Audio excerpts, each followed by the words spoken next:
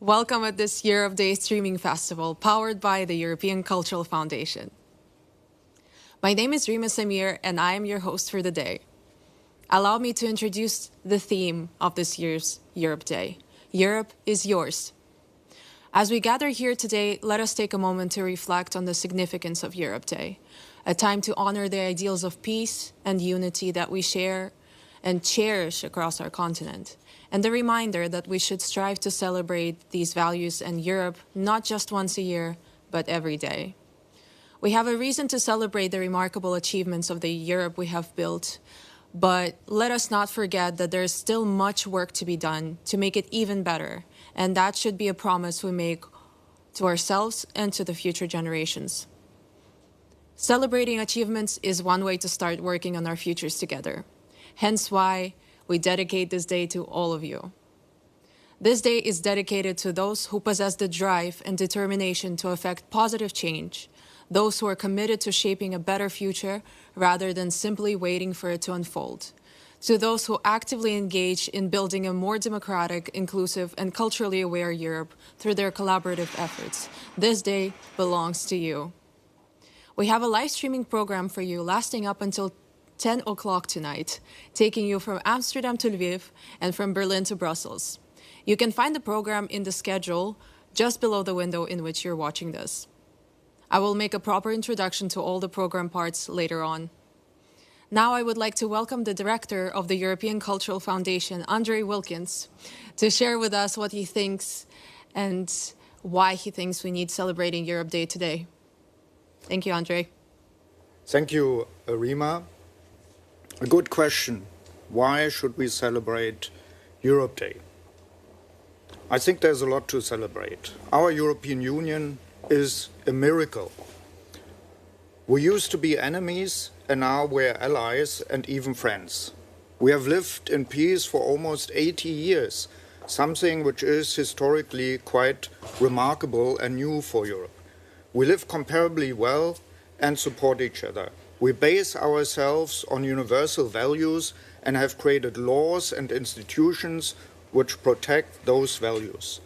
We have wonderful culture, we have heritage, we have landscapes, wonderful landscapes, we have pretty good football teams, and we have Eurovision. There's quite a lot to celebrate.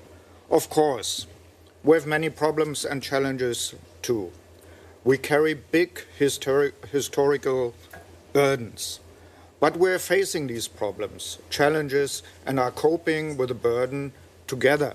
Honestly, this is much better than most of the time in European history. It is a miracle indeed. But now, history is back. 2022 has shown that Europeans can pull together in times of war. We're definitely learning to cope and unite, but more action is needed. Today, you will meet plenty of people and initiatives who bring that action. Whether these are the features in a special selection of the IDVA documentary, hip-hoppers, forensic detectives, or even a whole nation like Lithuania in Mr. Landsbergis, or the artists and change makers in some of the ECF programs that are part of the day. Libraries and their communities in the presentation on the Europe Challenge, media makers in reframing migrants in the European Media Project, or the speakers of the Decolonial Europe Day event later on. They all work to make Europeans more involved in our Europe. They all work on creating a 21st century version of Europe, to create a European public space.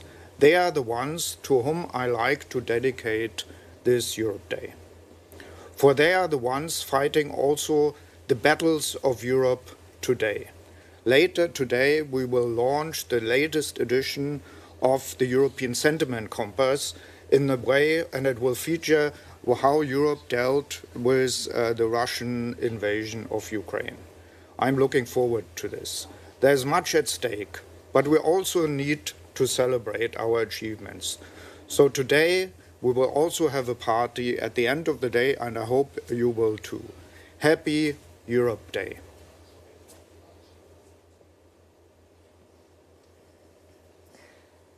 In the second edition of the annual European Sentiment Compass, a research initiative by the European Council on Foreign Relations and the European Cultural Foundation, researcher Pavel Zerka and his team focus on two questions.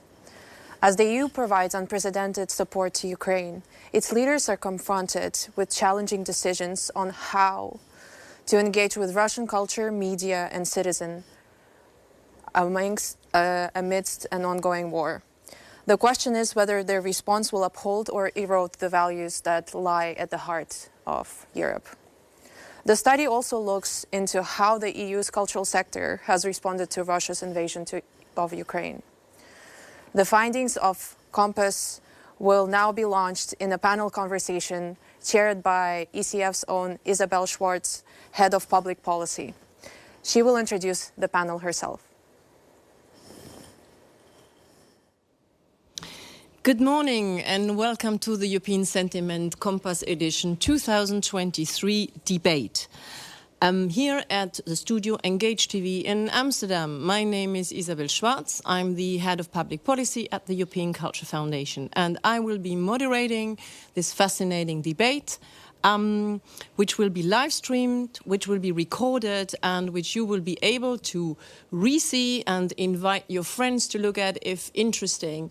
It will be until the end of May online, www.europeday.eu.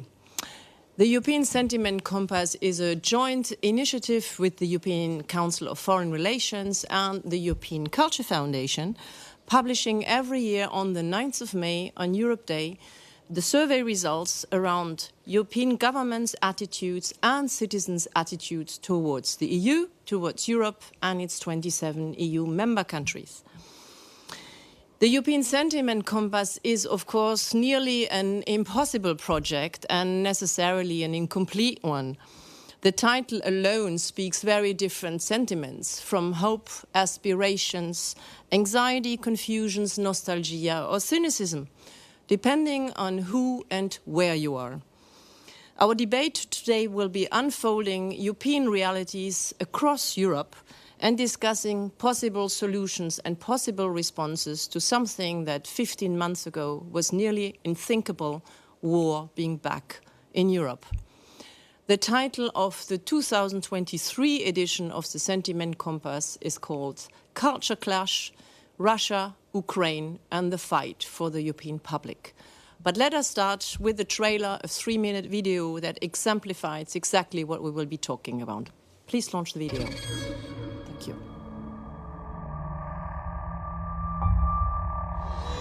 Борітеся, поборете, вам Бог помагає. За вас правда, за вас слава і воля святая.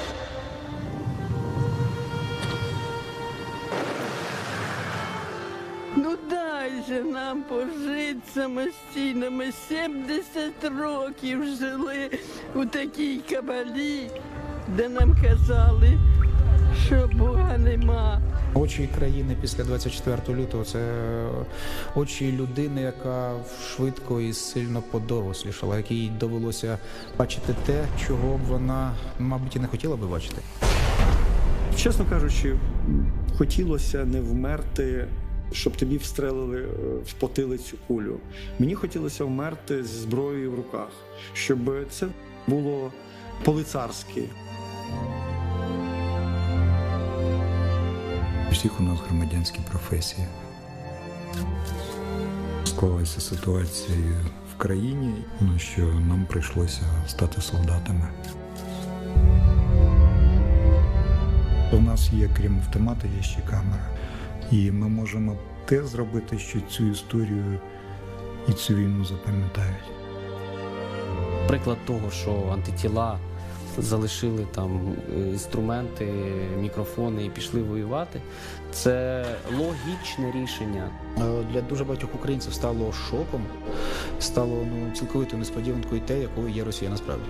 Тому що людей в Бучі, в Гостомелі, Ірпені гвалтували, катували і грабували не Путін Шойгу, це робили молоді російські хлопці. Осталось щось від квартири? А вон. Нічого практично. Тут в житті, на відміну від знімального майданчику, Не буде можливості перезняти дубль. Надто страшно те, що ти бачиш. А якби в мене була можливість ніколи не зробити цих знімків, я би не роздумуючи погодилась. Якби мені сказали, що мене ніколи не опублікує New York Times, я б з радістю погодилась. Просто краще нічого цього не було, ніяких медіа і ніякої війни. Мистецтво – це зброя, і культура – це велика політика. Безперечно, так. Те, що між нами відбувається, це війна культур, це війна цінностей, це війна принципів. Людина є результатом культури в самому широкому сенсі, того культурного ландшафту, того культурного оточення, в якої вона народжується, зростає, виховується. Ми маємо вистояти в цій боротьбі для того, щоб реалізувати той Божий задум, бути вільними, щоб творити.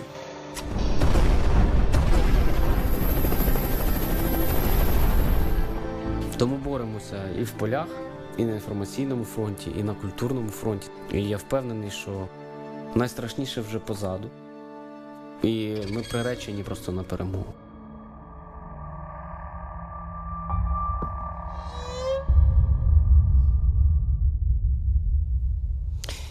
Culture vs. War is a trailer of a series of 6 documentaries that have been produced in 2023, Artists at the Frontline, by ACPE, the Association of Cinema Promotion and Assistance in Ukraine.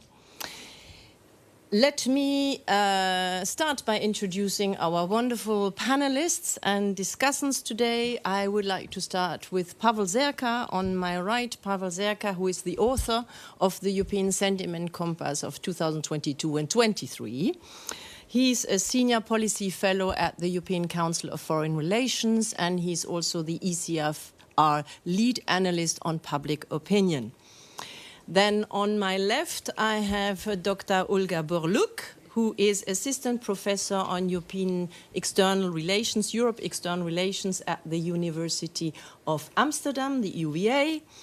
She conducts research and teaches on Europe's external relations with special focus on Central and Eastern Europe and Ukraine. She has also done research on civil society post-Maidan, and has now a very interesting project going on, which is looking at the politics of knowledge production and expertise in debate on war in Russia. Then continue on my left is Hugo Schäuble, who is a French graduate of political science in Paris and the King's College of London, lives now in Berlin, works for different cultural organizations, the Internationales Literaturfestival Berlin, and was just recently accepted by the Deutsche Film- und Fernsehakademie Berlin. Congratulations, Hugo. And last and definitely not least, Hugues Migarelli, who is lecturer in international relations. He was ambassador of the EU in Ukraine from 2016 to 2019. And he has, and that's also very interesting in our context today, been the director of the European Agency for Reconstruction in the Balkans, 2019-2022. So very warm welcome to all of you. Wonderful to have you here. And let's start with looking at the European Sentiment 2023 results. Please, Pavel. Thank you, Isabel. And I'm very much looking forward to the discussion. Just to kickstart this, I wanted to share with you a piece of good news and bad news. So the good news is that European sentiment is stronger across the EU27 today, 1 year since the start of the war in Ukraine. The bad news is that this European sentiment in Europe is quite vulnerable, especially in some member states. Just to be properly understood, when I say European sentiment, I don't mean support for European institutions or a pro-European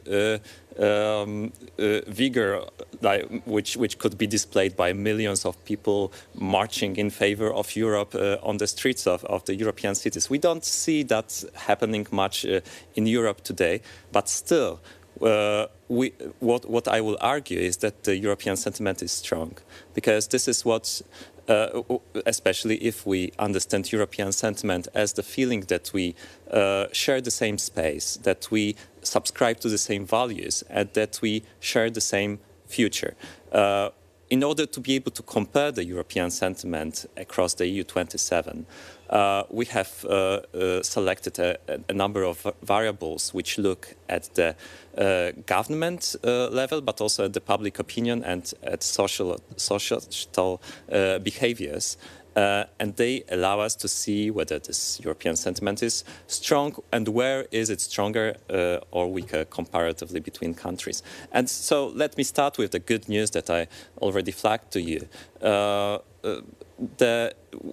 An example, among the governments, you have very few governments in Europe today. Mostly this is about Hungary and to some extent Bulgaria and Poland, where governments are not strongly pro-European, but elsewhere they have clearly pro-European attitudes. And what is even more interesting, over the past year, there have been four countries, Czechia, Slovakia, Slovenia, as well as Denmark, where the dedication to European cooperation has strengthened at the government level. Then when we look at the public opinion, it's actually a very encouraging result to see that in 25 member states in the EU, so all except for Greece and Romania, there is a majority, more than 50% of the population, saying that they feel attached to Europe. So maybe they are not marching on the streets in favor of Europe every day, but when asked about their attitudes towards Europe, they say that they feel attached to it. And even when you ask them whether they feel optimistic about the future of the EU, of the European Union, still in 25 out of 27 member states, there are majorities who say that they are optimistic. So all countries except for France and again Greece. Also another way to look at whether European sentiment is strong is also to check how Europeans have been supportive towards Ukraine over the past year. And here we can see that in 12 member states, governments have dedicated at least half a percentage point of GDP to supporting Ukraine. So it has been a massive support from on the part of the European countries. Also, when you look at the public opinion, in all the EU member states, there are majorities who are supportive of supporting Ukraine financially and also of welcoming Ukrainian refugees. And we have seen, so this is the data coming from public opinion polls, but actually in practice, most of us have seen a tremendous wave of support demonstrated by the European public and governments, with only some governments breaking the unity. But still, I told you also that I have some bad news, and this is about the vulnerability of the European sentiment. And here again, we have selected a couple of variables, mostly related to the war in Ukraine, to look at where those vulnerabilities are located and how they differ from country to country. Just to give you an example, in half of the EU members, so in 14 out of 27 member states, there is quite a high level of distrust towards the European Union. By high, I mean over 40% of the population is saying that they distrust the Union. Elsewhere, in 10 countries, there is a problem with relatively low media freedom, and in 8 countries, media literacy is a big issue. And finally, almost everywhere across the EU, there are major cost of living concerns, but at least in 14 countries, including the wealthy Austria or Sweden, they are quite salient. And therefore, this is a risk factor because in the context of those cost of living concerns, in the context of growing prices, inflation, etc., also the European sentiment could be undermined. Overall, there are countries like Denmark, Finland, and Sweden about which you wouldn't have to be too worried about the state of European sentiment there. But there are also countries like Greece, Bulgaria, and Hungary about which one should be quite worried, because they share many risk factors there are many risks to European sentiments there. At the same time, for example, Greece is a country with the lowest number of strengths when it comes to European sentiment. So this is for the analysis of the European sentiment today. But this analysis has also brought us to look at some of the underappreciated risks to European sentiment. And by those, I mean risks related to actions taken by Europeans themselves, because European policies and European actions by governments and citizens alike can also undermine the European sentiment. And this has mostly been seen, this is what we analyze in the paper published today, in how Europe has been dealing with the challenge of dealing with Russian media, Russian culture, and Russian people. And let me very briefly explain what I mean by those. So overall, European countries have been very supportive of the Ukrainian culture in the context of Ukraine's war with Russia. So Europeans have provided scholarships for Ukrainian artists. They have organized plenty of festivals. They have supported Ukraine in preserving its cultural heritage.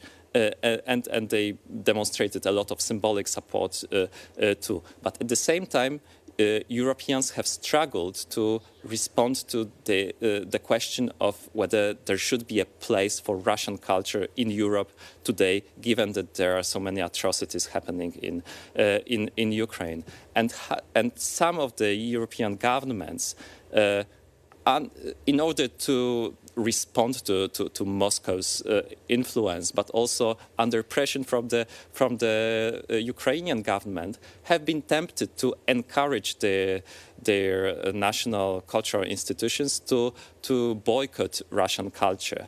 This is what we have seen notably in the Baltic states, but also elsewhere. One of the first impulses on the part of the European governments was to encourage a boycott of Russian culture.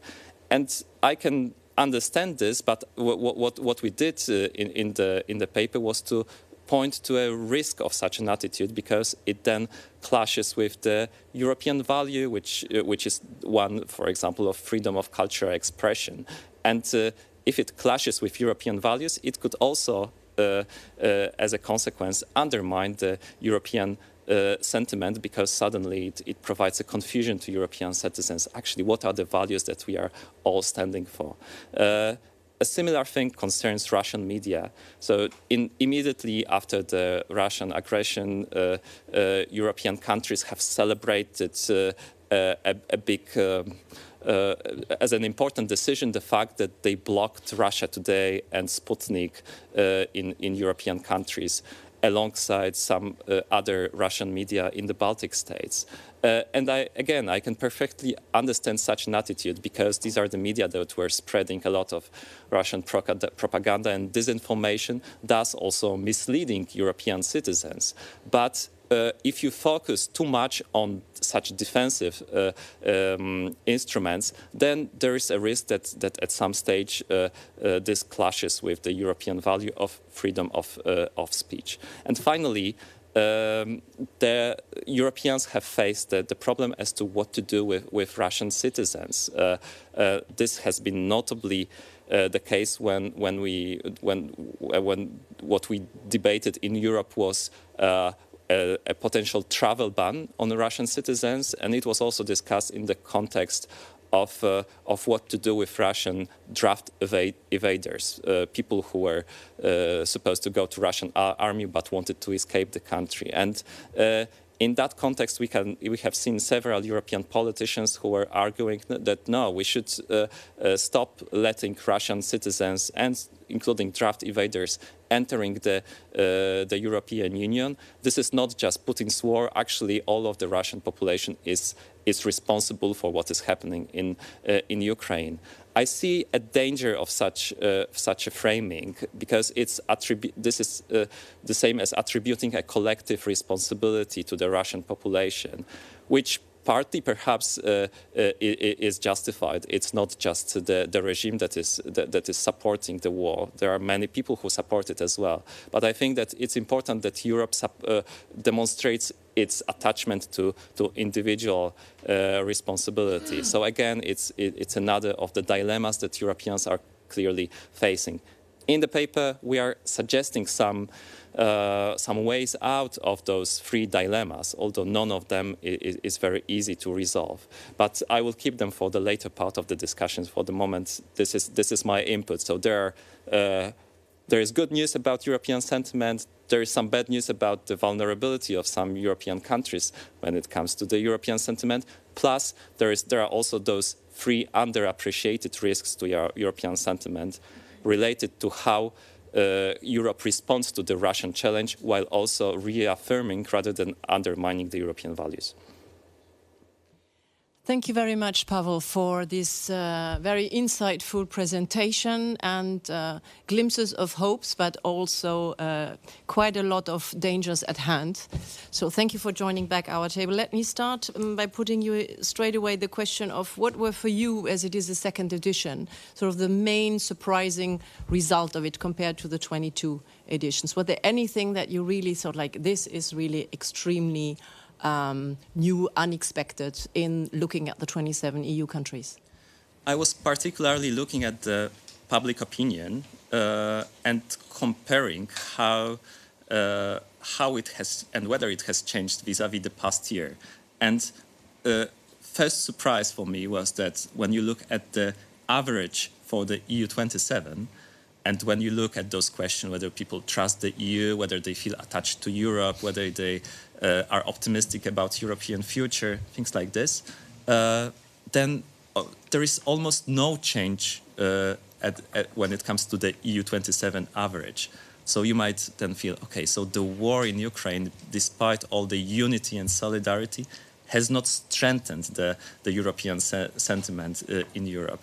But then I realized maybe it has not strengthened because it was already strong after the COVID pandemic, relatively strong. And in a way, the war in Ukraine has not managed to undermine it.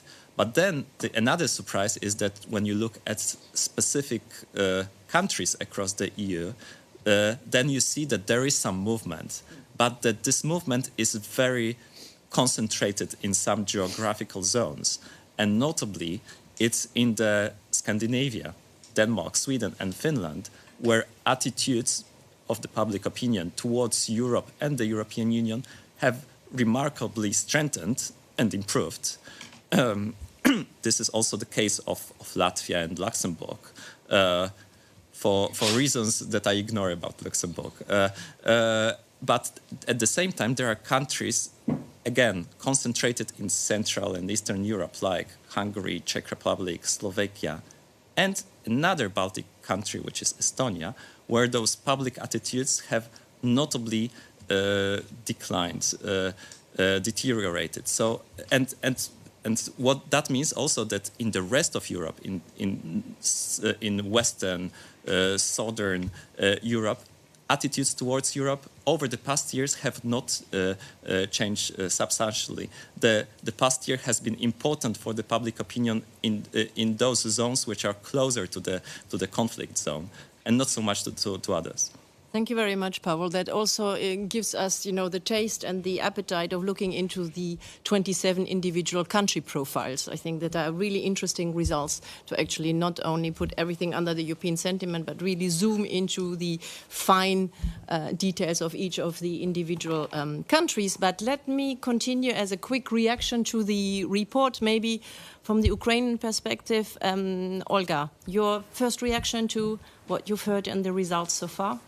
Yeah, this is a very important study, and I hope it will continue in the following years, because indeed public support is crucial for long-term measures, crucial going forward. I mean public support for Europe and Europe's response, Europe's support for Ukraine in this situation. So, I liked how you said there, maybe it didn't raise, but it also didn't deteriorate. And I think there's already a win in not deteriorating, not losing public support and not losing the momentum. I also had to think, listening to, the different dilemmas that Europe is facing and the difficult choices to be made. I had to think that choice is a privilege, and in some situations, choice is a luxury. And, I think it's important for European citizens, for the people of Europe to realize that it's a privileged situation, privileged position to be in, to actually have an option of making choices. Because, Ukrainians didn't have a choice in this situation. They just literally woke up to the reality, and they have to live up to it. So it's also interesting to watch and observe what choices will be made. Thank you. Hugo? I think I agree. This is a very timely, important report. I'm excited for the discussion that's to come. I think I was quite interested to see that, already in last year, Sentiment Compass report, and this year, the link of culture within the European of culture and the European sentiment is really emphasized, and the link in between culture and public support. And I think, as was just said, even if we've seen that public support hasn't really raised nor deteriorated, I think its link with the arts, with cultural narratives, is emphasized a lot. And I was quite surprised, for example, to see how the fact that the elite is really tied to the Russian culture in countries like France or Austria make them quite vulnerable as well to the Russian narratives. I think this was an interesting link. So, yeah. Thank you. Hugues. Well, this is an interesting study which raises three important and complex issues: how to handle Russian citizens, Russian disinformation, Russian culture. And I believe that it's important to have a collective reflection on these issues that we all face in our daily life. Thank you, Eugen. Actually, I want to build on this and start right away with you in our first block of conversation, which we will dedicate to the risk factors. So the main message of the study is, yes, the European sentiment is strong, relatively stable, but with high risk factors in the different EU countries, and some countries with high vulnerability factors. So we're going to do in this first round, zooming into that dimension. I'd like to start with you, Hugues. The longer the war goes on and ravages, the more there is the risk of Europeans to disunite and solidarity with Ukraine to faint. In your eyes, what is the main risk for the EU in that context? Well, I believe the EU is facing many risks, but I will just mention two of them. First of all, as Pavel mentioned, the EU has been able to show some kind of unity 14 months ago, just after the Russian full-scale invasion. But we know that over the last 22 years, when Putin has been in power in Moscow, EU member states were not united on their analysis of the Putin regime. And therefore, if this war ends not tomorrow, but in a few months or in a few years' time, there is a risk to have again a disunity, a lack of unity among EU member states, because the Russian narrative about some kind of NATO and EU responsibility in the current tragedy is still present and very active in Western Europe. Not everywhere in the EU, but in Western Europe. And therefore, I believe that this is a serious risk. We have to be aware that in many European countries, you have people who are close to the Russian narrative, who are extremely receptive to this narrative. You have as well a rising far-right populist parties in many EU member states. And this is not, in my view, something which is very positive about the EU position toward this aggression. The second point I would like to mention is that, as we all know, we have in what we call today the Global South a number of important countries, such as India, such as South Africa, Nigeria, Brazil, Chile, which up to now refuse to clearly stand by Ukraine. Some of these countries consider that this is a war between European countries and this is not their business. Some of these countries consider that the NATO and the Western world has some responsibility in this war, and therefore they do not clearly support Ukraine. And I believe that it is our responsibility to do everything possible to ensure that this country understand that it's not a war between Russia and Ukraine, but a war between autocratic regimes, such as the Putin regime, and all countries who believe in open societies with market economies. This is a second risk and challenge that the EU is facing today. Thank you very, very much, Eugen. That also poses the very important question, indeed, of Europe in the world, because with the war in Ukraine, of course, much attention, I mean, we see it daily and on news, is, of course, zooming into the EU and, of course, the sort of antagonistic presentation on one side is, you know, the bad Russian and the good Europe, but actually it goes much beyond that. And I'm glad you put the question of Europe's credibility also towards its partners and potential allies in the world, because, well, we are also, as Europeans, often navigating that fine line between enemy, partner, ally, and protagonist of our own interests. So thank you very much for bringing that in. And regarding tackling the questions of misinformation, fake news, and so forth, I think we're going to do this also in the second round, looking at what Europe can actually do about it. So let me go now to Olga. Olga, thanks again for being here. I'm really interested also on the Ukrainian civil society perspective, because what is extremely striking to all of us, of course, is that the extraordinary resilience and determination of Ukrainians to join Europe. I mean, we had it Euromaidan, but then nearly 10 years later, we had the situation where it's about life and death situation. And according to recent opinion polls, 86% of Ukrainians are for EU membership, and 74%, that's also a very important figure I find, 74% of Ukrainians are for reforms needed in the country. I don't think that 5 years ago this would have been the case. So how do you see, in your perspective, what is the main risk to the Ukrainians' European sentiment? Yes, thank you for having me here. Hugo politely constrained himself with 2 risks. I have 5, but I'll be brief. I think the first and the main risk that we have to mention is death, right? It's a war of regimes, it's a war of worldviews, it's a war of cultures, it's a war of many things at a very fundamental, profound levels, but it's at the same time a very material war happening on Ukrainian territory, threatening the lives of Ukrainians. So I just wanted to mention that, not to kill the festival mood, but just to make sure it's out there. I think when we talk about the profound resilience of Ukrainians and Ukrainian population, society, civil society, it's indeed there, and Ukrainians have decades, if not centuries, of experience of resisting Russian imperialism and colonialism. But of course, the big risk there is exhaustion.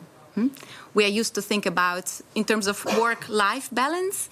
Now, in Ukraine, the situation is of finding a war-life balance for every individual and for every person in their respective position in society. And of course, it's now been 14 months. More than a year, and people are getting tired. People are getting exhausted. They're getting worn out, burned out, and it's important to switch into long-term thinking, or at least medium-term thinking, and see how also Western supporters could support domestic efforts in reform, in resistance, to make it sustainable. Another third risk would be running out of money. Right? Ukrainian economy is suffering tremendously. Also at the human individual level, lots of people lost their jobs. Lots of people quit their jobs to be volunteering full-time, or quit their jobs to join the army. And of course, eventually your savings run out. Right? And that's why it's so important, if you follow fundraising campaigns, donation campaigns. Ukrainians have raised money for satellites. It's incredible, but I don't think it's sustainable, to keep doing this over the long term. And of course, it's important to keep supporting, and also for European citizens to be supporting various causes in Ukraine. Now, important, you've mentioned recent public opinion surveys on the tremendous unity and support for European future. I think another number there is, which is also very striking and very important to be mentioned, is that about between 1% and 2% of Ukrainians still believe that there can be any conversation with Russia. So this is also, for the Western audiences who are used to think of Ukraine as split between East and West, and somehow, these two parts, two camps, this was never really the case as portrayed by Russian propaganda, and it is absolutely not the case anymore. Like I said, between 1% and 2% are even prepared to have any conversation. Now, that doesn't mean that there is no risk of division within Ukrainian civil society, and the divisions are stemming from positions taken during the war. Right? And what I observe, being a Ukrainian based abroad, is that there are divisions between those who stayed in Ukraine and those who fled, right? Fled in the first months, and then among those who fled, between those who stayed and who returned. Between those people in Ukraine, there are divisions between those who joined the army and those who didn't, who joined the effort and those who didn't, right? And these are very, very sensitive, important, and layers of trauma going in there. So this is important, very important for Ukrainian society to maintain the unity, to overcome, this inclination to fight over this, and to blame each other and point fingers, and to see how, everybody just acted to the best of their situation in that moment, right? And finally, the fifth point is the big risk of disillusionment with the West, as I heard it here. If you would follow back what happened in 2014 when Russia annexed Crimea and started the war in the eastern provinces of Ukraine, there was the huge mobilized support for the EU. And then if you look at public opinion surveys 2015, 16, 17, there was a huge dip. Not only Ukraine, but widely in the region. In Moldova, in Georgia, in Armenia, populations were very supportive because EU did not step up to the occasion on that occasion, right? We could say it's doing much better this time around, but of course much more is at stake, you could also say. But the question is, should the support on the EU side not continue as it did and not live up to the promise and to the expectation, then of course we might observe a disillusionment there. And what then, right? What is very positive, though, is that for the first time, I think, in recent history, there is actual contact between EU citizens and Ukrainian citizens, because there's huge attention, huge media coverage. The knowledge gap is being filled daily. But also there is 6 to 8 million Ukrainians based all around European Union and other European countries that are not European Union. And that gives, for many EU citizens, their first ever direct encounter with a Ukrainian, and a motivated, engagement, which I believe will contribute to the diminishing perception gaps and also better knowledge of each other. Thank you. Thank you very much, Olga. I'd like actually to connect one of the points in the report and what you just mentioned earlier about the 1% and 2% of those Ukrainians who are 100% against any form of contact with Russia, which poses two issues. One thing, that there will be at some point no war. There will be an after war. So how will both Ukraine, but how will also Europe deal with Russia? I think this is something also very few people are actually considering now. It's all about the actual situation and recovery and reconstruction, but still Russia will exist. So how will we as Europeans also engage? What kind of relationship will we engage with Russia? But related to this study, one of the things, Pavel, you raised was that there have been increasing pressures from Kyiv on the EU and individual governments for a new tolerance, so to speak, attitudes toward Russia. So banning of media channels, of course, not only regarding propaganda, but in general, any Russian media. Banning Russians moving to Europe, again, indistinctively of their political expression and adherence. And also about cancelling Russian culture. I mean, that has also been a distinct request towards someone. What's your response here to what Olga just mentioned, please? Yeah, I think that I will respond to both Olga and Hugh at the same time. So I think that the challenge is that this might be a long war. And actually, if it is a long war, that means that the counteroffensive of Ukrainians, for which we are all hoping for right now, if it turns out to be a long war, that means that counteroffensive did not work as well as we would like it to work.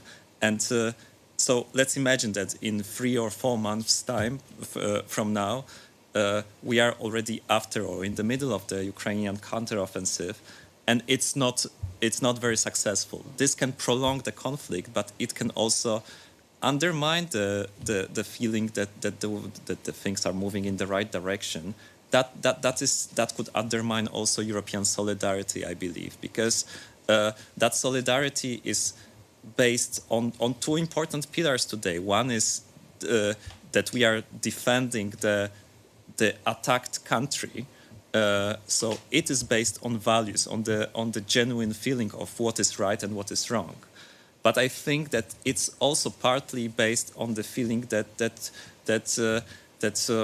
in countries like Poland, the history of anti-Russian feelings is quite long. But it's also about being on the winning side a little bit. And if suddenly it turns out that it will be difficult to be on the winning side, that it looks like a prolonged conflict, then the first pillar will become more important. So Europeans will need to still believe that there is an important normative component in why it is important to support Ukraine against Russia. And that's why perhaps today it looks exaggerated to point to the risks of boycotting Russian culture or Russian media as something that could seriously undermine European sentiment and solidarity with Ukraine. But I believe that in the long term, if this is a longer war, this is really a big risk for how supportive Europeans turn out to be. Because if at some stage we move to, like, there is a discussion about European economy moving to a war mode, like war economy. So we could see a parallel that perhaps Europe should be moving towards a war culture mode, where also we don't show Stravinsky and Tchaikovsky in our concert halls, and where we stop Russians from coming to Europe because it's so important to show solidarity with Ukraine, but also to show that the aggressor is Russia. I think that once we moved to that mode, there are serious risks to how this could be understood, interpreted by the European public, who might suddenly get confused. Okay, so what are the values that we are standing for? Was it about individual responsibility? Was it about freedom of expression, freedom of speech? Suddenly, if it could turn out to be simply just a power struggle, this war, and then if the feeling that there are important values at stake, if that feeling is undermined, then that could provoke a backlash when it comes to the strength of European sentiment, but also solidarity with Ukraine. That's why I think it's very important to also for Europe to be faithful to its values in how it responds to the Russian challenge. Thank you, Pavel. Before I turn to Hugo around the cultural dimension of it all, I just would like also to have a question to you, Hugo, related to what Olga was referring to about the exhaustion side of things from the Ukrainian, obviously, because they are at the front line, not us. But still, there are some senses, of course, already also in EU countries around the exhaustion, you know, what's that part. And then also the second dimension about the money question. You know, money running out. Thank you very much for bringing that in, because so far the EU has been quite extraordinary with the 67 billion, I believe, in the first year to humanitarian, financial and economic aid. How do you see this in the future, both on the level of exhaustion from the EU side, really as former ambassador in Ukraine, and the money question? There is no doubt that in some EU member states, some political parties are claiming that we should not continue this support for too long because this is really something which is difficult for some EU citizens to bear. But we have to fight this narrative and explain once again that this is not a war between Russia and Ukraine. This is a war between autocratic regimes and liberal societies. And therefore, we are part of this war, and we do not sacrifice our living standard for the Ukrainian. We just defend our model of society. And therefore, we have to continue to support Ukraine from a humanitarian point of view, economically and militarily, as we have been doing up to now. And I really hope that we will be able to do that, because once again, a defeat on the Ukrainian side would be a defeat for the democratic camp. And this would have tremendous consequences on many, many, many countries around this planet. And credibility to inside Europe and externally, for sure. And maybe just one follow-up question, Hungary. I mean, obviously, also in the report, of course, it says, you know, it's the outlier, and it still is very pro-Russian. How do you think that the EU is dealing with it? Can it step up? Can it change its behavior? Because that's really what also citizens are looking at. Okay, how do we believe in that model if you know, you're not able to convince your own member state? Well, the EU institutions have been exerting a strong pressure on Hungary over the last 14 months to ensure that the Orban regime could not veto the sanctions, 10 packages of sanctions which have been taken by the EU. In many instances, Hungary has benefited from exemptions. We know that. But as we know, there is a need for a consensus in the EU when it comes to a decision on foreign and security policy. And therefore, we have to, one way or another, take on board the fact that we have a friend of the Putin regime around the table. And we have, once again, realistically to reach compromises with this Hungarian regime. This is sad for the EU. But up to now, I believe that it has been possible once again to adopt the most important sanctions that the EU has ever adopted against any country. Today we have an 11 package of sanctions on the table, and I'm sure that here again there will be a huge pressure on Hungary to ensure that they do not veto the most important components of this sanction package. And realistic take on the compromise possible regarding Sweden's accession to NATO, because there again Hungary is blocking the case. How realistic can we be about that? Frankly, I believe that in this case, in the case of Sweden accession to NATO, Hungary is a bit behind Turkey. And if we would not have a Turkey blockade, a Turkish objection, I don't think that Hungary alone could really stop Sweden accession. Thank you. Thank you. Well, now, Ugo, let's turn to you and the very important subject that we are really delighted that it is even more prominently in this report than in last year's report is the question of culture.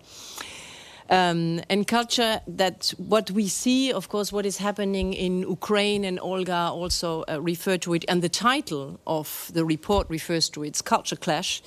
It's also a war on culture.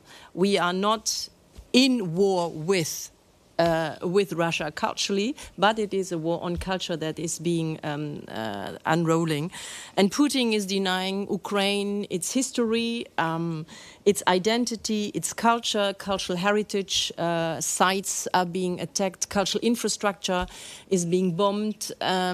We all have seen Mariupol working as shelters, being also systematically attacked. And this is not only the loss of tangible heritage, so not only of buildings, museums, and sites, but it's also, and Putin has understood this very well, it's also an attack on the intangible heritage of Ukrainians, of what actually makes them Ukrainians. So what role in your work, in your research also around the European sentiment, what role do you see for culture, what place do you see for culture in the making and in the unmaking of the European sentiment? So thank you very much for having me on this very important topic. I think when I started my research on the European sentiment 2 years ago now, what was established was culture is something that enables us to connect and relate to one another, to belong to the continent, and to identify with those who do too. And I think, so last year I was in my last semester of studies when the Ukrainian invasion happened, and Paris was rapidly filled with Ukrainian cultural symbols. There was the flag, and then like a lot of literature festivals, film festivals happened. And I know some people looked at this with quite a lot of skepticism, like how is the Ukrainian flag on the Eiffel Tower going to help with what's going on and the horrors of the war and the conflicts. But now I think with the report on the compass and what we've been discussing now, we are able to understand that more than ever, and more than just expressing solidarity and reminding us of what we share, I think culture and symbols are matters of recognition and identification, especially in this matter of a war being in between authoritarian regimes and countries fighting for freedom, openness, liberalism. And so I think culture and art are inherent to forging and nourishing what makes people feel and belong to Europe. And so, as you've said, Isabel, this war is a war on culture. There's this recent Pan America report that I've read, which showed that and proved that Russia is actively looking to destroy Ukrainian cultural heritage. So, as you've talked about Mariupol and all the images that we've seen in the film also before, but that goes further. It goes also to books. It goes to films. It goes to all all elements of culture and the arts within Ukraine. And the thing is, when you attack culture and the arts, you attack a nation and its identity. Fiction, plays, film, ballets, theatre, they are all expression of a group, a forging community within and crystallizing said community to others. And so basically, to have a culture also means that you exist. So to suppress culture means that you suppress the identity of a nation, here Ukraine, but also this reminds us of the importance of culture within the European sentiment, if its existence.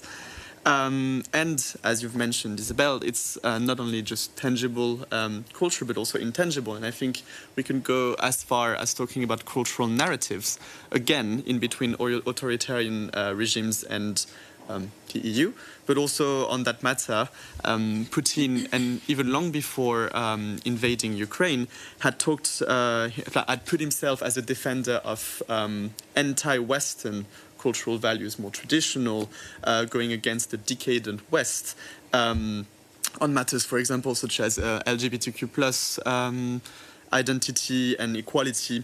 And so I think when we talk about culture within this context, we should also talk about the overlap between nationalism and this anti-Western culture and these cultural narratives fighting one another.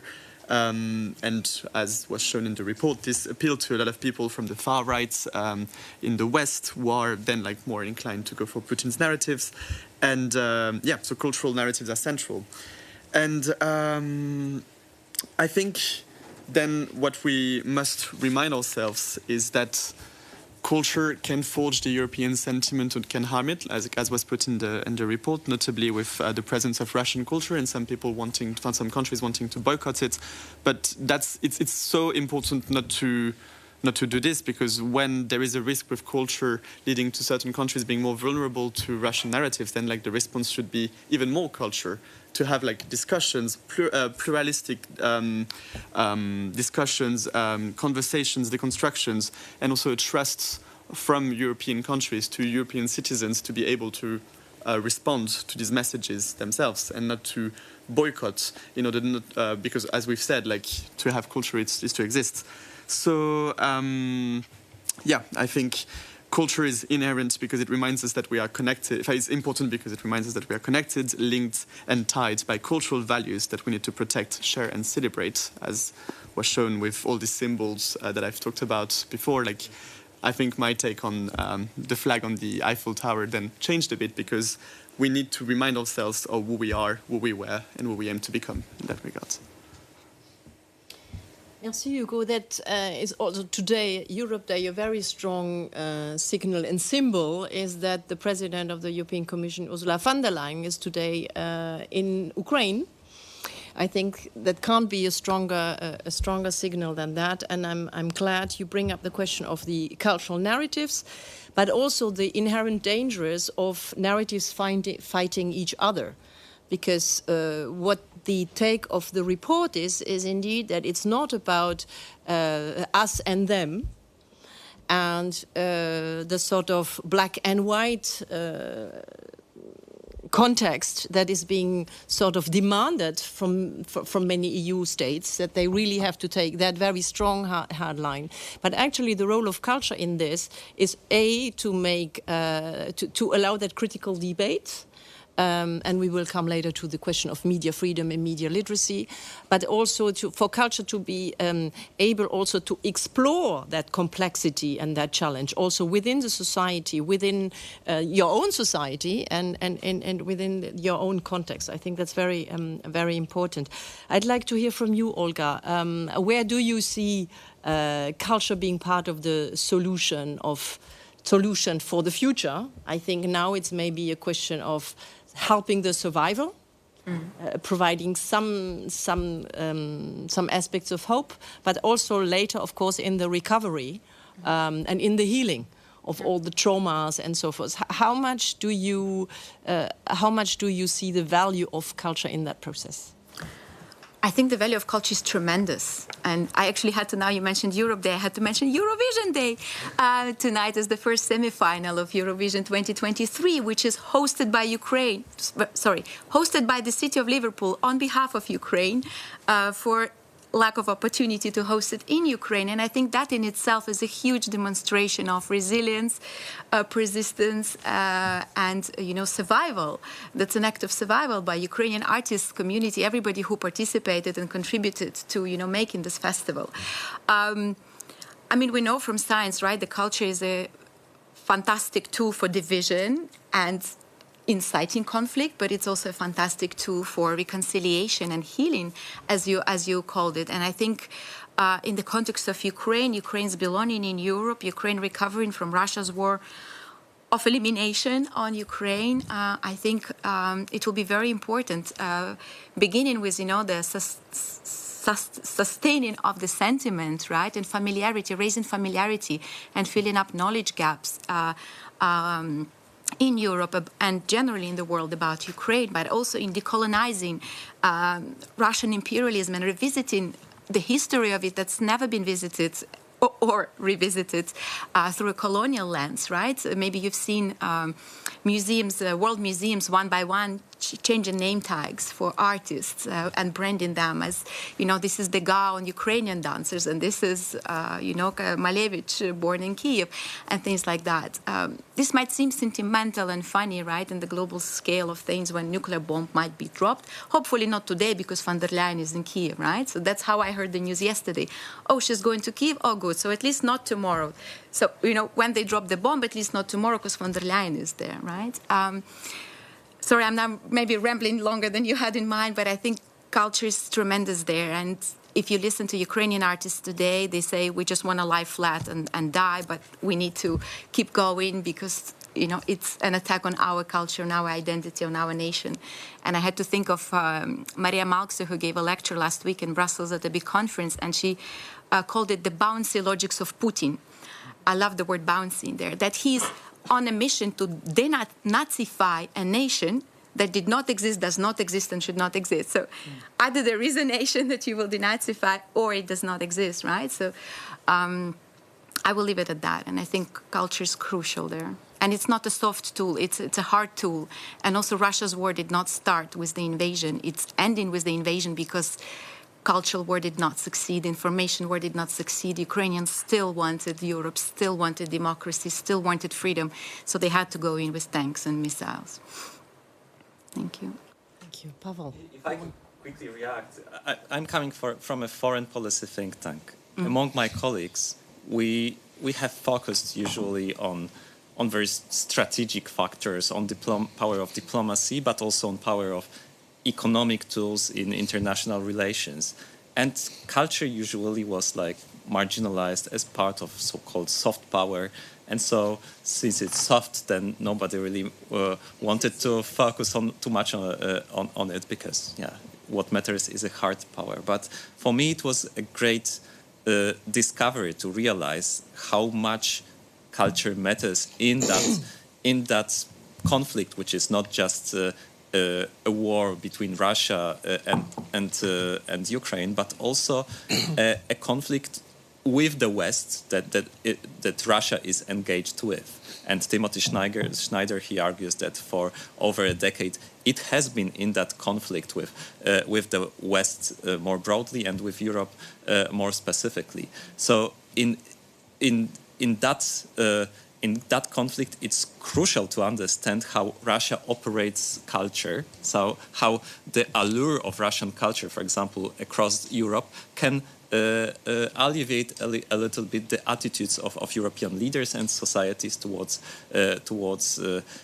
Russia. For me, it's as Hugo said, the culture as a recognition that has been an important element for me here. I have seen museums where Malevich used to be presented as a Russian painter, the same way as Chagall was presented as a Russian painter, not a Belarusian one. And I see that slowly the institutions, museums are recognizing the existence of those cultures that have been appropriated by Russia previously. And while Ukrainian flag on the Eiffel Tower is an important thing, I'm personally actually more. I have been happier when I saw a Ukrainian flag in random small cities of southern France, which has a fame of being very pro-Russian because that's where Russian oligarchs used to come. But this is where you can see flags. Sometimes it's citizens who have an initiative of putting that flag in front of the apartment, but also on some institutional municipal buildings you can also see Ukrainian flags. That shows to me the power of that recognition and solidarity. Pavel, because you have already, now you have the word thanks, I think it's the time to go to the second part of our conversation, which is looking at the future and what can be done very concretely. I mean, you already alluded to some of them. So I think if you could introduce us to these three dimensions, one dealing with the media, one dealing with culture, and one dealing with people. Yeah, please, Pavel. As quick as I can.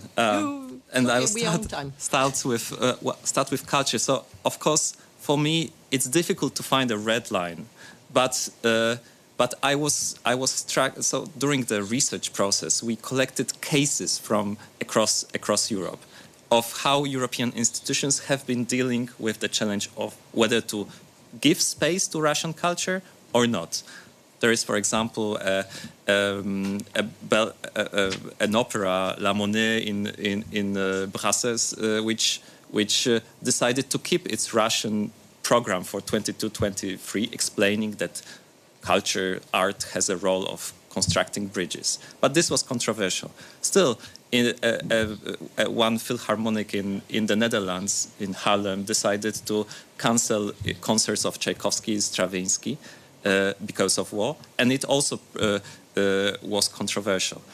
Initially, when thinking about it, I felt, okay, what should be the recommendation? Should we actually leave less space for Russian culture today, given that this is war? But then I realized that actually a proper approach to adopt is to leave that space for cultural institutions and for citizens to decide. We have freedom of cultural expression in Europe, and actually cultural institutions have an important role in providing a context to reflect on the challenge that Russia represents.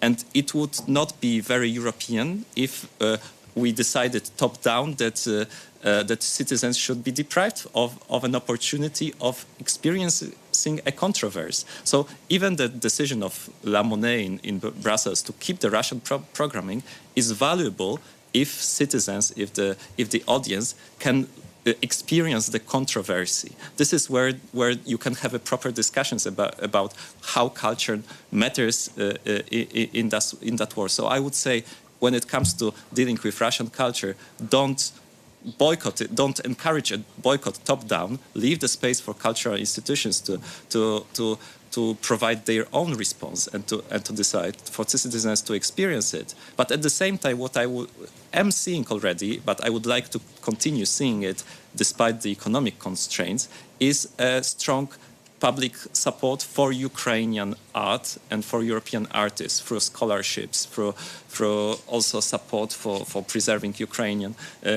heritage and preserving it also on the forum of international institutions. So I think this should be the right mix of responses in the culture domain.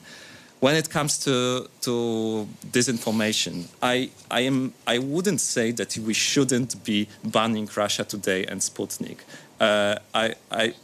I see the risk of such a decision for the freedom of speech, but at the same time, these media outlets have been really detrimental to the narratives that European citizens were obtaining when it comes to war in Ukraine. Still, I think there is a risk if you focus too much on such defensive measures, protective and paternalistic, as if European citizens were not ready to deal with certain information. Actually, I would prefer European governments to focus more on media literacy, to raise awareness about the dangers of disinformation, but also for European politicians, political parties to be more proactive in proposing narratives about some issues that they currently see as taboos, such as, for example, in Poland, such taboo is about the presence of Ukrainian refugees in the country, who constitute more than 5% of the population. If you don't offer a proactive narrative about it, then you leave a discursive void that can be easily occupied by ill-intentioned actors who then get a credibility of speaking about the issues that others are hashing out. So I think that you cannot leave such discursive voids. So in Poland it's about refugees, but elsewhere it's also the topic of Ukrainian membership in the EU, for example. It too often seems to be politically incorrect, not the right moment to discuss such issues, but then again you leave a discursive void. And finally, when it comes to people, I understand that there are reasons to restrict access of Russians to Europe, even on security grounds. The Finnish intelligence is saying that they have identified a significant decrease of spying practices by Russians in their country since they restricted the access of the Russian citizens. But I think that there is a risk, again, that you go too far in it and that you impose a burden on Russian population, among whom you could find otherwise valuable allies in also resolving that wars, because even if there is some backing for the Putin regime among the Russian population, there are also valuable allies among dissidents, cultural activists, etc. and you need to provide them with preserve channels of contact with them and not leave them alone. And also the risks of creating too much of a contrast, like between us and them. If you have too much of othering of Russia, then there is a risk, okay, how do you rebuild relations with such a society in the future? But there is also a risk that strategic cost that you exclude certain allies right now, because you suddenly construct a vision of collective responsibility of regime and the society. You put them in one basket, but also, you also put Belarus and Russia in one basket, whereas among the Belarusian society, you actually have a lot of potential allies that you shouldn't exclude too quickly. So I would say don't go too far in your thinking, in your temptation to demonize Russia and to do this sort of othering us and them. I feel that European governments feel that there is if they that their unity, that the strength of unity depends on creating an image, a consistent image of a Russia as an opponent. But I would question whether this is the right assumptions that they have. Thank you, Pavel. I think you put in a very interesting point here. It's the vital necessity of a European public space and a safe European public space, and how you navigate between these different narratives without being neither autocratic nor going the direction of censorship. So I think that will be critical also in view of the European Parliament elections of 2024, because that's my personal sort of anxiety around this, that this discursive void will indeed be hijacked by more right-wing anti-migration parties and so forth. So thank you very much for putting that subject here among us and for discussing that further. I'd like to have Olga on that point, because what we see is, of course, that the war has extremely deep and multi-layered consequences, both in terms of security and international relations and economy, but also on the trust in democratic systems and in the media. No, I would say that this is not an isolated case, and we need to see it more in a wider context, because this is, of course, is also related to an acceleration of digital platforms, social media, and so forth, and sort of challenging also the liberal international order. And challenging democracy per se. So what do you see? How do you see the responsibility of media, to bring us back to the European sentiment compass? How do you see the role of media in creating, shaping that secure European public space and the fight for the European public?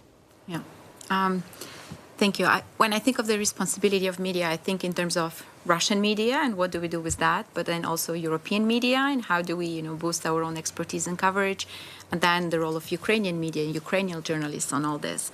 And the paradox of this war is that it's at the same time a 19th century war, right? We see images of soldiers in trenches, and they're actually, news of soldiers losing their feet from being, standing with wet feet for too long, right? So it's very much, First World War and before that.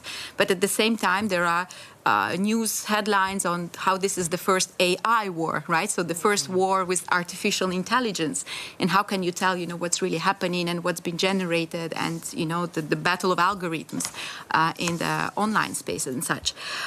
Now, in terms of the media responsibility on Russian disinformation, right, or propaganda. I have to think that, the argument of where does the freedom of speech, does it extend to this or not, and, how this is a dilemma. To me, this is less of a dilemma, because I have to think, there's human autonomy, and then there are people going around killing other people, and their human autonomy does not extend to this. Now, there's freedom of speech, and then there is inciting of genocide and a war of elimination. And in my opinion, freedom of speech does not extend to that. And I'm sure that there is enough philosophical, moral, legal, political arguments out there to justify this. And then also practically, when I think in terms of, okay, let's not, censor, let's not stop coverage, let's counterbalance it.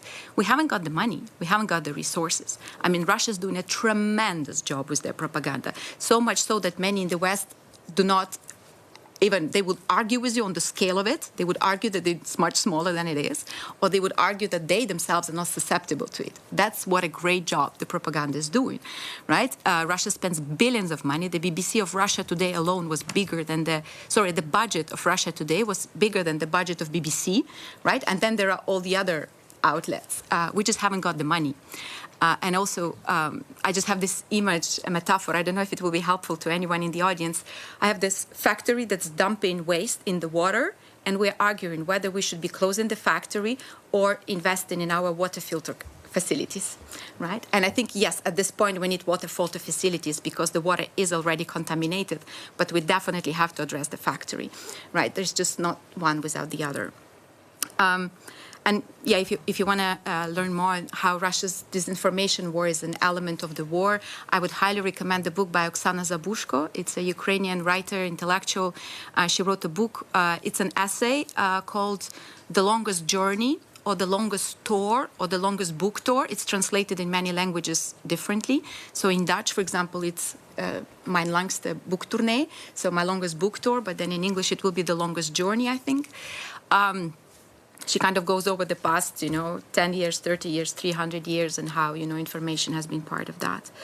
Now, in terms of the Western coverage, I think up until very recently, Ukraine and other countries in the region, but also further out in Central Asia, they're often covered through Russian lens and sometimes quite literally from Moscow. And I think there's finally been an end to that. Now Ukraine is covered by journalists in Ukraine through the eyes of, what Ukrainians have to say on the matter. And I think that's a fundamental and kind of categorical improvement there. And it would be very important to sustain this over the years. Now, for Ukrainian journalists, the challenge is that they all woke up war journalists, which they were not necessarily trained to be in terms of processing trauma, in terms of documenting information, which then can be used towards, war trials, but also in terms of, physical risk that they're enduring. And of course, the challenges from the transformation of the media space. The role of social media has increased even more. It was already huge. It's increased more in Ukraine. I think Telegram is like the #1 information source for Ukrainians, not Facebook, Twitter, or television. But also many television conglomerates have closed down because there is no advertisement, so there is no money in that industry. And that's, of course, a huge risk in the long term, right? If there's too few channels left, in terms of freedom of speech and what is covered. So yeah, fascinating. Lots going on, full-time job for people working on, media disinformation as an element of this war. And in general, I think it's a full-time job. Thank you. So you raise also the question of, need for money and training. And that I also hear a lot, for example, how can foundations and or public authorities help? It's actually also a lot about training because there wasn't that journalistic capacity necessarily already in place. And those who are now sort of sometimes self-made because you need to document, you need, so you, as you say, you wake up as a journalist, but then many also are leaving. So that question, that void, another void, how we will feel that. And you refer to also the question of the foundational values, of course, of the EU, and that brings me to Ugo. Ugo, I mean, you are sort of, I don't want you to have the burden of representing the whole next generation, new generation, youngest generation on that table for sure, but in terms of the aspirations of the younger generation, I mean, you sort of, you call yourself also an engaged European. What Ukraine does to us, I mean, Ukraine does force Europe to confront Russia, but it also forces Europe to confront its weaknesses. And the weaknesses relate also to these foundational values. I mean, freedom, individual responsibility, solidarity, unity, and so forth. And Pavel also mentioned it earlier. If the EU doesn't live up to these expectations and its narrative of peace and prosperity and security, it might heavily backlash and impact also the European sentiment. So what do you see? What's your expectations? There are sort of the young generation still engaged and looking hopefully positive into the future. What needs to happen? So I think, of course, I'm not going to speak for an entire generation, and I'm also not going to try and fall for this this thing where I think every single member of any given generation was able to say at some point that there was a lot on their plate. But yeah, there is a lot on the plate. I think, of course, with what we've been discussed now and war being back on the continent, I think a lot of questions regarding the EU and its values are back at the center of our lives, even for people who are not necessarily concerned by European politics per se, who were not before. And I think my generation now is really facing also the consequences of the pandemic before and huge unemployment. We are, like a lot of us are convinced that we're never going to be fully able to retire. We will probably not be able to buy a home, and I think our biggest fear, which is still reflected in polls and in the conversations I'm having on a daily basis, remains also climate change. So there are a lot of things that are on top of our heads, but I'm quite a positive. I have a positive outtake still. I think I'm part of a generation that is also passionate, politicized, engaged, that wants to fight for a different kind of future, a different kind of paradigm. And I think this is seen in the conversation and in the context that we're having now. We are, in terms of I am and people I've been talking to in some research, I think there is this importance of showing support to Ukraine, of showing support to the values that are embedded within this fight and this war, as we've talked about before: openness, liberalism, freedom of speech.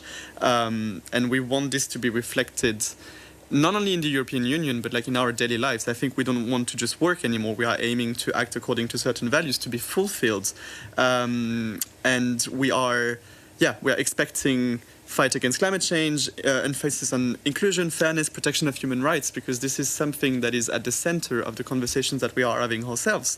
But I believe that this is also a certain chance. There is a chance within times of crisis, because they show us that we need to do things differently, and therefore that we can.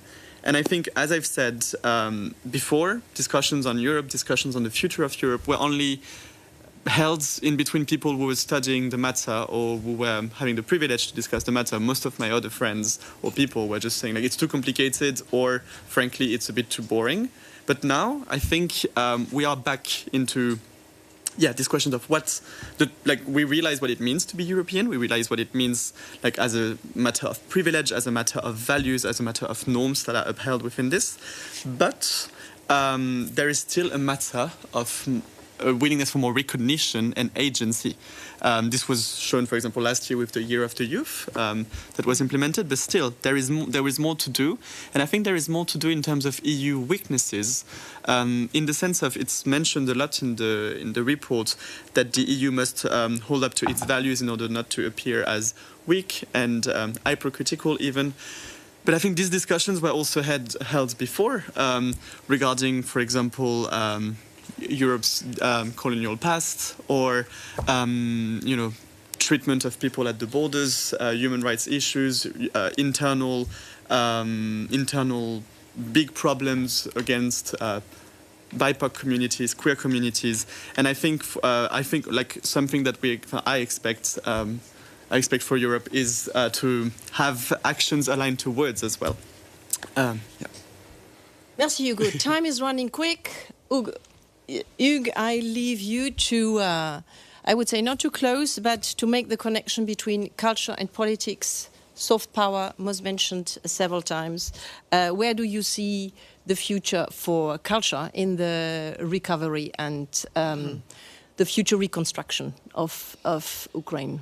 Well, the recovery plan of Ukraine will have three main components. The first one is obviously the reconstruction of all destroyed and damaged civilian infrastructure, schools, houses and hospitals.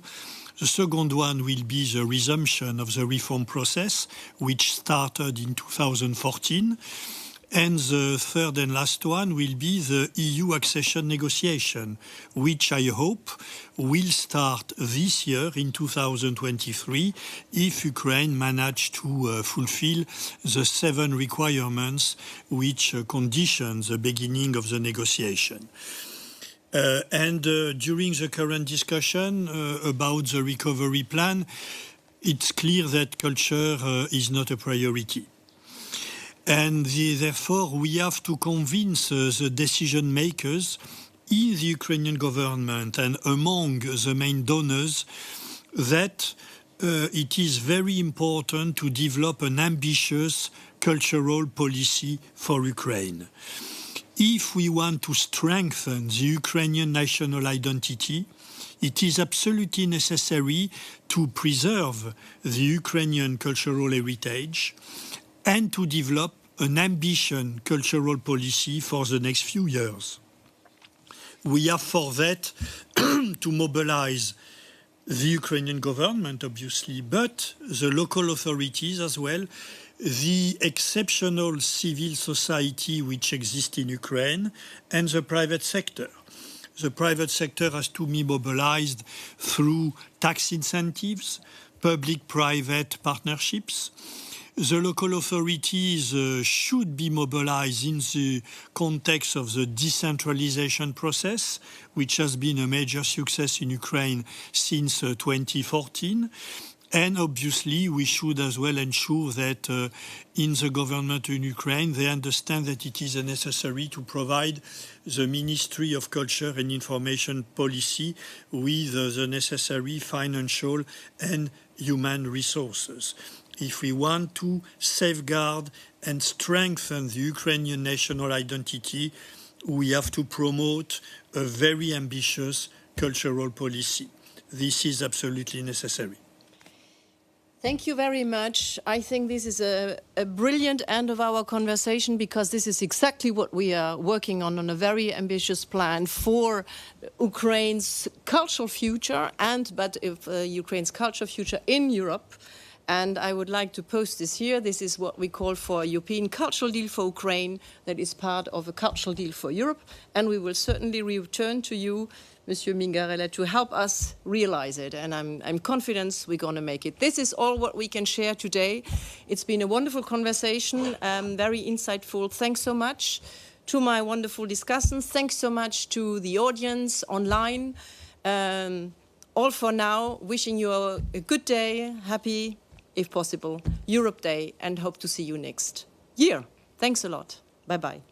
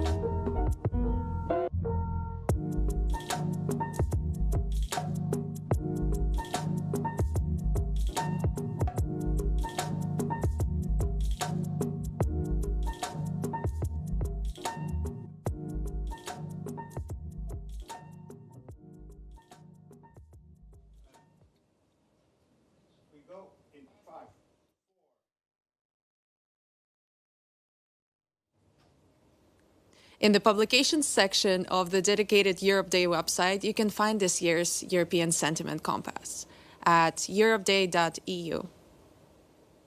The Europe Challenge is an ambitious initiative designed to explore how people can meet, live, and work in Europe today. The premise of this initiative is to support libraries as democratic spaces that can bring communities together to imagine a better future for Europe. The challenges confronting Europe today are multifaceted, from social isolation and disinformation to the looming climate crisis, along with the ongoing war. Moreover, the fabric of democracy itself is at risk as Europeans become increasingly polarized. The only way we can effectively tackle these obstacles is if people of Europe stand together in solidarity, take the lead, and forge a path towards a brighter future. In 2022 and 2023, more than 30 libraries across our continent participated in the program.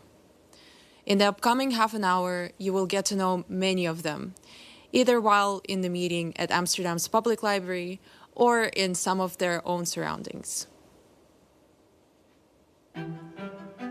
From social isolation to disinformation and climate crisis, Europe is facing multiple challenges.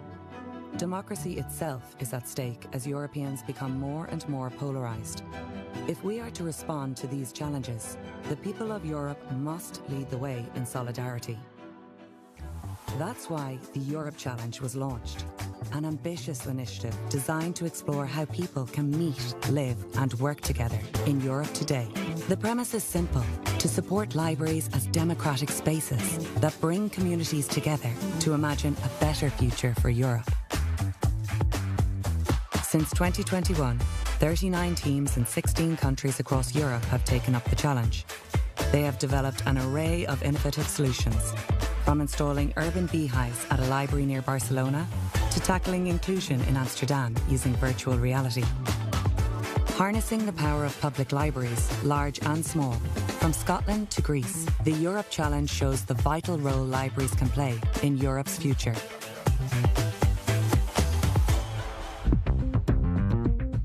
The Europe Challenge is a rolling one-year programme that brings together challenge teams from libraries and communities across Europe that want to address an urgent local challenge.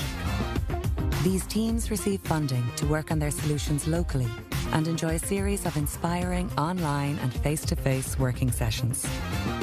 The programme includes learning exchanges with other libraries and communities, masterclasses and downloadable tools for community engagement, prototyping, pitching and storytelling, opportunities for teams to showcase their concepts and connect with peers and potential new partners. The results of the Europe Challenge so far: 39 exciting initiatives that foster European libraries as democratic spaces. A community of people on the margins of society is working together with Aarhus Public Library to reimagine libraries as more democratic spaces through storytelling. This School of Lies initiative in Cavriago in northern Italy is creating a new lab to build digital skills and involve young people in the quest to combat fake news. Against the backdrop of shrinking spaces for civil society in Poland, this library is supporting young queer people to build a safe space to make connections and find their own voice. This public library in rural Lithuania brings people together for communal lunches to tackle food waste and social isolation. What did participating in the Europe Challenge bring to the libraries, communities and partners? What were their takeaways? Here are some reflections. A lot of possibilities, not just for me, but for all people in my country. It's a great opportunity to learn how to develop a prototype. Learning to unlearn and to make space for new encounters. The point is to be playful, because that's the place where good things start, where the ideas are born, where creativity lives.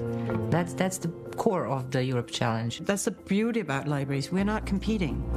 We actually get stronger from sharing.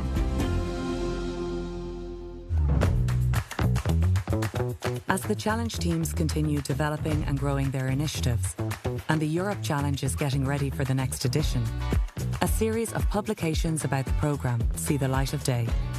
Sense of Belonging showcases the 39 initiatives created during the Europe Challenge between 2021 and 2023. A poster exhibition in a box. All posters are offered as free downloads from the Europe Challenge website, so any library or community across Europe can organise their own exhibition and inspire their public. Also, a slideshow featuring the 39 initiatives is offered as a free download from the website.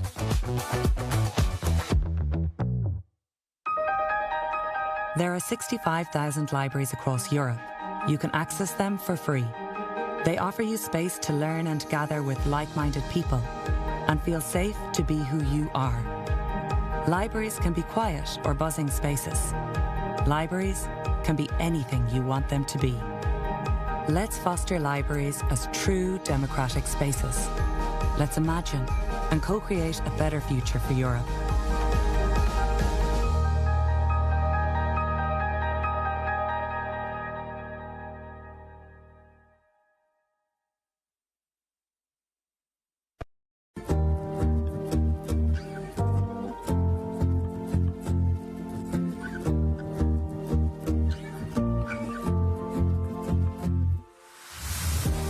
We have a very new project involving prisoners from the public prison of Sollicciano, and we decided to promote public initiative in order to support social integration of prisoners. Our challenge is to support His Majesty's Prison in Perth with a Reading for Recovery programme. We have to think of new and exciting ways of promoting literacy, and this idea of promoting it to prisoners who cannot get access to books through reading challenges, through book groups, through inviting speakers in is so exciting. It's not something you would associate with your traditional library, and it's just an amazing opportunity to share literacy and reading.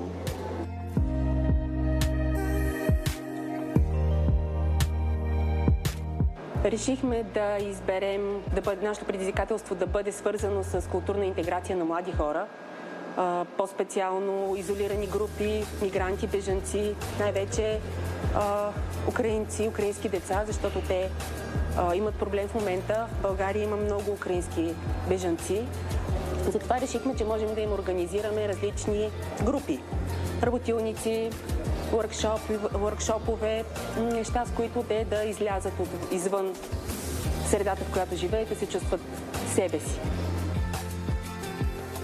Благодарение на европейското предизвикателство, библиотеките ще могат да създадат нови връзки, колегите да се опознаят и да видят как всъщност се работят в различна среда и с различни читатели.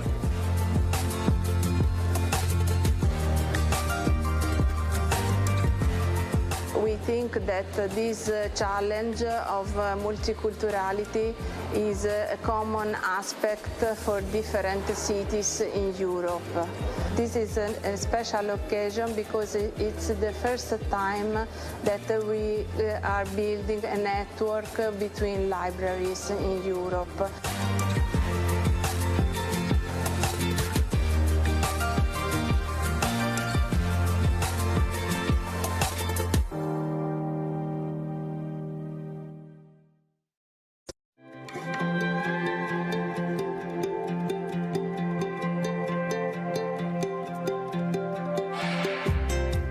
We're so proud to support the Europe Challenge because it promotes an idea that we strongly believe in, which is that places like libraries that foster culture and knowledge and exchange can be also places where participation and civic engagement can be fostered.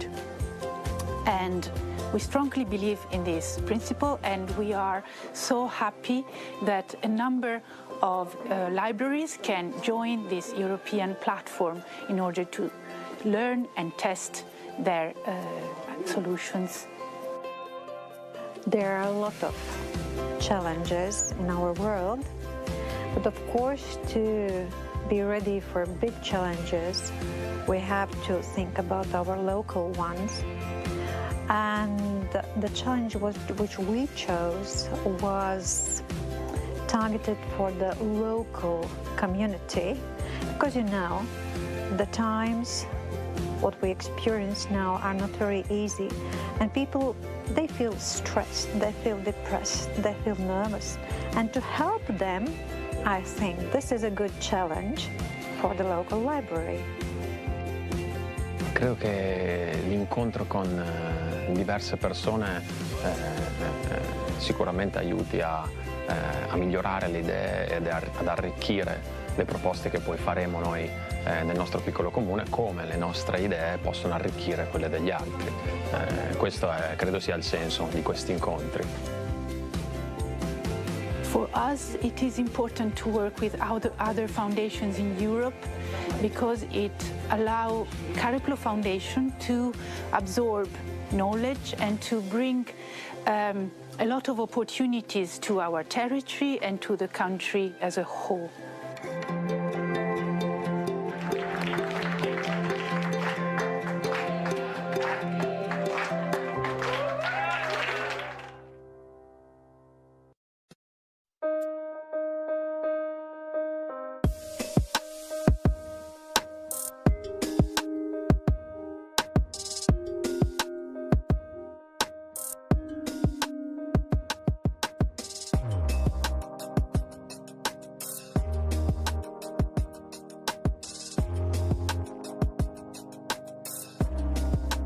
Οι βιβλιοθήκες σήμερα έχουν μια μοναδική ευκαιρία να αποτελέσουν κέντρο για την κοινότητά τους. Μπορούν να είναι χώροι ανοιχτοί, αυτό που στην Athens Comics Library και στο φεστιβάλ Refugee Week Greece, αυτό που ονομάζουμε βιβλιοθήκες καταφύγιο. Δηλαδή μπορούν να αποτελέσουν χώρους καταφύγιο για όλους τους ανθρώπους που αντιμετωπίζουν δυσκολίες, αλλά και για όλη την κοινότητα, να έρθουν μαζί, να διαβάσουν βιβλία, να μοιραστούν ιστορίες, να γνωρίσει ο ένας την ιστορία του άλλου, να δημιουργήσουν προγράμματα για την ίδια την κοινότητα και να υπάρχουν χώροι στους οποίους αισθάνονται ασφάλεια και οικειότητα.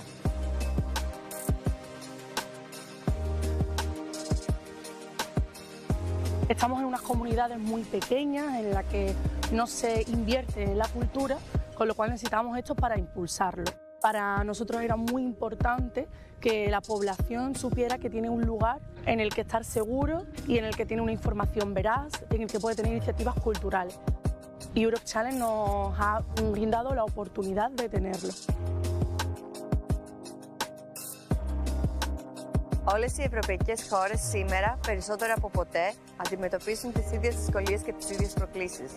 Όχι μόνο με την πανδημία, αλλά και με έναν πόλεμο στο ευρωπαϊκό γεωγραφικό τοπίο. Και έτσι είναι ευκαιρία να σκεφτούμε τρόπους που μπορούμε να βρούμε λύσεις σε αυτές τις προκλήσεις και να τις μοιραστούμε. No había demanda porque no había oferta. El pueblo demanda esa oferta cultural. Que a partir de mayo, cuando terminemos el proyecto del Europe Challenge, esto siga y que haya más iniciativas culturales y que hay un pueblo oculto, hay un pueblo fuerte.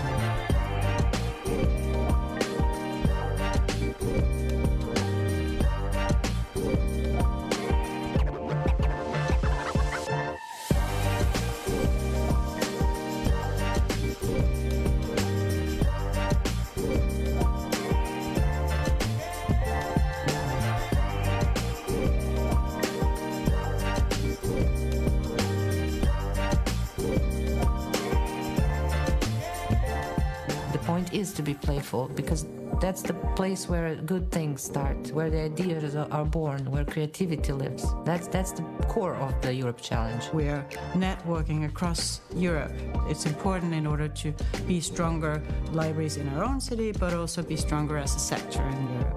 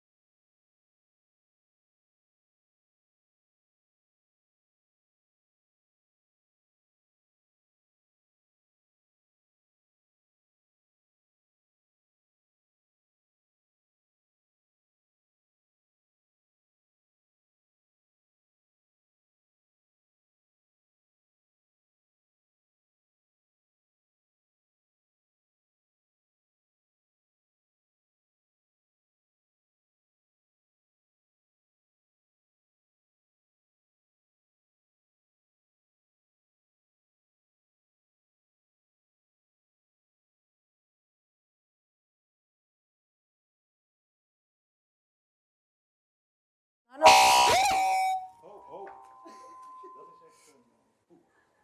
everybody awake? Okay. Can you hear me now? Yes. It was also in your ear. I'm sorry. Yeah, no, it's fine.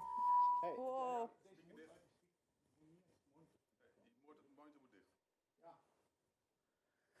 Whew, Sorry for this. That was scary. Doet u het? Okay, we're going to do it again. I'm sorry, in 5, 4. Co-funded by the European Parliament, Pop the Vote works with young artists in 13 EU countries to act as change makers in their communities and mobilize them to participate in the European elections in 2024. It is a project by Culture Action Europe. In the upcoming hour, Maya Weisinger of Culture Action Europe will be in conversation with Noelia Martin Montalvo of Maastricht Institute of Arts about her work, the importance of art and culture as a political language, civic engagement through art, and the important role that young creatives play in shaping the future of Europe.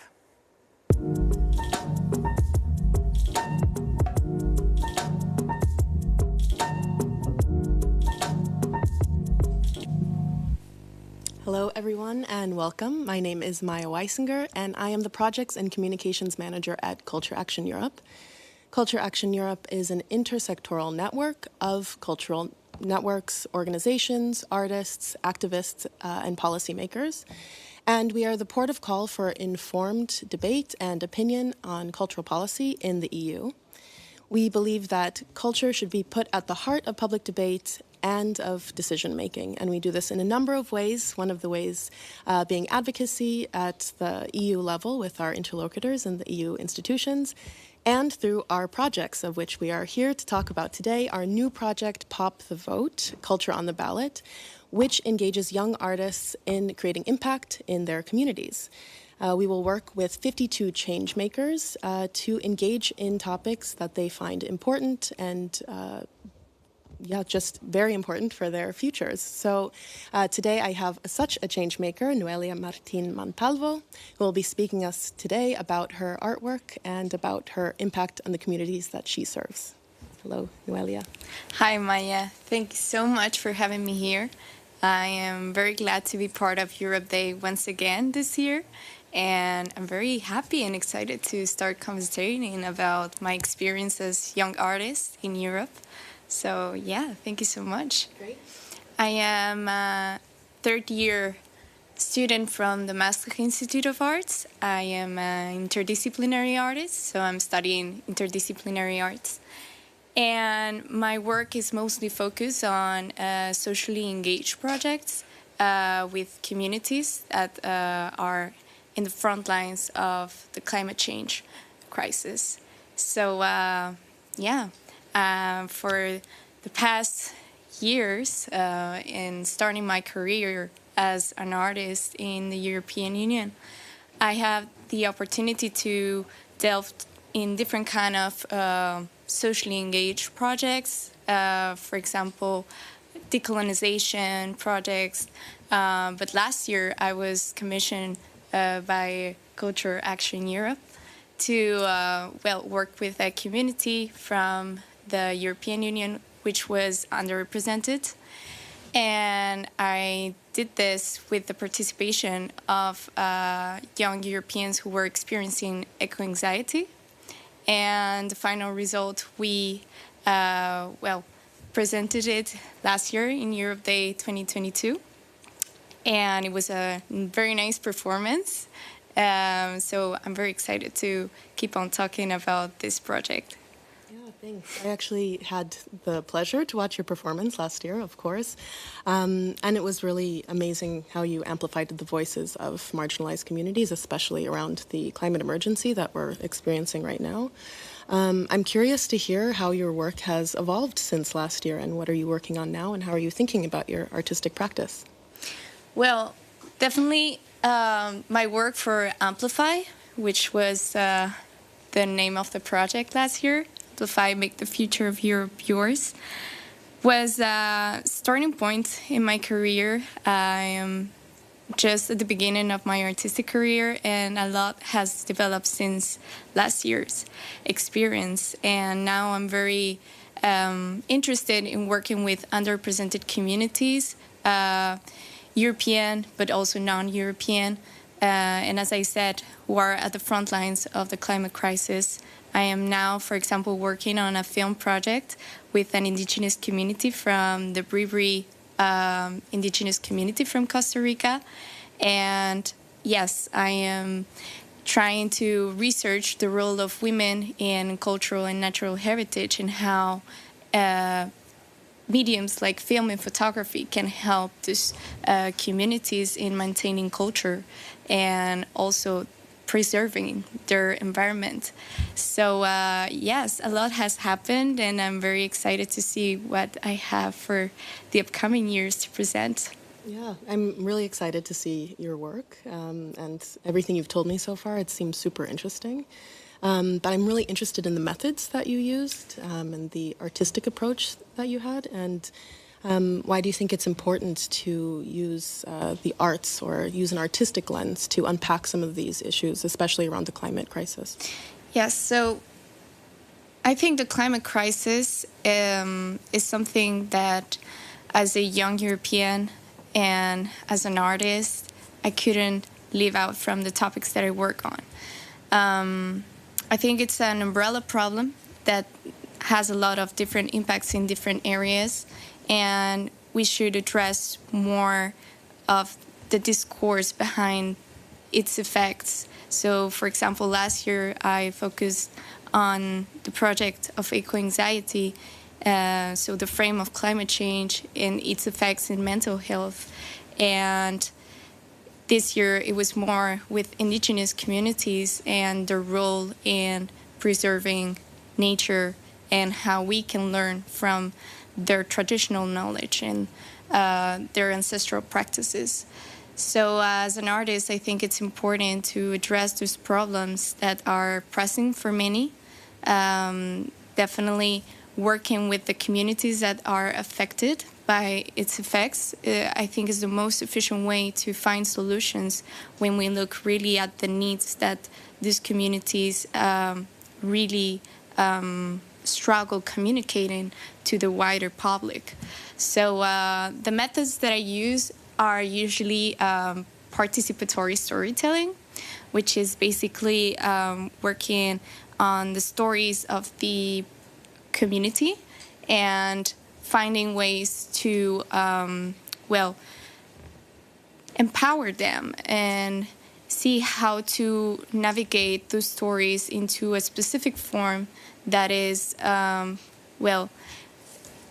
great for them to explore using different mediums that are, let's say, attractive for the wider public, and see if we can start conversations with the people that can make solutions, the people that can support those people. So it's really work around strengthening the own community and giving them the opportunity to tell their own stories and become change makers through giving visibility of the work that they do and hopefully finding legal change.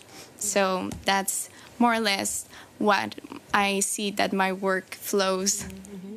Mm-hmm.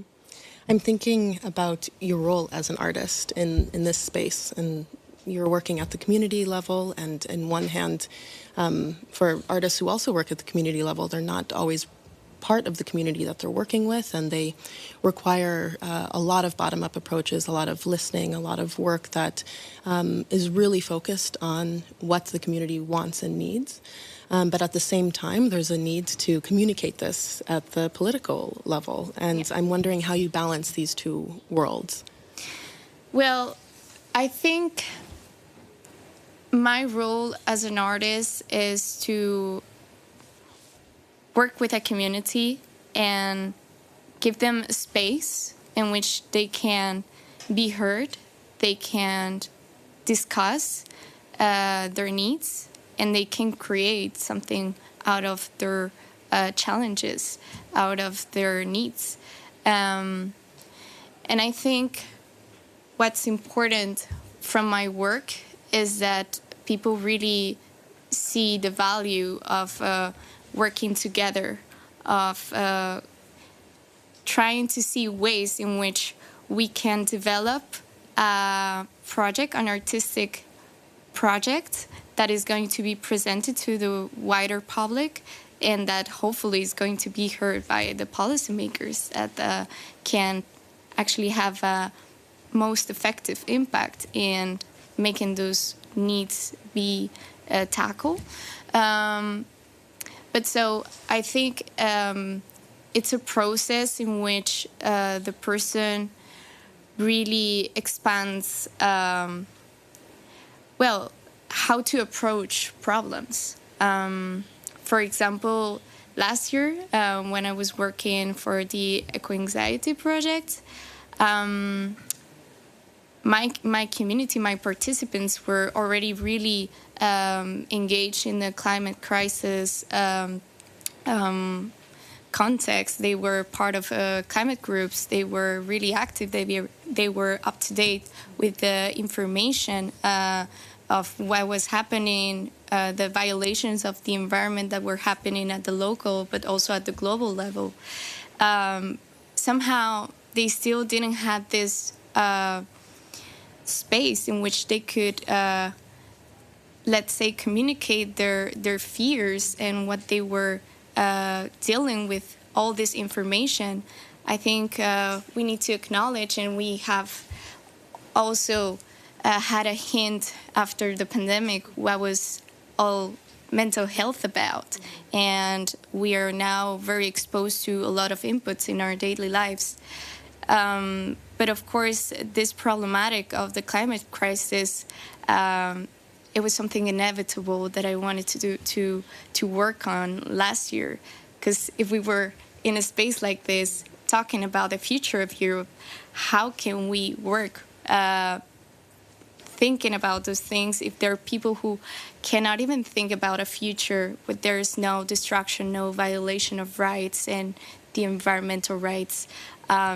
So it was very interesting to see that for them being part of an artistic project in which they could translate their fears, their worries, and the grief into an artistic form that was naturally already there. So, for example, when we start working on the project, I realized that my participants use as coping mechanism writing. So what I did was to, adapt myself and see how we could work in the frame of writing.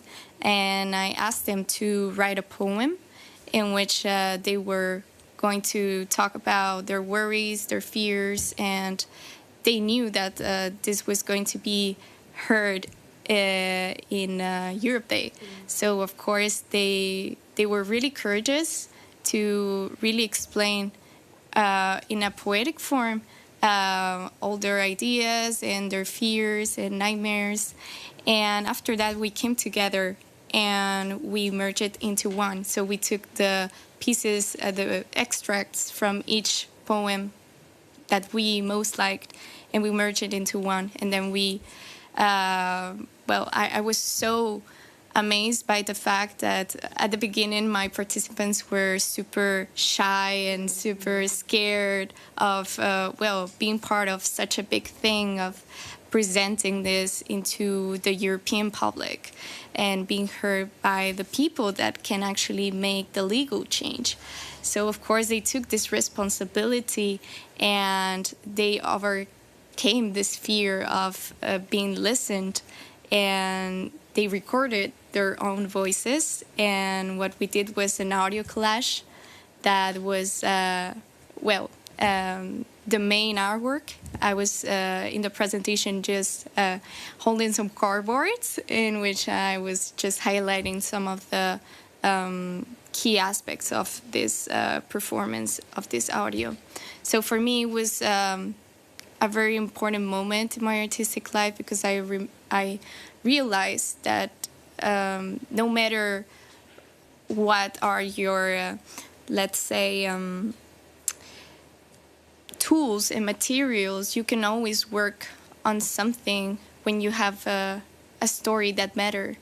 And we need to acknowledge that we are more, our stories matter more than we think, and creating those spaces is the most important thing.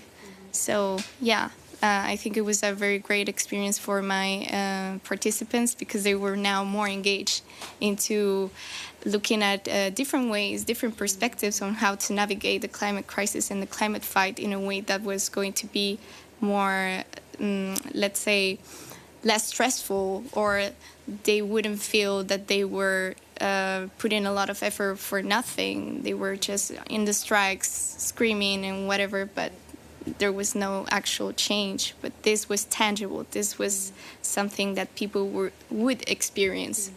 So, do you think this shifted the idea for some people around their relationship or their knowledge around EU institutions and their ability to engage in dialogue at a higher level, at a European level? I think yes. I think they realized, they were surprised that the European Union was, interested in this kind of approach of putting artists into working with communities at a local level to represent their voices, but working with them. And I think for me it was also an experience, because I realized that perhaps culture is a very nice bridge to merge, young generations and underrepresented communities with the political community. I think it was a very nice experience to see how we can, give a solution to this dissociation problem of the European institutions and the local level in an artistic and creative form. Well, actually, now that I have you here and you were a participant in the Amplify project, I'm wondering, on the flip side, what were the challenges of making the voices of your community heard, of bringing your artwork to the forefront of these discussions that happen at a European level? Do you find a disconnect in how you can communicate to these big institutions that might not understand what's happening directly with the work that you're doing? Yeah, I think art plays a big role in society, as it really reflects what is happening. And artists have this special talent to create out of the context that we live in.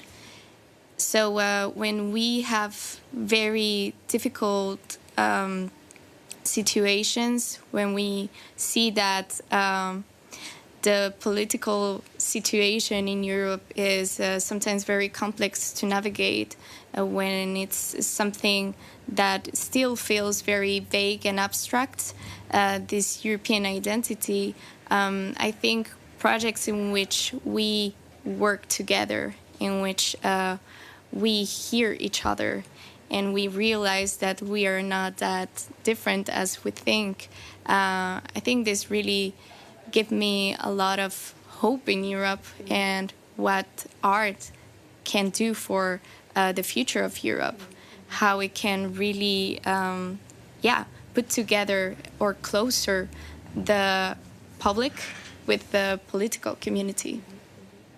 Well, on that note, I'm curious about your role as an artist, because of course you're working with community and you have impact as the outcome of the work that you're doing. But how do you maintain the integrity of your artistic practice, which may differ from the work of, let's say, community engagement? Well, I think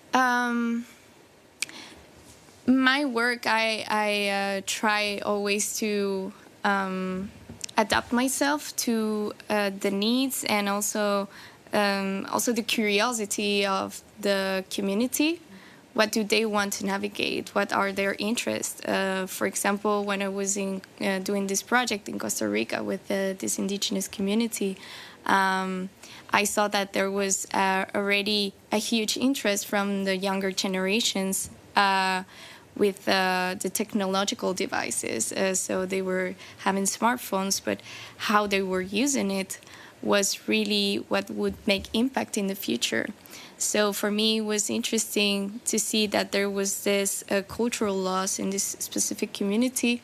And I try to, explain or give them another point of view in how they could use those tools as a form to maintain their cultural heritage and their cultural and traditional knowledge.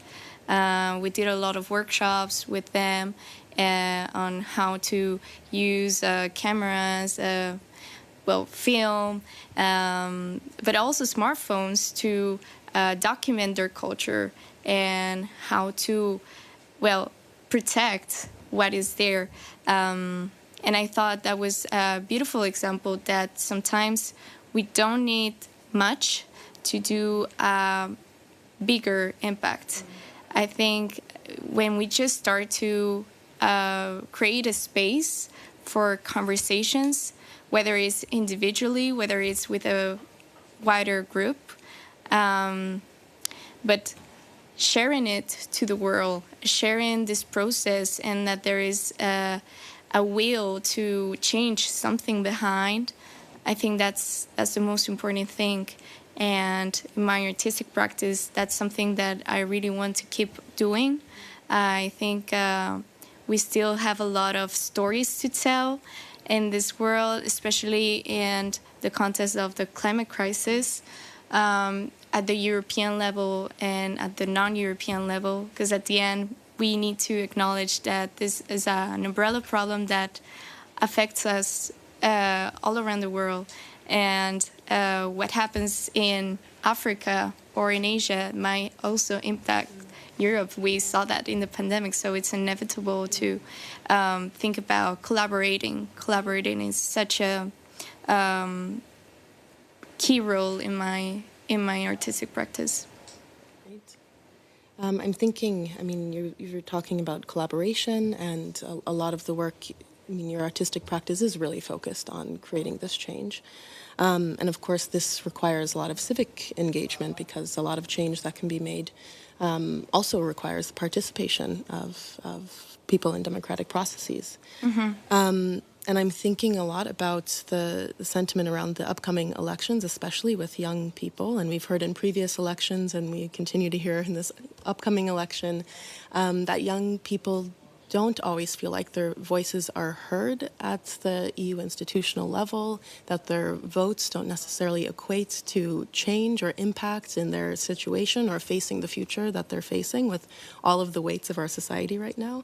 So I'm wondering your opinion, where do you fall in this discussion, and how do you think we can bridge this gap between the institutions and young people and get people more involved in the democratic process?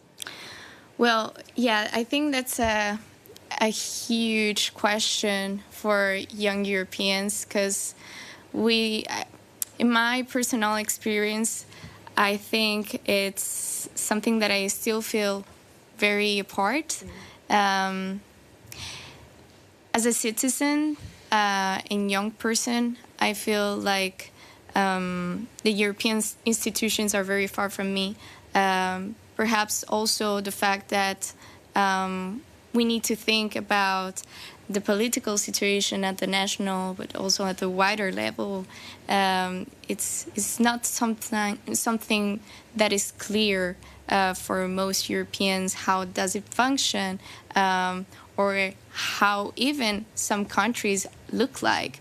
I think there's still some work that needs to be done around this European sentiment and the identity of Europeans. I think, I feel like sometimes a lot of young Europeans have this feeling that they're part of something, but they don't really know how the play. So let's say how does it work?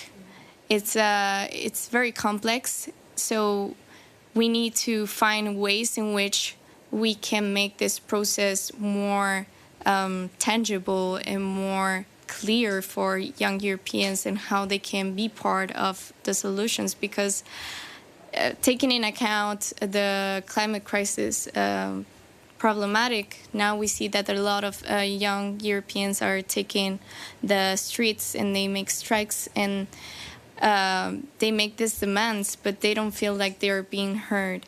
So I think a way in which we can start looking at solutions and putting closer the younger community to the political community and involving them more into the democratic process is really making spaces in which we can have a conversation, in which we can set all things into the table and be transparent. I think there's also something to take into account, and is the fact that young Europeans are in another position, in a position where they need to face a lot of situations like not being able to emancipate, not being able to think about a future, and taking in consideration those aspects, trying to think about who is going to be the next candidate, sometimes not aligning with their agenda. So I think it's creating a space where we align those agendas, where we listen to those needs and what can be done. And I know this might be very ambitious, but I see now that culture is a great platform in which we can start those conversations in a creative way, in a way that challenges us and that actually empowers us into rethink how we can do things and how we can navigate the problems that we face. I think, for example, we see that the climate strikes now are a cultural event. We see that there are dancers, there are performers, there is fashion, there is art, there is this attention to the media. So how can we attract the wider public and the policymakers to hear our needs? I think art can be a good bridge for that. Well, that's a perfect lead-in to our next session, which is actually talking about the Pop the Vote project, which, again, we are here to launch today. Pop the Vote is co-funded by the European Parliament and will be giving tools and platforms for young artists to engage in political discourse around the issues that affect them most. Pop the Vote is in 13 countries, so let me see if I can remember. We have Bulgaria, Croatia, Cyprus, France, Germany, Hungary, Italy, the Netherlands, Poland, Portugal, Slovenia, Spain, and Sweden.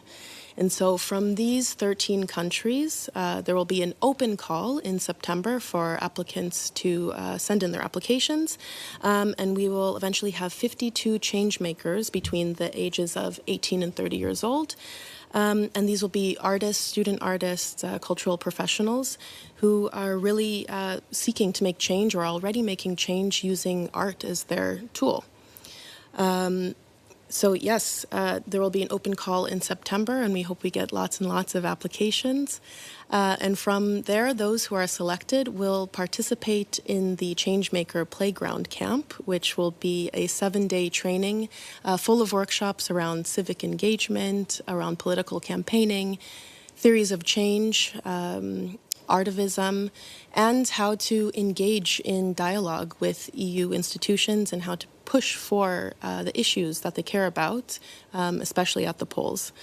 So yes, it's an opportunity to share existing knowledge around how arts and culture is crucial to decision making, not only in Europe, but beyond.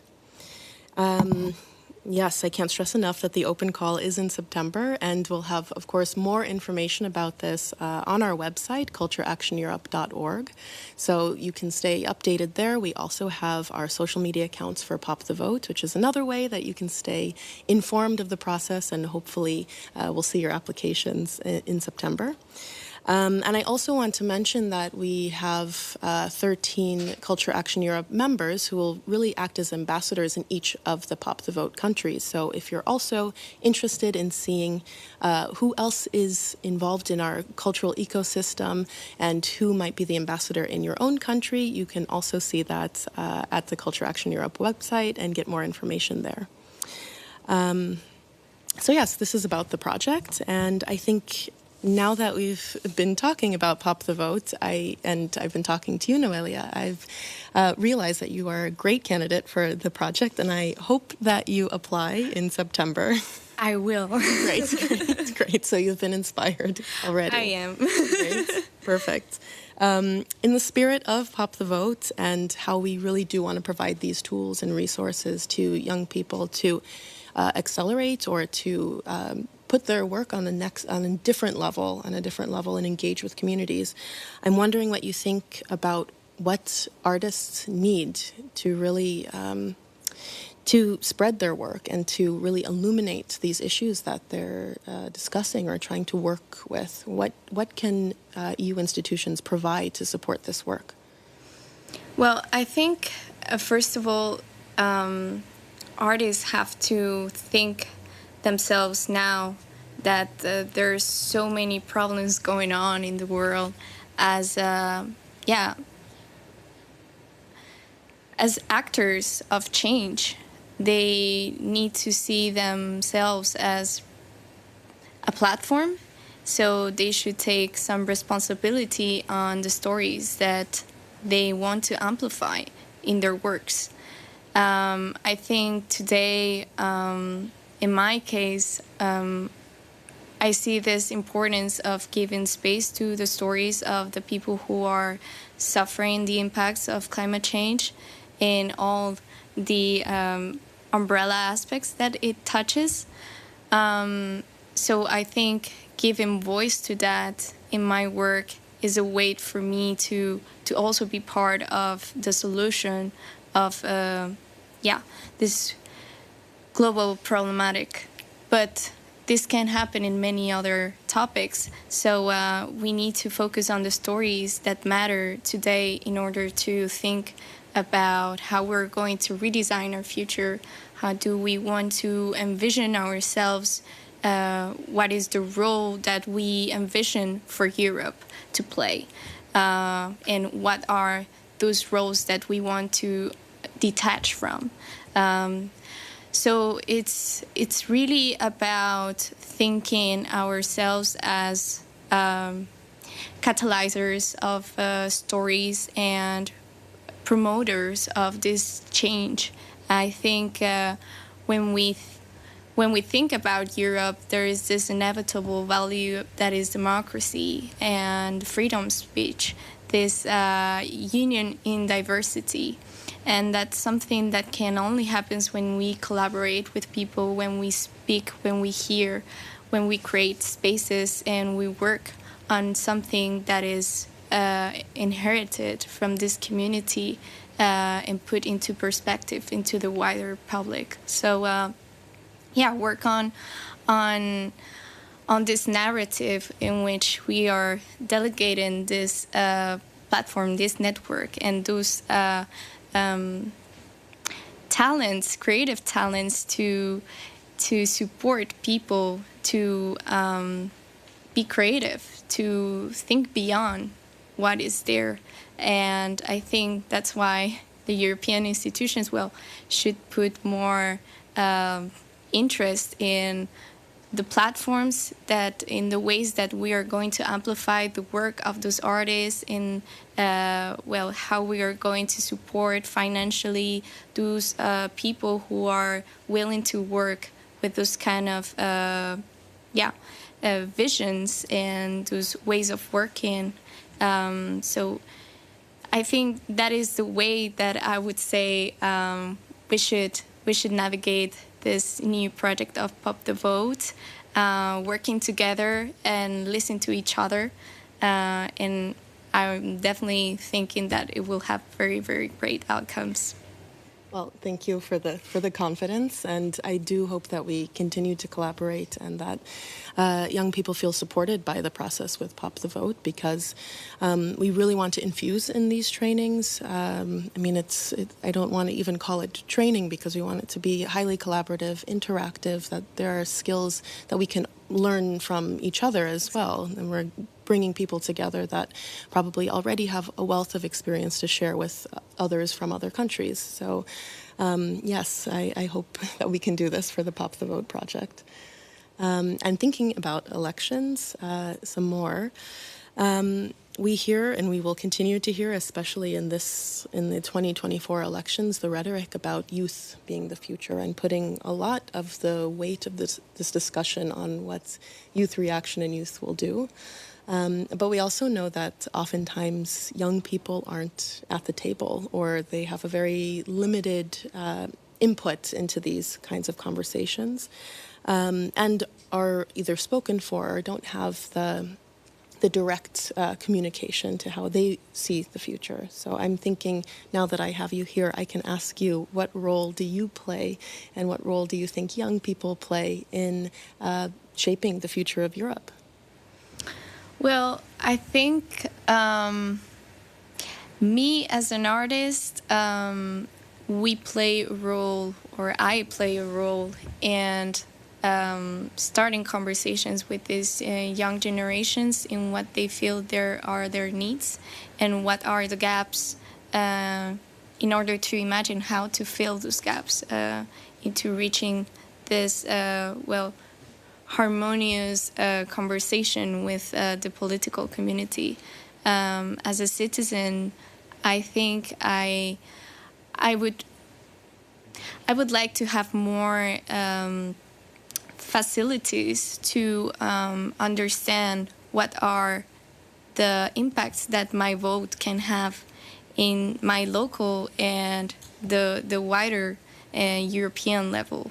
So really put that into perspective, but also, of course, again, this is an inevitable thing, and I think most Europeans, when they have to face to other challenges, such as world that is changing so rapidly, with a lot of inputs, with little support, and many aspects like mental health, like emancipation, like those are definitely problems that when we are building ourselves as an adult, it's sometimes difficult to navigate. So of course, making it in an attractive and easy form in order to think, okay, I can be part, I have something to say, because when there's so much information going on, you often feel,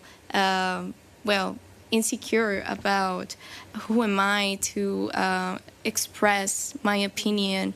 I think either way, today, everything that we make, every content that we create on social media, on an artistic form, has a political implication. So we are political beings, inevitably. So of course, putting aside all those fears and insecurities can actually lead into beautiful conversations that can really make the impact of the future. So I would say, yes, go ahead and really start having conversations with the people, the older people, the even younger people. So it's not just the people who are able to vote, but also look at the people who are behind you, the people that haven't been born yet, because we have to take in consideration everyone. Everyone shapes the future, and every decision makes a huge impact in the long term. So those are things that I think are more easy if we start being honest to each other. Super inspiring and very hopeful for the years to come. And hopefully we also see this inspiration at the polls coming up at this year's or next year's election. I think this is all we have for today, but Noelia, thank you so much for joining me in studio today. I'm really looking forward to seeing your work and how it develops. Is there somewhere where we can see your previous work, or in the future maybe we can see the film that comes out? Well, I cannot really say much about the film yet, but there is my Instagram account. You can follow me, and I'll be sharing all the details from my projects. I really like to share a little bit also of the process during my work project. So definitely look it up, because maybe you get really inspired. And that was something that I would like to say, that you don't need much to make a big impact. Just focus on the field that you feel comfortable with, in the community that you feel represented and identified. And just look at the ways that and the things that really passionates you. And you will make an impact somehow. You will. Great. Thank you, Noelia. I want to say a quick thank you to European Cultural Foundation for hosting us and hosting this launch of Pop the Vote, Culture on the Ballot. And a thank you to Euradia, who has powered this launch here today. And also, I want to remind everyone that the applications will go live in September, so please stay updated with us, cultureactioneurope.org. You can also find us across all social media.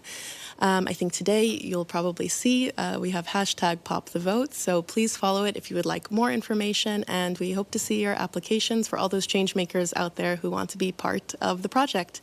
I'm Maya Weisinger from Culture Action Europe. Thank you.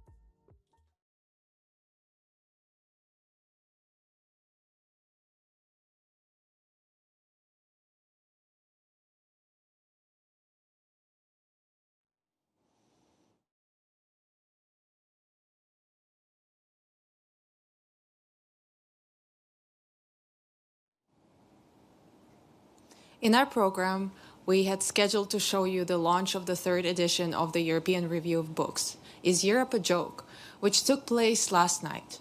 But with such a title, you ask for difficulties, and so it happened. The panelists spoke eloquently, the topic was well addressed, but there are no sound recordings, unfortunately. We excuse for any inconvenience caused. Luckily, our friends at SPOW 25, the Academic Cultural Center of Amsterdam, have provided us with an excellent replacement program. So without further ado, I'd like to announce our next program part, At the Barricades for Europe, a conversation between Timothy Garton Ash, Caroline de Groute, and Geert Maak, moderated by Tamar de Waal, and at the occasion of the publication of Ash's latest book, Homelands, A Personal History of Europe. All right, welcome everyone. My name is Tamar de Waal, and I'm a legal philosopher at the Amsterdam Law School, the law faculty of the University of Amsterdam, and I will be your moderator this evening.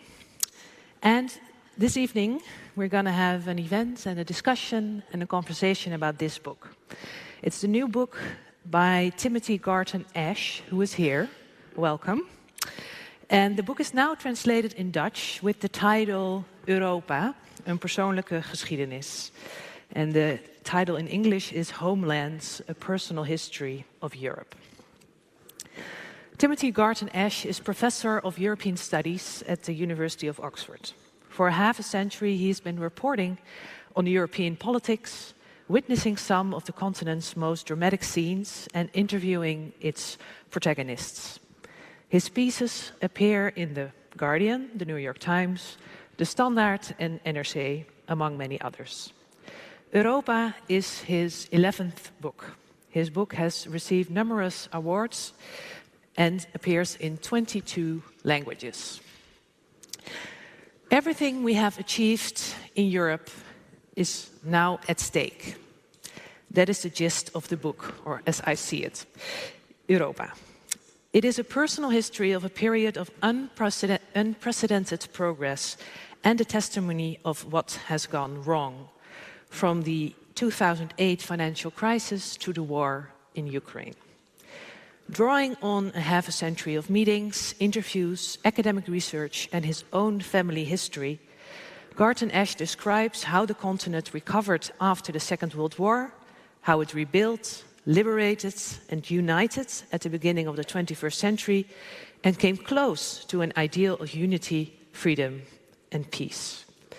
But the book also asks questions about what do the European project and its values mean today, as war rages on the continent and the European Union is under great pressure.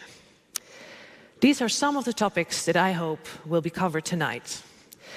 The structure of the evening is as follows. First, I will have a conversation with Timothy for about 20 minutes, and then there will be a panel discussion with Caroline de Groute and Geert Maak. I will fully and properly introduce them later. So first, I invite Timothy to join me on the stage. Okay, well, first of all, congratulations with the book and also with the Dutch translation. Thank you very much. You're amazingly quick. It came out almost before the British edition. Ah, okay. That's interesting. Well, the book deals with an unlikely number of topics, so it would be impossible to discuss them all. So I will ask some general questions and also highlight a few anecdotes, moments, parts of the book. So first of all, this is a very personal book, I think. So there are many facts in it, many historical events, but also many personal thoughts and also personal details. For example, about your father, who was in the first attack wave on D-Day and arrived on the beach of Fères-sur-Mer. So my first question would be, why did you feel the need, that's the right formulation, perhaps I should add as an academic, to write such a personal book? So, first of all, let me say what a fantastic pleasure it is to be here in this absolutely amazing building, and also to be in discussion with two of the greatest Dutch writers on Europe, with Gert and Caroline. That's really a huge pleasure. This book took just 50 years to write. One way of answering that question is that, you know, I've been traveling in Europe, studying Europe, living, breathing, writing about Europe, worrying about Europe for 50 years, writing it all down in little notebooks like this. Here's the latest one, Amsterdam. This evening will feature in this notebook. Moleskine. And at a certain point, I just thought, you know, this is a really extraordinarily interesting period of European history, and I can bring it home to readers because of this personal experience.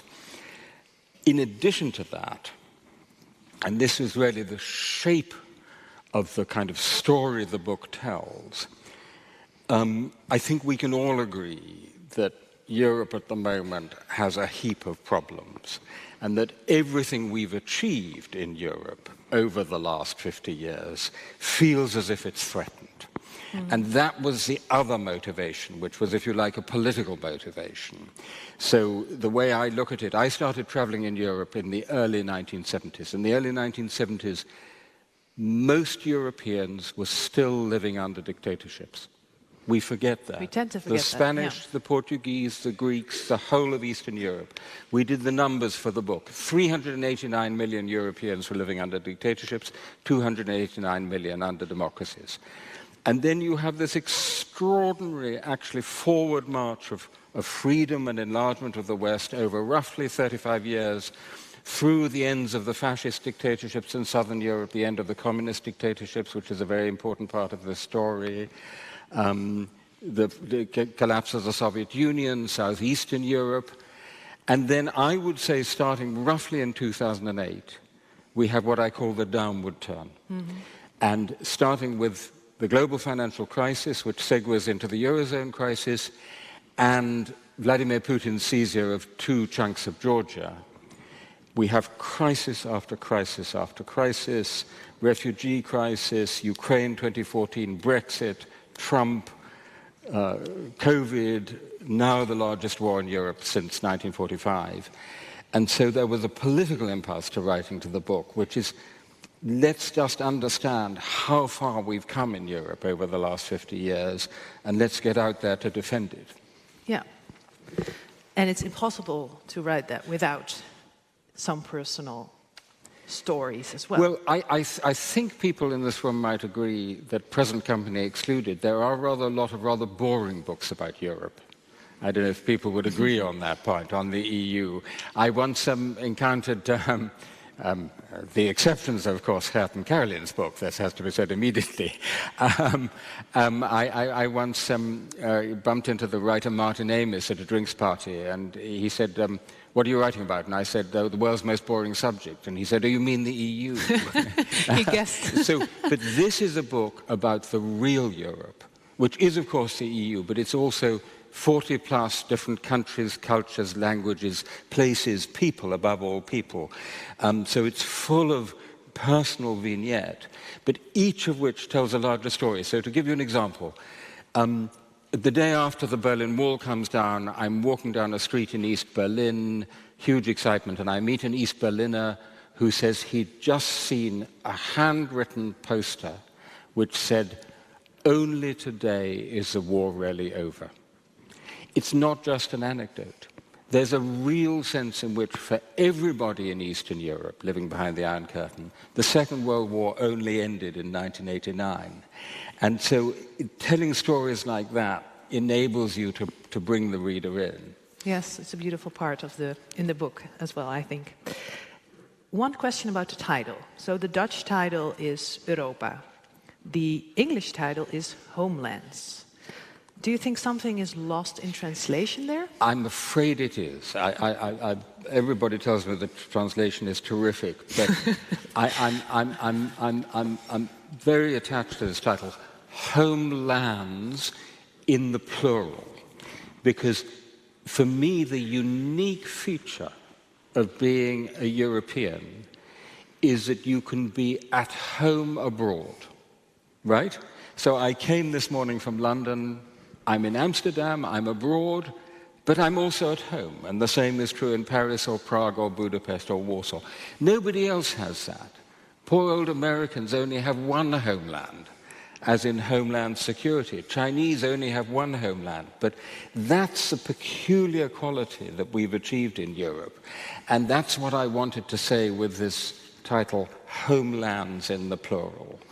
And it's very interesting now, there are now, I think, 18 European editions of the book being prepared, and seeing in which languages you can do homelands in the plural and which you can't. So, for example, in German, Heimat, you can't do it in the plural. It just doesn't work.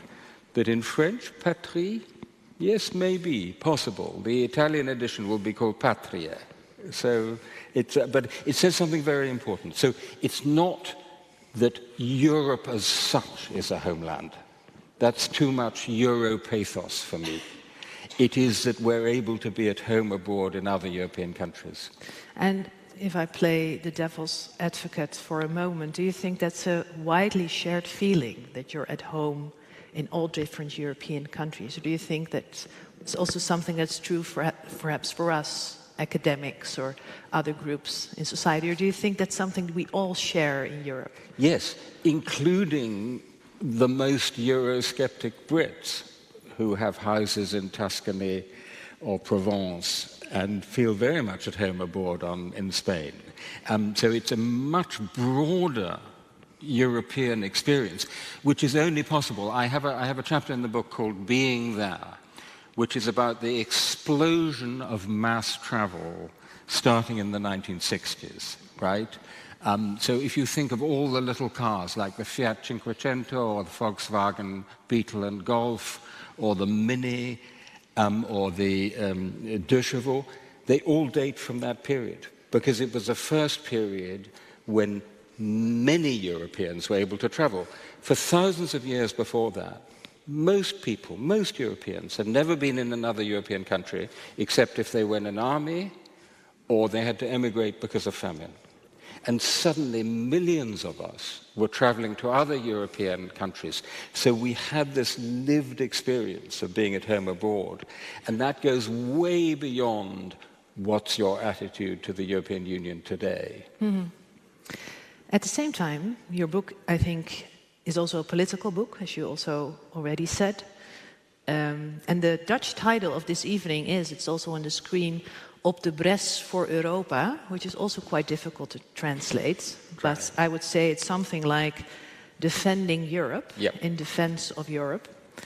And I think you also understand this book as explicitly defending Europe. And with that, do you mean the EU? So I do mean the EU, but it's defending a particular view of Europe. So in a way, the leitmotifs of these books are Europe and freedom. That's what matters most to me. And I'm happiest whenever Europe and freedom are marching shoulder to shoulder, as they did in the liberation of Spain, Portugal, and Greece, as they did in the liberations of East Central Europe. I'm unhappiest, and this does happen, when Europe seems to be clashing with freedom. For my father, who you mentioned, who landed on the first wave in D-Day and fought all the way through to northern Germany, where he occupied a village called Westen, which I go back to visit. It's absolutely fascinating to talk to the people there now who remember everything about that period. For my father, like many Eurosceptic Brits, Europe was counterposed to freedom. Europe was the threat to freedom. He would, if he'd lived to 2016, he would have voted for Brexit. For me, Europe and freedom march together. And I think for Spaniards and Portuguese and Greeks and many Central and East Europeans, by the way, for Ukrainians today. So it is absolutely a defense of Europe, but of a particular Europe, a Europe which secures our freedoms, defends our interests and our values. Yes, but at the same time, this is sometimes, I think, misunderstood, perhaps. So you also write about the Brexit, of course, and alas, you write that it felt for you as if you lost a loved one. Yeah. So my first question is, how are you now? I'm recovering. Okay. And the second thing is, how should we understand this Brexit, but also like the future relationship between the UK and the EU, also in light of your defense of Europe? Yeah. What happened there? So first of all, I mean, when you say the loved one, let's not go over the top here, and it's quite difficult to love the Brussels institutions, but what happened is everybody knew that I was a passionate Remainer, and in the days after the vote, the 23rd of June, which you all remember, my continental European friends kept embracing me as if I'd lost a loved one. So it was as if I'd lost a loved one, and it was the biggest political defeat of my life. And I would say two things. First of all, don't make the mistake of thinking that this was just some English eccentricity. There was an element of English eccentricity on it. There were unique features, but about half the reasons that the Brits voted for Brexit are reasons that you can find in the Netherlands, in France, in Poland, in Germany. Gert actually writes about this in his second Europe book. You'd heard the same things in other parts of Europe. And you know, you have your populists in this country and you have your Eurosceptics in this country.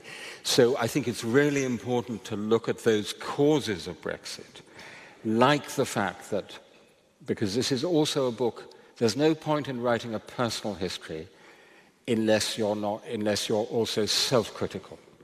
So it's also a book of the self-criticism of a liberal European. What did we get wrong? And one of the things we got wrong was that we were so focused on the other half of the world that we forgot about the other halves of our own societies. We turned our backs on the other halves of our own societies. Sorry? The other part of the world? The other half of the world, you said? Yes, so we were looking outward. We were looking to Europe and then beyond. You know, it was a period of globalization. The hope was that freedom and democracy would spread, and we neglected the other half of our own society. So there are a few lessons there which I think it's really important to bear in mind. The only good thing to have come sort of out of Brexit is the idea of levelling up, which I'm sure many of you are familiar with, the idea that we need to level up the poorer parts of British society, the post-industrial north that voted for Brexit. That's a really good idea. So wealth distribution, basically. Yes, but not just wealth, you see. Also, we thought it was all about the economy. But what populism has taught us is that culture is as important as economics. It's not just the economy is stupid. And so it's not just the inequality of income and wealth. It's also what I call the inequality of attention and respect. People in the post-industrial north of England or southeastern Poland or northeastern France just felt they were being completely ignored by liberal metropolitan elites. And, you know, listen to us. As for the future between Britain and Europe, my God, I wish we could rejoin tomorrow. I really do, believe me. It's a hashtag on Twitter, rejoin Yeah, but EU. it's not going to happen. Let's not kid ourselves, because actually the politics are behind public opinion. So public opinion has now broken. Finally, after 6 years, there are clear majorities who say it was a mistake. That's very clear. But if you look at Keir Starmer, he's still spouting this absurd slogan, make Brexit work, as if it was a perfectly good idea, you just have to make it work, you know. Make Harakiri work, you know. No, I'm sorry, no. Because he's desperate to get the votes of those voters who voted, Labour voters who voted for Brexit.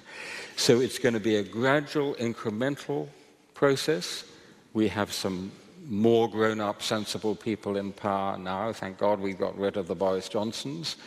But it's going to be an incremental process.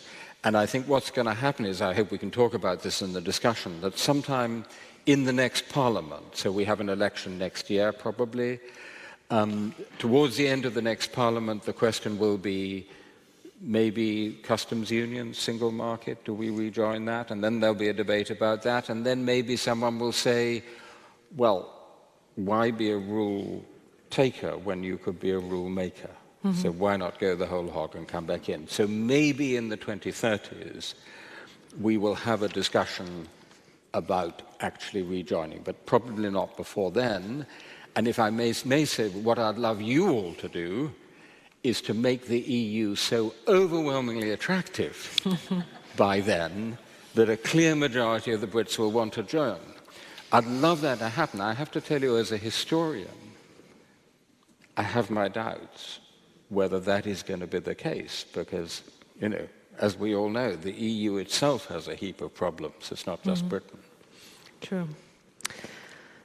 So in relation to Brexit, but I think also broader, I think your book communicates that when we try to understand history, we tend to understand things as if they were inevitable. Well, I think you advocate a perspective on history that we actually shouldn't fall for that interpretation, but that we should accept or understand that there's something like historical luck, but also that mistakes were made, and that things could have been very much different. Is that a good interpretation of me? You've got it absolutely. Henri Bergson, the philosopher, talked about the illusions of retrospective determinism. The almost irresistible temptation to believe that what actually happened had to happen. So now looking back, it seems inevitable that the Berlin Wall would fall. Actually, it was the most, and I described this in detail, the most extraordinary example of what Machiavelli calls fortuna, historical luck. It was a huge convergence of circumstances that came to that. And, you know, if one of the questions of the book is, why did we go wrong and what went wrong? One of the answers is, towards the end of this 35-year period that I've been talking about, that's to say in the early to mid-2000s, when everything seemed to have gone so well for so long, we started believing that the way history had happened was the way history was bound to go on happening. In other words, I don't know if you can do this in Dutch, but we took history with a small h, the product always of conjuncture, of contingency, of chance, of choice, of individual leadership, and turned it into a history with a capital H, as in the Hegelian idea of history, as a process of the inevitable progress towards freedom. And so we started taking it all for granted and assuming that it would go on the way it was going.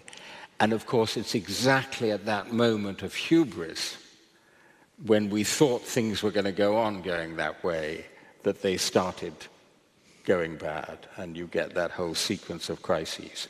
And that, you know, that's true of the Eurozone, it's true of Tony Blair's Britain and Europe, it's true of countries I care about a lot, Poland and Hungary, where we thought they are consolidated democracies, and they're in the EU, so that's fine, and they're going to be okay.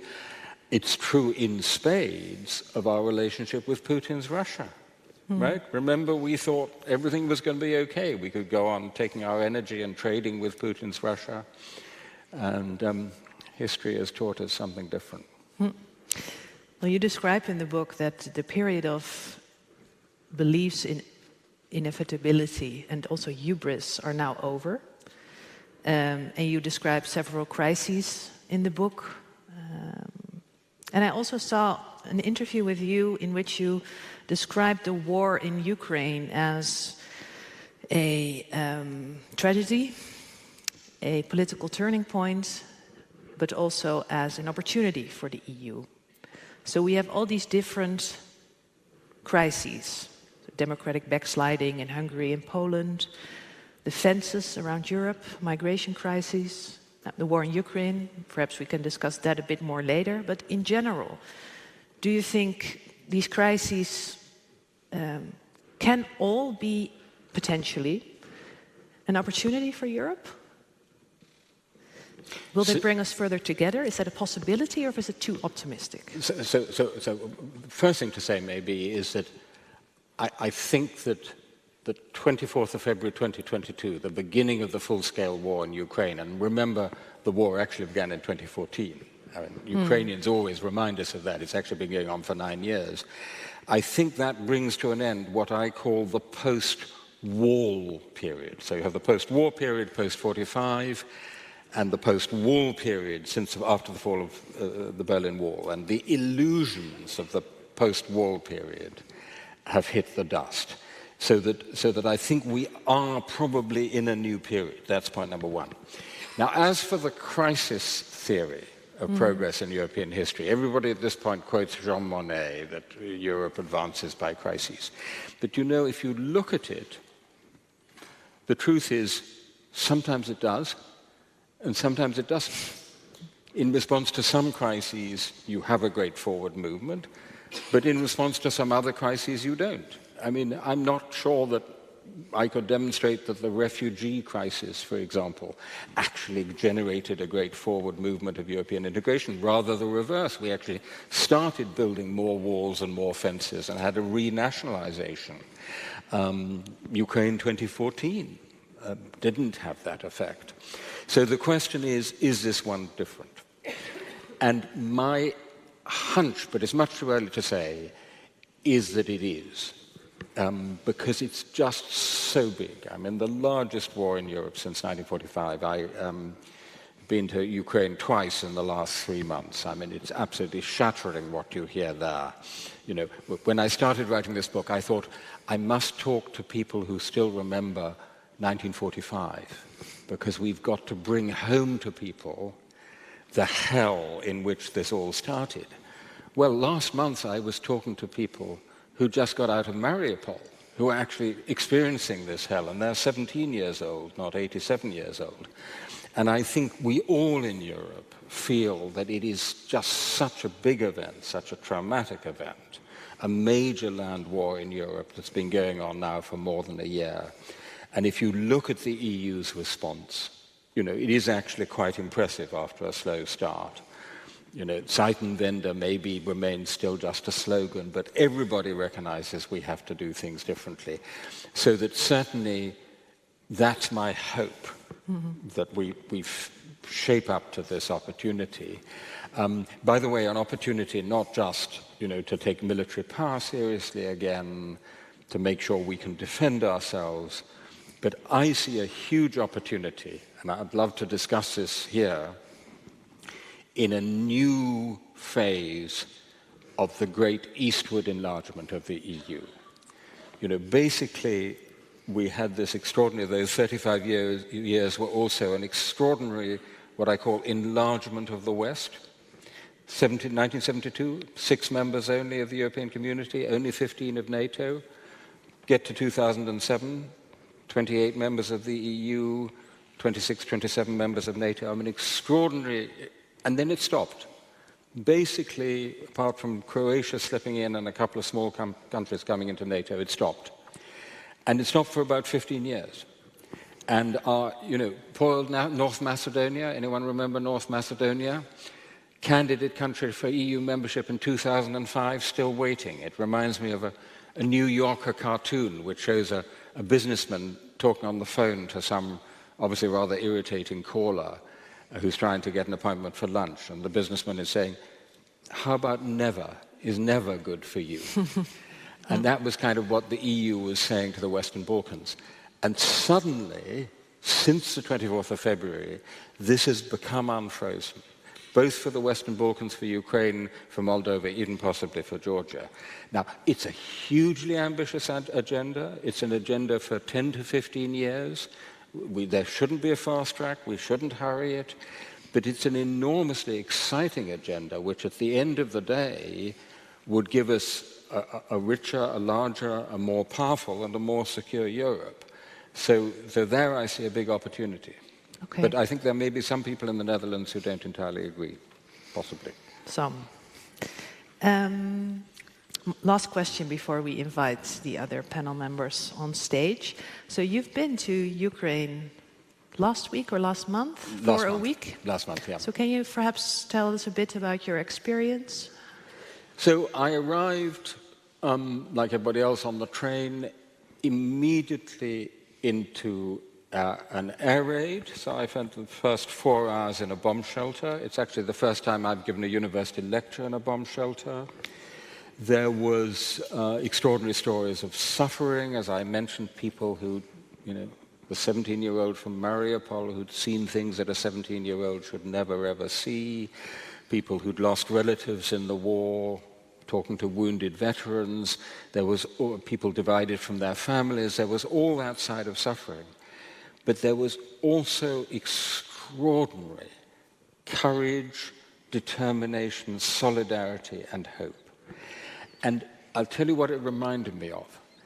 It reminded me of what 1940 was for Britain, a moment of great national peril, but also a moment of great national pride, standing alone, and a moment that defines your country, not just for decades, but even for longer periods to come, right? So that our self-image, British self-image of ourselves, is absolutely defined by that moment, by 1940, and 2022 is that to Ukraine.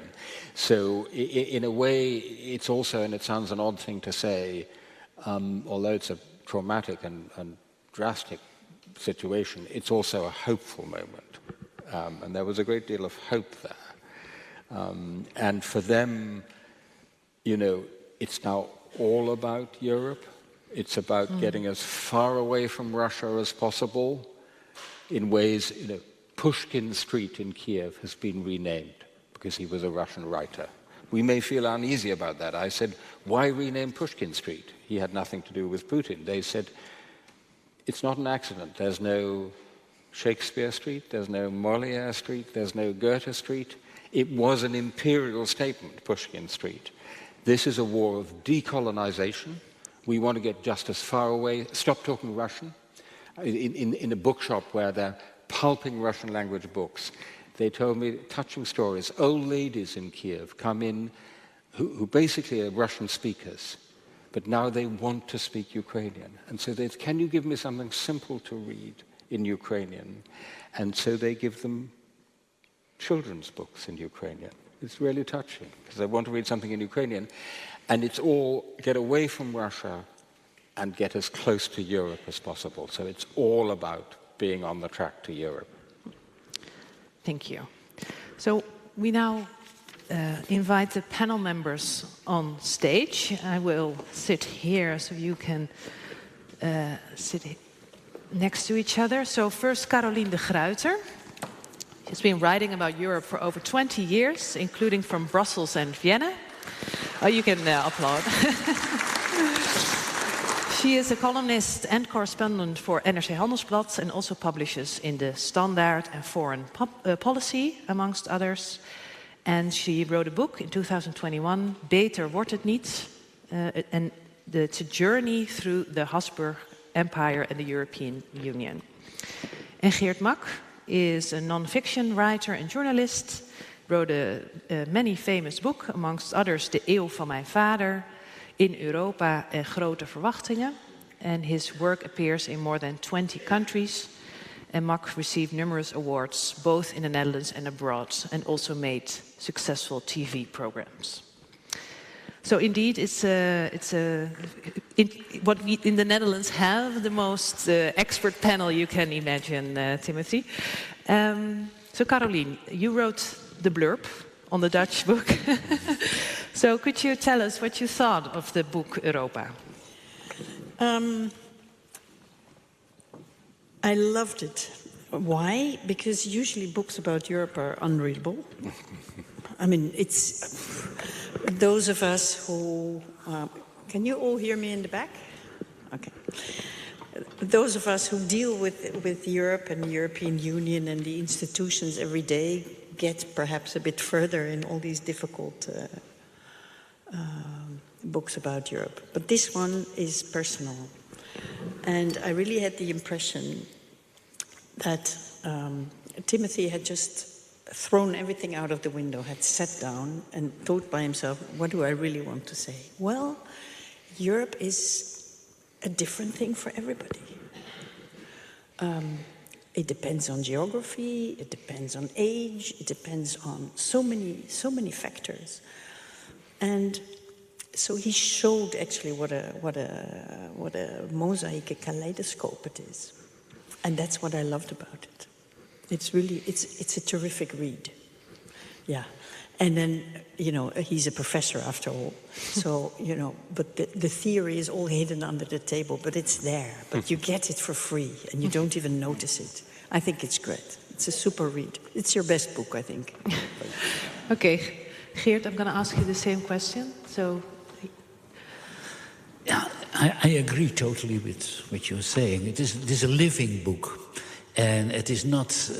Europe is often Brussels and often this theory and dry rules for a lot of people. And I would only say when you have a friend who's complaining again about rules and about Brussels and the Holstein Board, give him or her this book. This is certainly about how Europe is. And indeed... Europe has so many faces, and that is also part of the dynamics of Europe, and that makes it also so interesting. And it is also a struggle, and you feel that very well in this book through time. When you compare it with the United States, it costed, I think, the United States of America about 130 years, 140 years, I think, around the First World War, that it at last became one country. All those different states, at the end, there was really something togetherness, and there was a civil war needed. So Europe, it is totally different, but somehow it is the same process. And so it is a book which makes me also happy, because you think we started really from almost nothing, from a war, and more and more you see Europe growing under your hands. So thank you. So one of the things that Timothy writes is that Europe is a continent that constantly starts over. So in Dutch, the sentence is, in Europa is nul een repeterend getal. So I'm not sure what the English translation would be, but 0 is a repeating number, or keeps returning? 0 is a recurring number. Recurring number. Shall I explain the argument? Yes. Yeah. How many people are familiar with this idea of year 0 or Stunde Null? Do you have that concept in Dutch? Yes? So the idea that 1945 was year 0. And what I say is, actually, in Europe, 0 is a recurring number. And this thought came to me when sitting in an editor's office in Sarajevo in 1995. And the editor was very cold, and so he was feeding the office furniture into a stove to keep us warm. So a chair leg would disappear into the office stove, and then another chair leg would disappear. And at one point he said, but you know, after the war. And I automatically thought he meant after 1945. And then I realized he meant after 1995. That was after the war for him. So year zero was 1995. And now, if you think of Ukraine, after the war is going to be 2024, 2025. And so for me, one of the things we're constantly trying to do with the whole European project is to stop Europe going back to its bad old ways. Because if we don't have all these structures of cooperation and collaboration and conflict management, if everyone Brexited, then sure as hell other countries would go back to their bad old ways and we'd have other year zeros. So it would mean we're in a new phase now. I think we all agree on that. So in a way, this is again point zero. So is this something that happens automatically, or do we need now to work on Europe? Do we need new stories, it's in narratives? full swing already. It is in full swing. I remember attending a lot of conferences, you know, in the past 10, 15 years, all over Europe, with about themes like a new narrative for Europe. Yeah. And I used to say, you know, it's bullshit. Our narrative is so incredibly strong. You're not just going around making up a new narrative just because the young in Europe have never witnessed a war. So now we see how useful or how relevant the old narrative is. And I think, I mean, I came back after 8 years, having lived in Vienna and Oslo, and then I came back to Brussels last year. Brussels had completely changed. Everything is about security. Many decisions are taken, you know, with the speed of light. We managed to give, yes, the migration debate has not moved. Well, it's moving now a little bit for different reasons, because the East gets experience with refugees. But we arranged their status in 5 days. I mean, it's incredible. We're talking about defense now. We have to. We're doing our regular business, agriculture, trade, transport, in a different way, because everything is about security now. So we look at the same ordinary business we always did from a totally different angle. And that changes everything. But do you think that necessarily leads to the Europe and freedom that Timothy aspires? Or do you think perhaps this new frame of security can also go in a different direction? Yeah, I think that is reformulated now because Russia attacked Ukraine. You know, the reason why enlargement was stalled is that we all thought that the EU was, you know, that's what I learned at school at least. You know, it was a market, it was good for Philips and Unilever. Well, they've all left now, I think. Left the Netherlands at least. But now it turns out it isn't.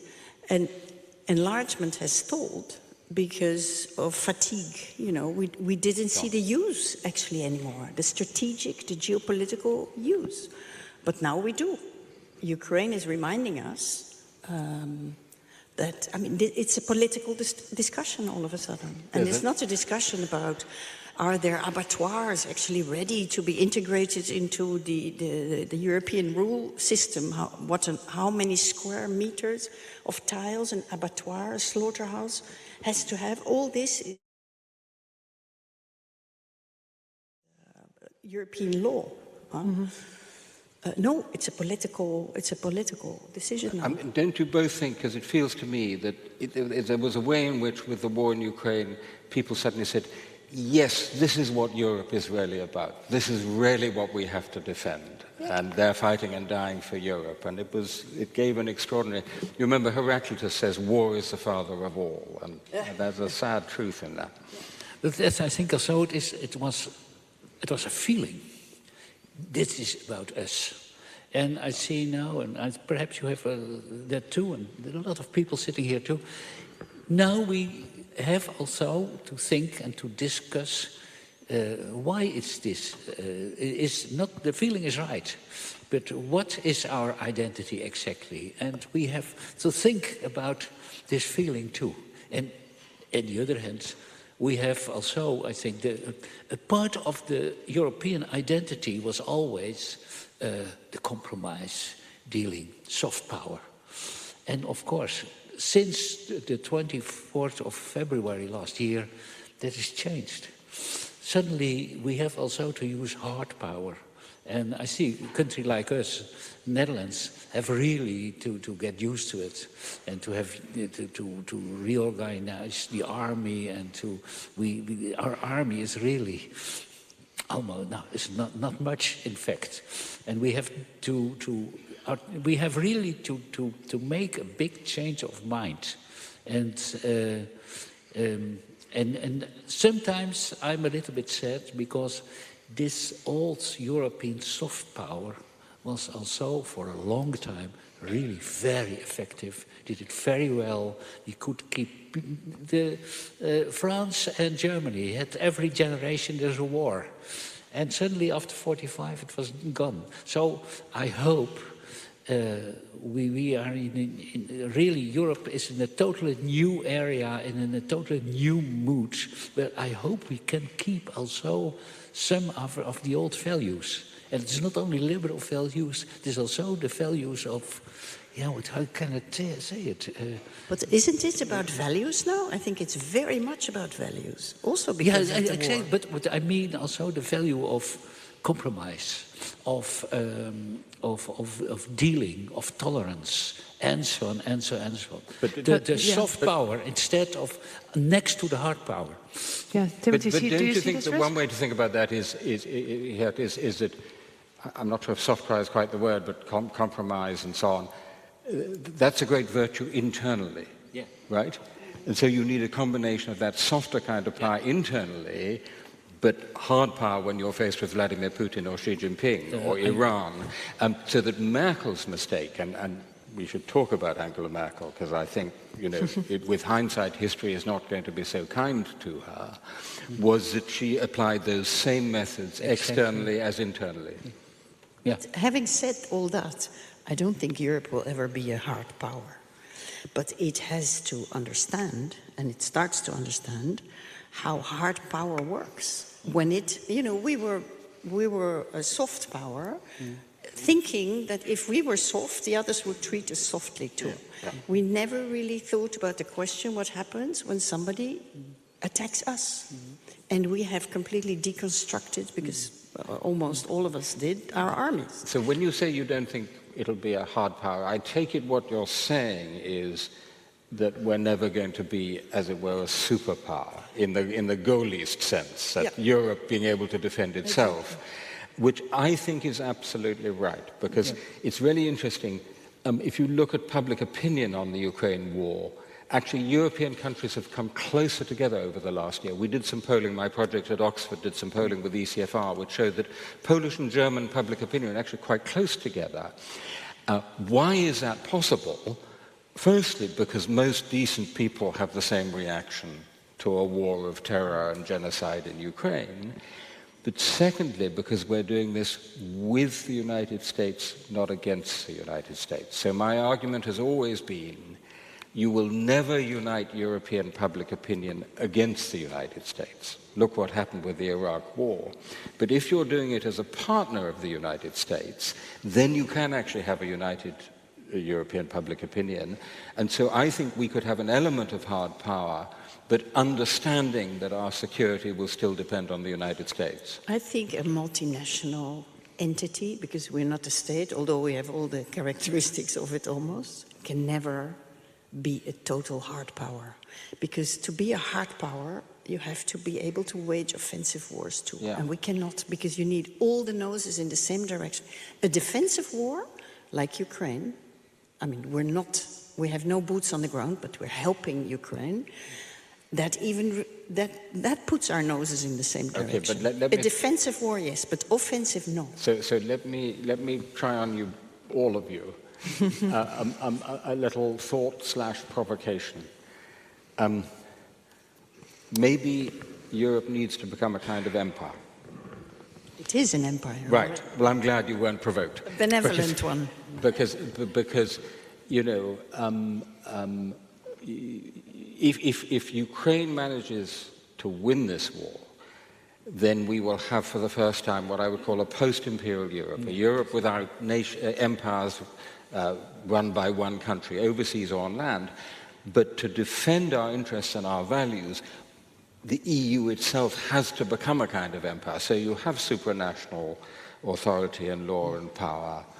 When you deal on trade with Europe, Europe is very much an empire. And now we have something called the European Peace Facility, which is funding ammunition for Ukraine. So I think we have to sort of understand that. And interestingly, I had a conversation with the foreign minister of Ukraine, Dmytro Kuleba, in Kiev last month, who said, yeah, we want to join your liberal empire, but it's a different kind of empire. It's not by use of force, it's an empire by consent and by law. But I think also we Europeans, we have to still to learn, and now we learn it very fast this year, to operate as an empire. Because perhaps we are a small country, we are not used to it. I think the British, you are used to it, to think in that way. We didn't make a very good job of it, I have to tell you that. But we Dutch and a lot of European countries cannot think, or it is still difficult to think in that way. And I agree totally with you. It is not only because we have to defend ourselves and the way of our existence and our values and so on and so on and so on. It is also because we have our own place in the world. And that makes it complicated. For instance, the relation with the United States, I think, can be more complicated coming years. And we have really to find our own way in, for instance, in the China-United States discussion and conflict. So, and I think it is, we learn it, and we have to learn it, but it will take time. But it means we have to define our interests, our common interests, better than we've done so far. Our foreign policy, our security policy, are not European, they're intergovernmental. So we need more integration in those fields. We need also to be able to stand up and say, this is in the interest of Europe, this is not in the interest of Europe. We have to learn to speak that language. But don't you think, both of you, don't you think that what we have at least partly succeeded in doing is creating a kind of shared European strategic culture? So we're all involved in the European Council on Foreign Relations, which set out more than 15 years ago to do that. And, you know, actually, if you have a conversation about Ukraine and Russia in Italy or in Spain or in Sweden or in Poland, it's a similar conversation. So in our different languages, we do have a kind of shared strategic culture. It's when push comes to shove and the government is trying to get the contract for its steel maker or its arms manufacturer rather than another, that you come up against hard national interest. Or member states are actually now cutting the budgets of European diplomats. Yeah.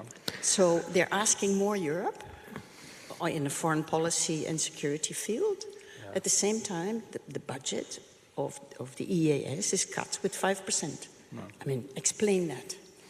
This is not an empire behaving. Well, it's a rather weak empire. It's a very weak empire behaving. Another topic. So Timothy, in his conversation with me, said that to a certain extent European countries, including the UK, has neglected parts of its own population, that it was so much busy and focused on the other side of the world, other parts of the world, that it's forgot its own population, its own internal issues. And perhaps Brexit, one of the reasons behind Brexit was that. We now also discuss a lot of geopolitical, and international issues. But at the same time, we have internal issues as well, of course. The ones we just mentioned, but also the rise of the radical right, things like that. So do you think that in this new phase of Europe, there will be enough attention for that? Or are we again overly focused on the international relationships? Question to me? Thank you. We're never enough focused on that because it's always tight ropes for the leaders of all the member states. They do things in Brussels and then they come home and have trouble explaining it. And sometimes they don't explain anything and they just blame Brussels for it. So, and then we have had the pandemic, now the war in Ukraine. It's, I mean, it costs us a lot. It costs us, you know, the heating gets more expensive, we have inflation, and so on. And this is probably going to last for a while. The world is changing and we are paying a price for it. So yes, I think our governments will have an increasingly hard time explaining certain choices that they make in Europe together to the people. I mean, I was in Paris just a few days ago, and I think most of the French understand that the pension system has to be reformed because it's becoming totally too expensive. And we're all in the euro, so the pressure is not just from the French government or the French finance minister, but the pressure is coming from Germany, from the Netherlands, from other Eurozone countries, like, hey, watch out.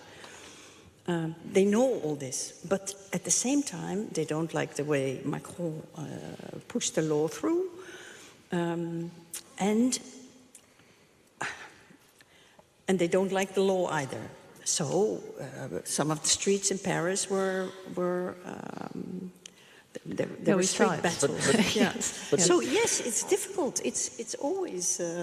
But isn't it wonderful that France still wants to recreate the French Revolution? Yes. After more than 200 years, they still want always to replay the French Revolution.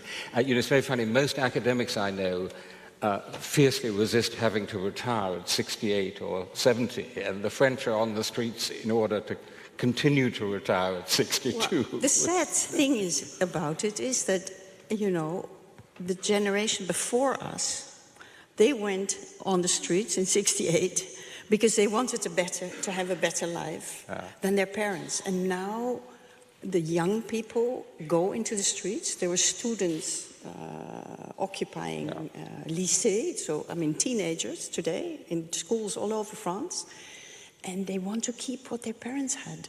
You know, it's not looking forward, it's looking backward. But if I just quickly to your question, yes.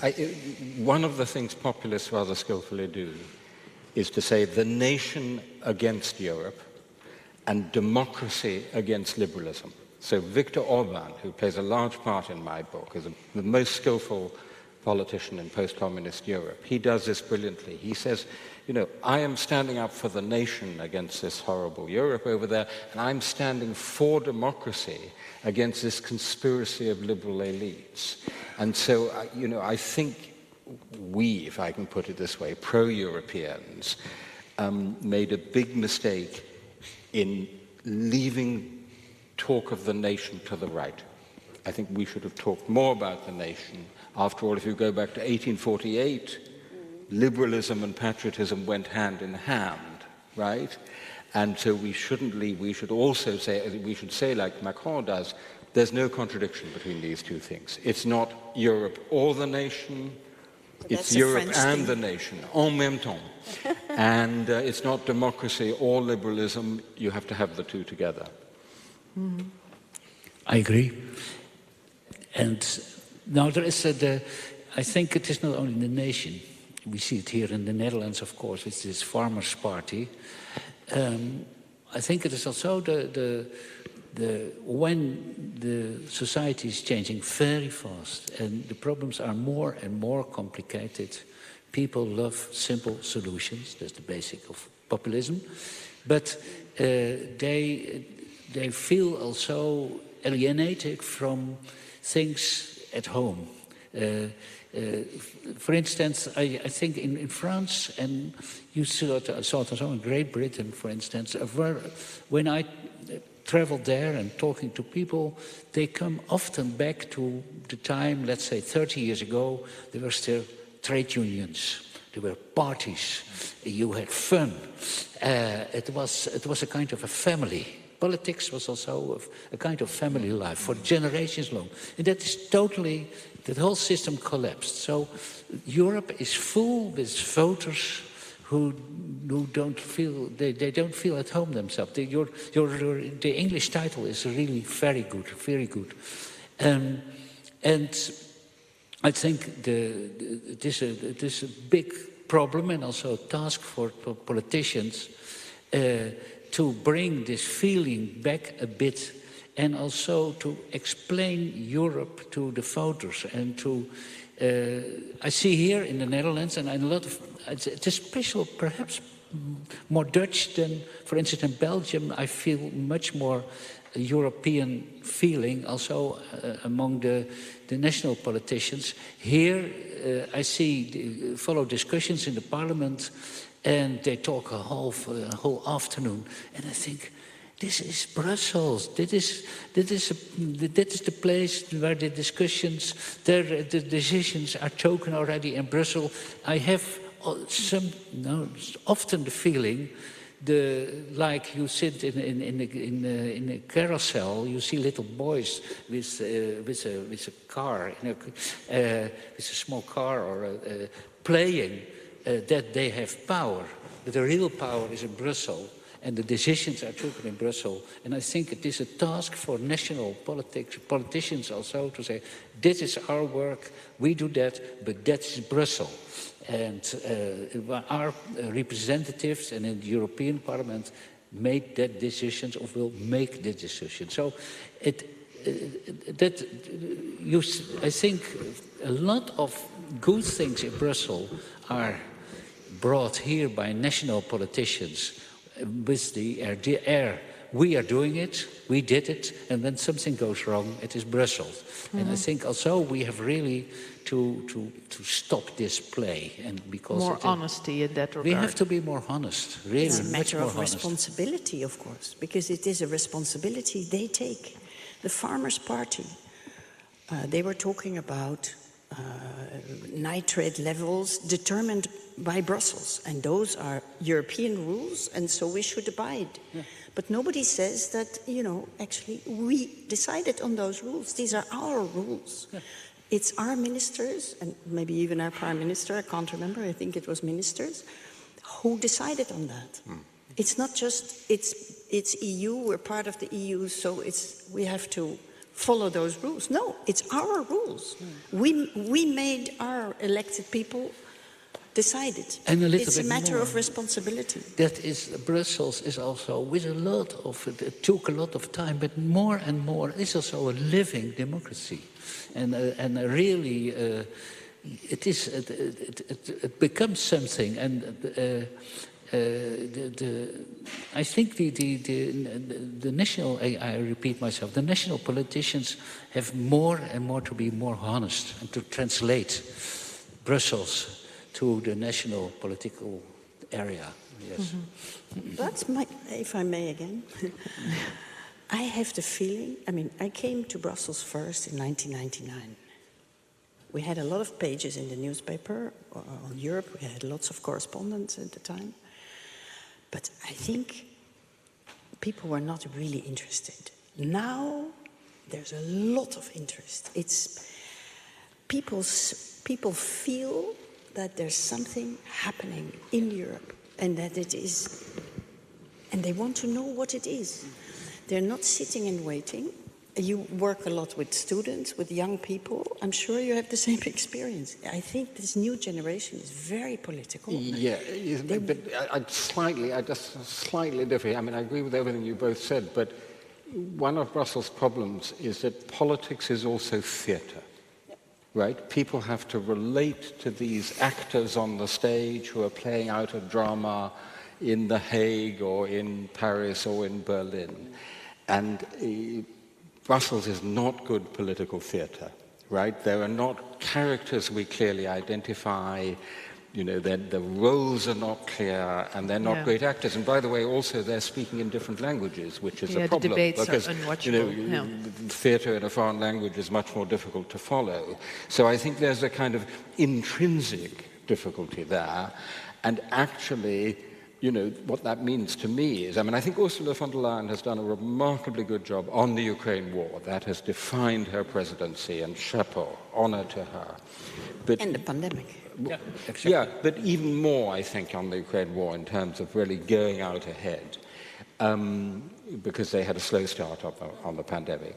But of course, as you know very well, one of the problems is that our national leaders don't want to put really effective politicians and communicators in the top jobs in the EU institutions, because they don't want to be, you know, outclassed and outplayed. Mm-hmm. So that actually, you know, I think in the next period of the Commission, if we could only persuade national leaders to put some really major figures and great communicators in there, that would make a big difference. It's a fight about the theatre and a fight about the stage.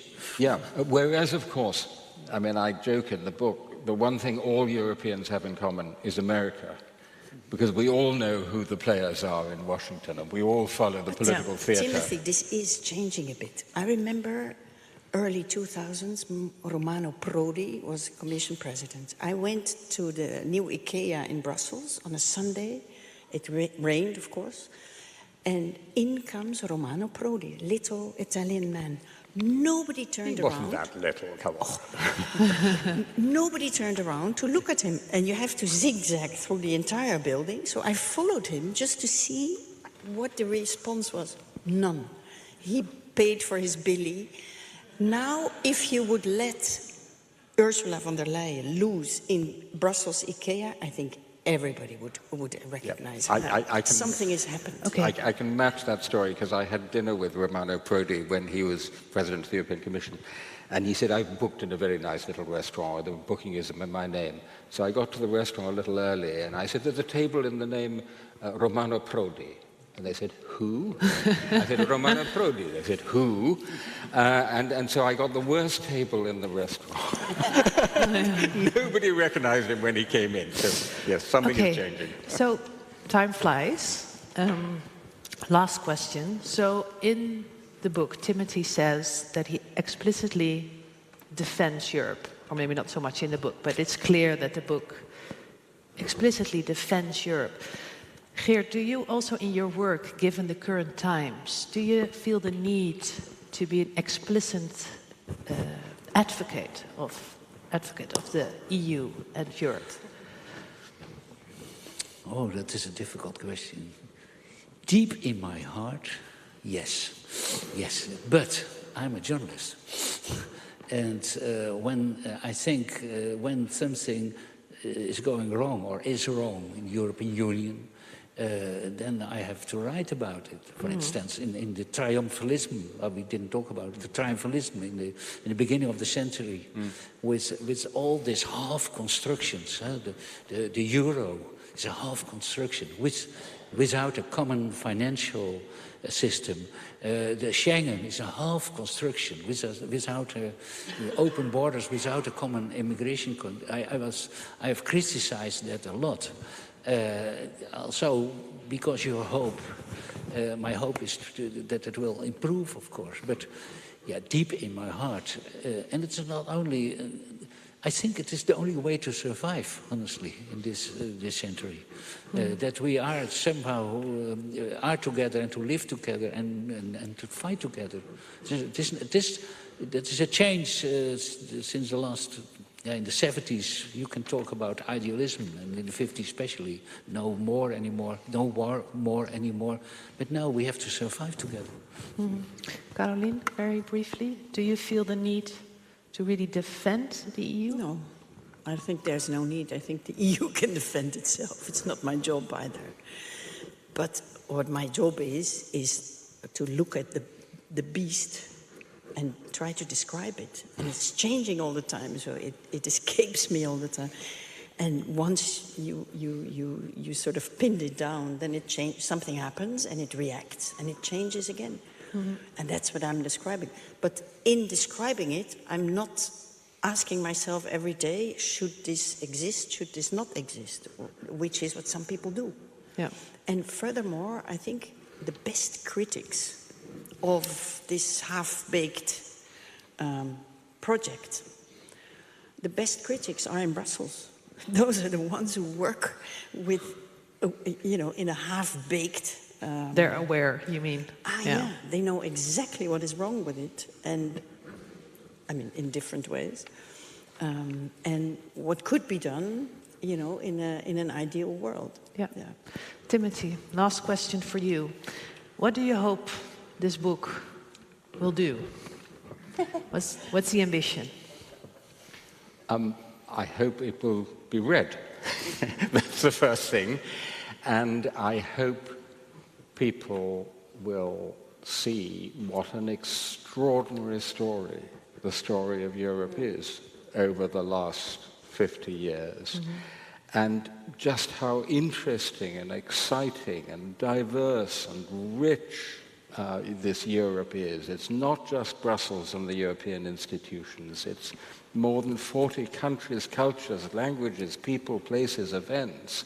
And that's the real Europe. But having said that, to circle back to your question, I think, you know, our job as historians or as journalists is simply to seek the truth and then to tell it as it is. That's basta. That's our job. But I think it's true to say, adapting Winston Churchill, that this is the worst possible Europe apart from all the other Europes that have been tried from time to time.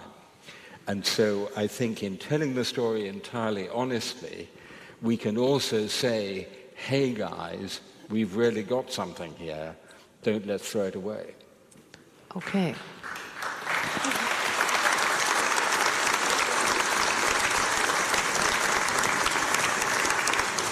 So there are many, many topics that we have not discussed which are in the book, which I can very much recommend to read. There is now some room for questions from the audience. I believe there will be a microphone. I do want to emphasize that there's no room for mini lectures. So only questions, otherwise I cut you off. So the mic is here. Is there someone? You have to walk to the mic, please.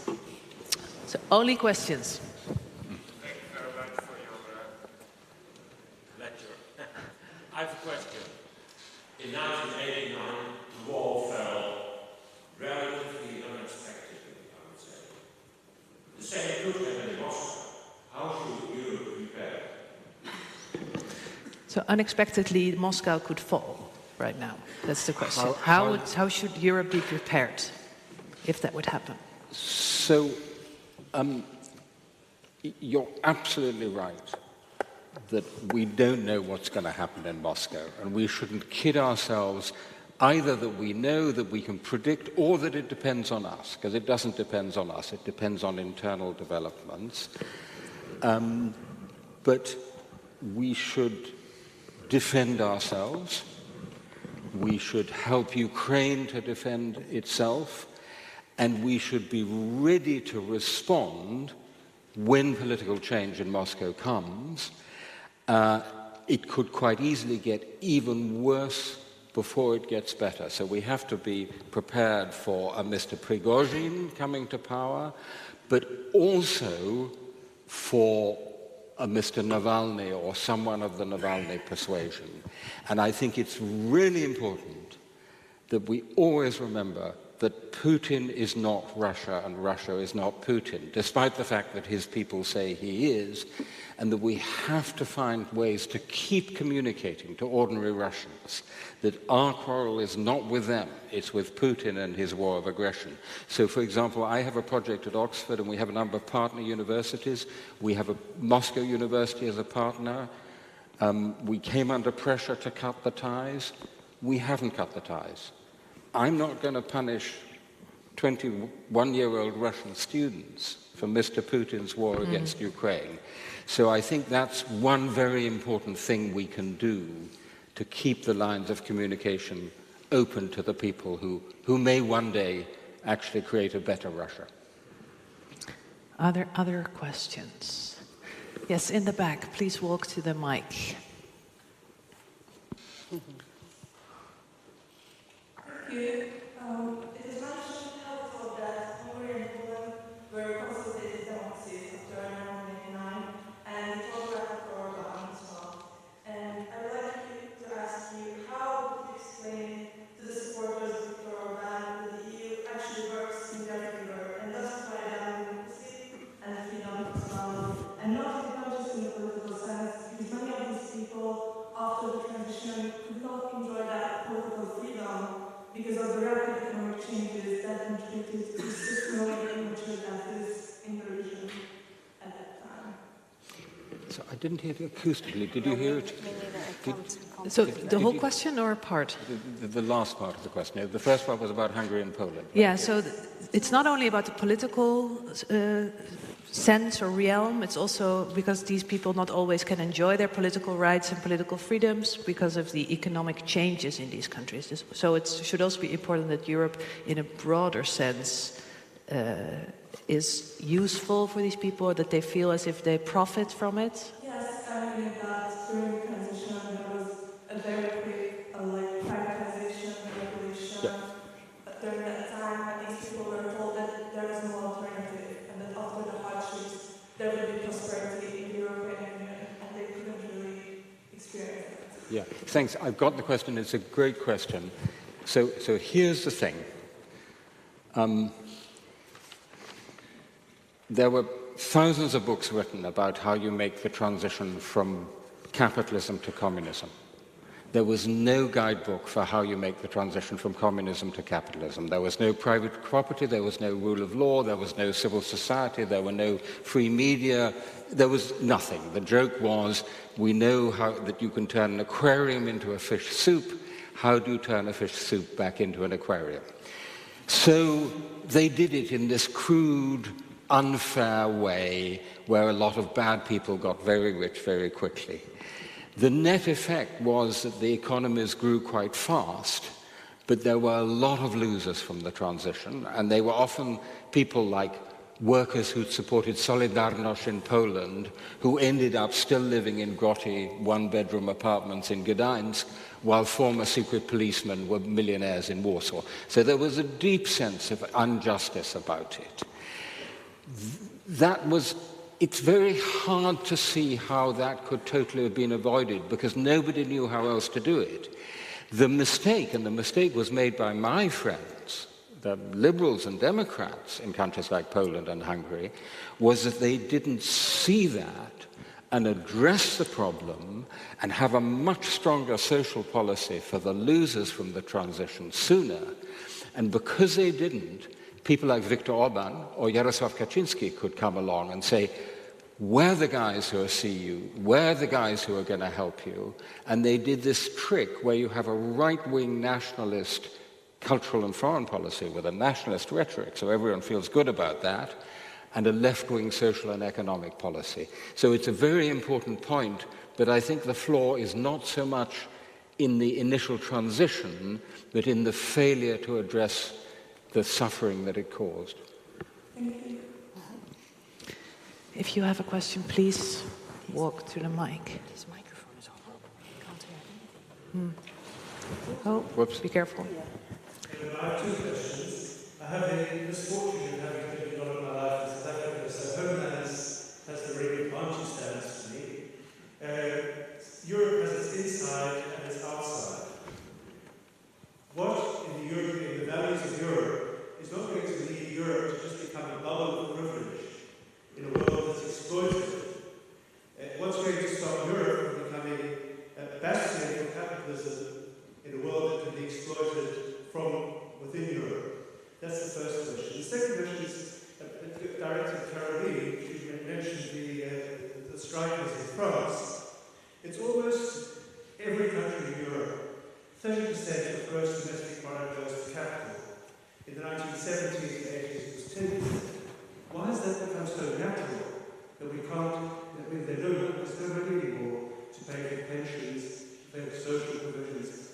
Is part of Europe's value providing capital with those sorts of super profits? So the first question was for Timothy, I think. So you've asked what for me is one of the most difficult questions of all. Because if Europe is anything, it's a universalist project. We believe that our values are universal and not just parochial. And what we have done is to remove the Iron Curtain running through the middle of Europe, and instead we're building an Iron Curtain around the edge of Europe. So I describe in the book, I don't know how many of you know, there's a Spanish enclave on the north coast of Africa called Ceuta. Ceuta and Melilla, there are only 2 bits of Europe in Africa. And because it's in Africa, it faces all the migratory pressures from the rest of Africa. And they have built a double fence with barbed wire and all the modern border controls, more than 6 meters high, which looks exactly like the Iron Curtain in the Cold War, right? And so our prosperity and freedom of movement inside Europe is bought at the expense of the freedom of movement and the prosperity of people outside Europe. And for me, it's a huge moral dilemma. I don't have a perfect answer to it. I have bits of an answer.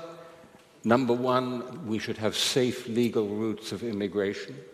It's a scandal that we let people die in the Mediterranean or in the English Channel or trying to get over that fence because we don't have safe legal channels of immigration.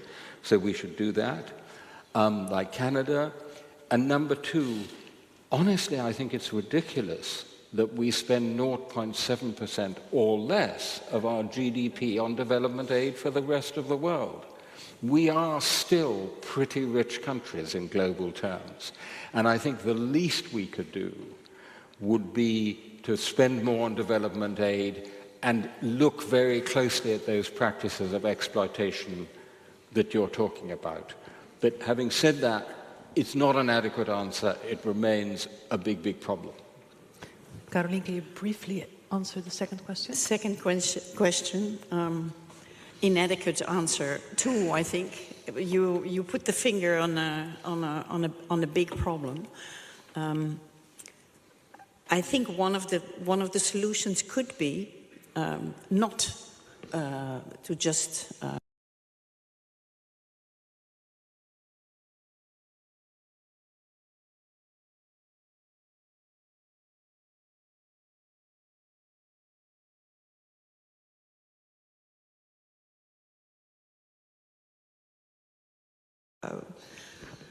it's not just private persons who are taxed, but big multinational companies as well. And that would hopefully put a floor in some of these excesses.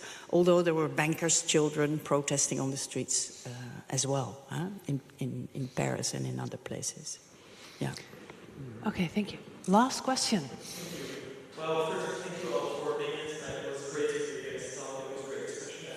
It's also great to see so many people here at the phone. But there's a problem because we're all political nerds, of course. But there's a large body of people who do not care as much about politics as we do. So how do we get them to care more about European politics system?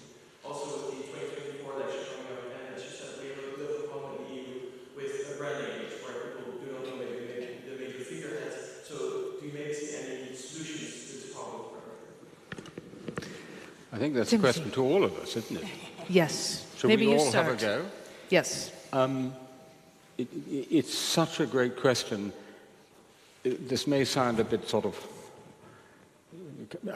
I mean, that's one of the reasons I wrote this book, to try and bring the story of Europe home to a wider audience, right? Because, as Caroline said, many books on Europe are somewhat unreadable. But I also think, and this goes to what Gert said a moment ago, that our politicians have a responsibility because they make great speeches about Europe in Brussels or elsewhere, and then they come home and blame the things that are going wrong on Brussels. The case for Europe doesn't need to be made in Brussels or in elite settings. The case for Europe needs to be made in our national languages in the village hall, and in the pub and in the workplace. And so I think there's also a responsibility on our political leaders to have the courage to make the case for Europe in our own national languages, in national politics, and not just, at the G20. So Geert, how should we increase interest in EU politics and politicians, you think? I think things are changing. I'm a little bit more optimistic, also because of the crisis we had the last decade, or more than a decade, since 2008. When my first book about Europe was published in 2004, everybody said about Europe was dead. There was not really a European discussion. And it is now almost 20 years ago, and especially after, for instance, the Greek crisis, everybody followed Greek policies. The German refugee crisis, we followed it. There is so much changed in that way. We follow the Polish elections now. Before 2004, nobody cared. And that is really, because of this very problematic situations, we all felt we are at the end in the same boat. So it gave us a lot of problems, these crises, but it helped us also a lot. And I think really the Union is, because of this growing crisis, because I look, is improved much more. Caroline? Yeah, I agree with the two previous speakers. But again, I think something is happening already. I get a lot of mail these days from people whom I've never met, who've read a book or an article or something. They have questions and they fire those questions. And I try to answer most of them. And this is something that simply wasn't there before. I think there is, over the years we got more and more Europe because we asked for it. It's always at the request of the member states. We got more and more Europe, but politics remained totally national. This is now changing. I think politics is becoming a little bit more European. Why? Because Brussels is not just about the market or just about trade agreements. Brussels is also about things that were previously totally in the national arena. Health, security, our currency, security, all these things. So everybody has an opinion about that. Everybody has strong feelings about that usually. And all of a sudden, these issues are debated on the European level. Second, most populists who were just putting all the political drama on a national podium, they've seen Brexit, they've seen Putin, they've seen Trump, they know that, exit is not a good idea. So now, at least for the moment,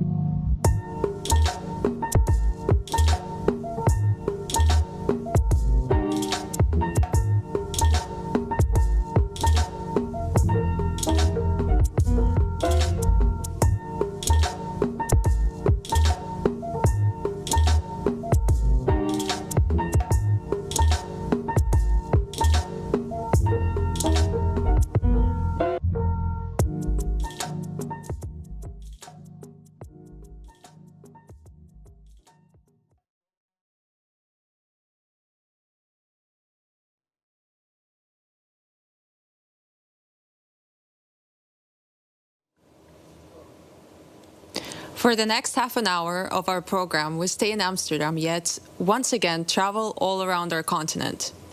In a little less than a month, the third installation of the Forum on European Culture will take place again, after the corona-caused hiatus. The theme for this year is A Culture of Democracy. In a short explainer, the Forum's co-founder, Yuri Albrecht, explains why this culture is so important today.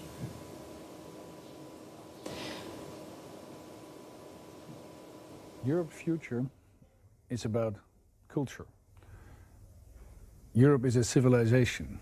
It's our civilization. It's a civilization which you could sum up as a culture of democracy.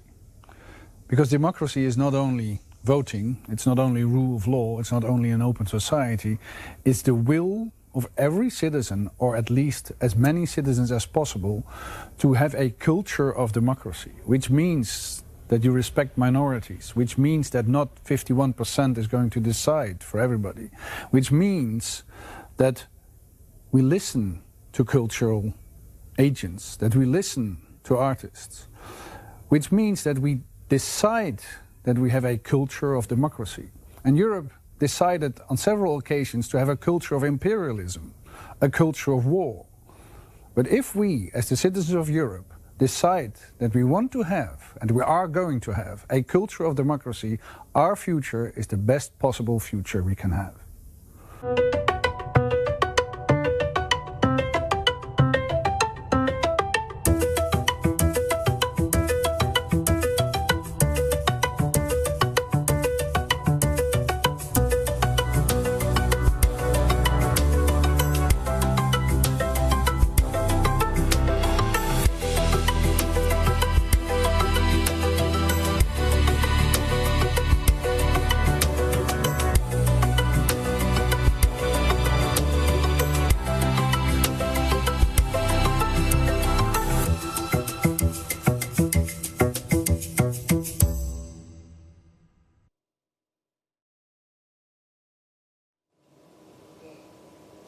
In 2020, the Forum on European Culture touched on what some people believe to be an important part of European culture: football. In a panel moderated by Tim Wagmakers, Simon Cooper, Eniola Luca, David Goldblatt, and Laura Youngston discussed whether football is still a people's game and how it contributes to European feelings. Ahead of a semi-final between Real Madrid and Manchester City tonight, we show you an excerpt of their exchange.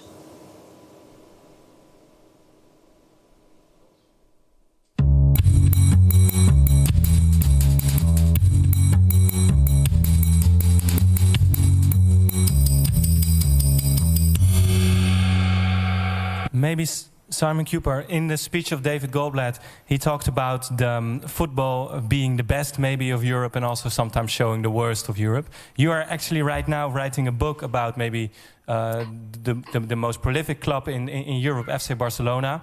I think you're actually in Barcelona right now from a hotel room working on that. If you look at the case of Barcelona, I think a lot of the things we are talking about comes together then. If we talk about financing, if we talk about image, if we talk about identity. Can you elaborate a bit on that? Yeah, I mean, I'd say two things. One is that I used to think that writing about football was a kind of lower activity than politics. And I nowadays write a political column. And having for years written about Trump and Brexit and COVID-19 and climate change and all the terrible things that are happening, and now I turn to Barcelona and I'm telling the story of Johan Cruyff and Messi, I feel that football is about the highest activity in Europe. It's a very rare source of beauty and also of comedy, harmony. Almost everyone in the world loves watching Messi play, and he's given people so much pleasure. A friend of mine who has mental health problems says that Messi helps keep him going. So I've over the last few terrible years in politics, I've come to reevaluate football and appreciate much more what it gives us all. And the other thing, I mean, you ask about Barcelona as a Catalan symbol. Barcelona has huge financial problems now. They have no money at all. And I think one of the things that you see with FC Barcelona very strongly is the tension between being a local club, which it very much is. It's run by local people. The players, it's unusually local in its players. The members are 92% from Catalonia, but it is a global club now. And Chinese people don't know what Catalonia is and don't care about that. And if you are going to pay Messi 100 million euros a year, you have to make a lot of money in China and the US. And so you become a kind of Disney-fied version of yourself. You become a shirt-selling operation. And you lose the uniqueness of what Barca has historically been. And I don't really blame them for that. That's just what you need to do to, you know, to hire good footballers. Good footballers cost money. So that, I mean, there's this kind of corporate slogan, local, you know, we're global and we're local and it works. Actually, they're often in complete contrast with each other. You can't always be global and local. And with Barcelona, I see them splitting on that issue. Yeah. Maybe to conclude this small round and then we go to Eniola Aluko. If we listen to David's speech, he says if you want to understand society, history or football can be a way to read it. So the problems in society can be read through looking at football. Would you say, maybe it's a too big question for a last question, but still, would you say that football is maybe... While we listen to David sitting down again, welcome back. Would you say that football is one step ahead of societal developments or maybe walking behind societal developments if we want to understand what's going on? Sorry, go on, David. You take this. No, you go ahead, Simon. I think the football activism this May around Black Lives Matter was the strongest I've seen footballers take action. Raheem Sterling in England is a good example. Various players in the Bundesliga like Marcus Thuram taking a knee. Marcus Rashford campaigning very successfully to get the government to keep giving free school meals to British school children. I've never seen this in 30, 40 years of writing about football. And I think that it's partly just simply because these footballers are much more than we realize. They are part of society. They grew up in society. They follow the debates of society. And they're better educated than previous generation of footballers, which again is a social change. And so now they are very happy to take the microphone and speak about political issues without waiting for the club to give them permission. And so these footballers are members of Generation Z or are young millennials. And I think it's a mistake to regard them as in some way detached from society. They're not. Yeah. I'd like to go to someone who's actually working now in the football industry. She's one of England's best ever players and has played more than 100 games for the national team. She's an author who just published her biography, They Don't Teach This. She's pundit for the BBC and licensed lawyer, and right now she's sporting director at Aston Villa's women's team. But before we talk to her, let's get some football in this venue. And we have a really short reel of goals of Eniola Aluko. Let's watch at it. Arriving, Aluko's there as well. G leaves it. Aluko! Lovely goal. Really well all night. The movement's good. She's worked well with the ball. She in here behind. The ball drops nicely for Aluko, and that is one goal back for Chelsea. She finding England once again. Here is Aluko, and Chelsea have the lead. And Aluko looks to go all the way herself. It's a powerful run, and it's an outstanding goal. Aluko to drive towards goal. Eddie Aluko scores! Yes, Eniola Aluko, we could have had so much more goals, and I don't think these are your most beautiful goals, but it's a good teaser for people to look on YouTube because there's so much more to find. I've had a really amazing hour watching all the goals, actually. We're honored to welcome you. Thanks so much. How do you listen to this conversation? Because we're talking on a bit theoretical level about football and society. Does it seem distant from your everyday life in the world of sports?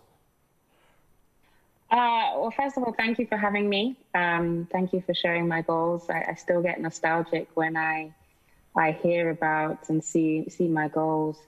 Yeah, I think in my current role at Aston Villa as director of football, the role is a 360 role. It's not just about on the pitch and building a team that's successful on the pitch. It's about building a brand. It's about the purpose of the club underneath, the football and what Aston Villa Women represents to not just locally, but hopefully globally. So, you know, touching on the conversation about how, you know, Europe, how connected we are in Europe through football, I think essentially what I'm trying to do is try and actually have quite a smart approach to recruitment, so that if we're recruiting a player, for example, from Denmark or Germany or another place in the world, we're doing that in order to connect with that fan base in that country. Yeah. So, you know, what social media has done is really made the world a lot smaller and much more connected. And actually, just by having a Ghanaian player or a Danish player, or German player, that attracts a lot of attention from that country, particularly if the player plays for their national team. So that builds the fan base almost accidentally, almost kind of without you having to sort of go and do an event there or whatever. So player representation on an international level is very, very important. You have to be quite strategic about that. You know, we have Aston Villa has a fan base in Germany. We have a fan base in North America. So that means that informs me in terms of my recruitment and being able to build a fan base, which is really important in women's football, to be able to say, well, why don't we recruit a German player? We have 4 German players in our squad. And that was a strategic decision. Yes, obviously they're great footballers, but it was a strategic decision to engage women in Germany, to engage men in Germany, because you have German players that are representing their country for Aston Villa. So that's how kind of practically it can work in football, in connecting countries with a club. But that's also, I think, you say it's strategic, it's also practical, but is there also a sort of intrinsic motivation that you want your squad to be representative, all the people who are watching from different countries? Yes, of course. I mean, the best team I played for Chelsea for 6 years, and it was a wholly international team. You know, I was an English player. We had, you know, a good foundation of English players, but essentially we didn't go to the next level until we started recruiting some of the best players from around the world. You know, one of my favorite players of all time that I've ever played with was Ji So-young. She played for South Korea. Couldn't speak a word of English when she arrived at the club, but remains one of the best players and you know, gave me a lot of goals. Yeah. So it's really important, I think, to be, you know, I heard, I think it was David talking about, you know, Barcelona being this sort of provincial club, but also being a global club. Aston Villa is very much a provincial club in terms of its affinity to Birmingham, where I grew up. That's my hometown. But then the next stage is being able to kind of connect globally with pockets of countries globally where there's a fan base. And it would be hypocritical to be able to do that if your actual product, if your team doesn't represent an international team. I think one of the problems that's kind of arising with football is this kind of xenophobic sentiment that, you know, the idea that international players coming in is going to dwindle English talent, and it's not going to help English talent to progress. But it's actually false, because I think if you look at women's football in the last 5 years, the WSL has had an influx of international players, and on a parallel, the England national team, England women's national team, have got 2 back-to-back World Cup finals and a European final. So actually bringing international players into a whole melting pot of nationalities only improves everybody.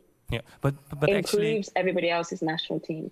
But actually, you touch maybe also upon what we just ended with David and Simon. If we talk about relationship between society and football, the discussion whether or not people from other countries take away English jobs is not only a football discussion; it's a societal discussion. And David Goldblatt, in his speech, said something that football has been able to set up or is working on a serious anti-racism movement, for example. How do you look upon that? If we look at what has happened in the recent months, is football, because I think football teams are more diverse than in many other places in society, is football a front runner also in that discussion, in trying to be actively anti-racist, for example? Yeah, I think football is a front runner in terms of bringing awareness to the problem. I think football is a front runner in terms of being representative of what society should look like on the field. You know, the Premier League has, I think, 40% black players playing on the field. But then when you look at off the field, when you look at sort of elite leadership roles, when you look at coaching roles, it's embarrassingly bad. So the question is that it's great for football to be a front runner in campaigns and, football activism. But actually underneath all of that, what's the substance? Because until you change some of these societal, these sort of racist societal expectations, i.e., a black man can't lead a football team, or, a black woman, in my case, can't necessarily be a sporting director. Really, it's just a surface, it's a surface solution to a very deep problem. We have to start getting to the root of this and saying it's all good and well having, Black Lives Matter campaigns, kneeling, putting badges on shirts.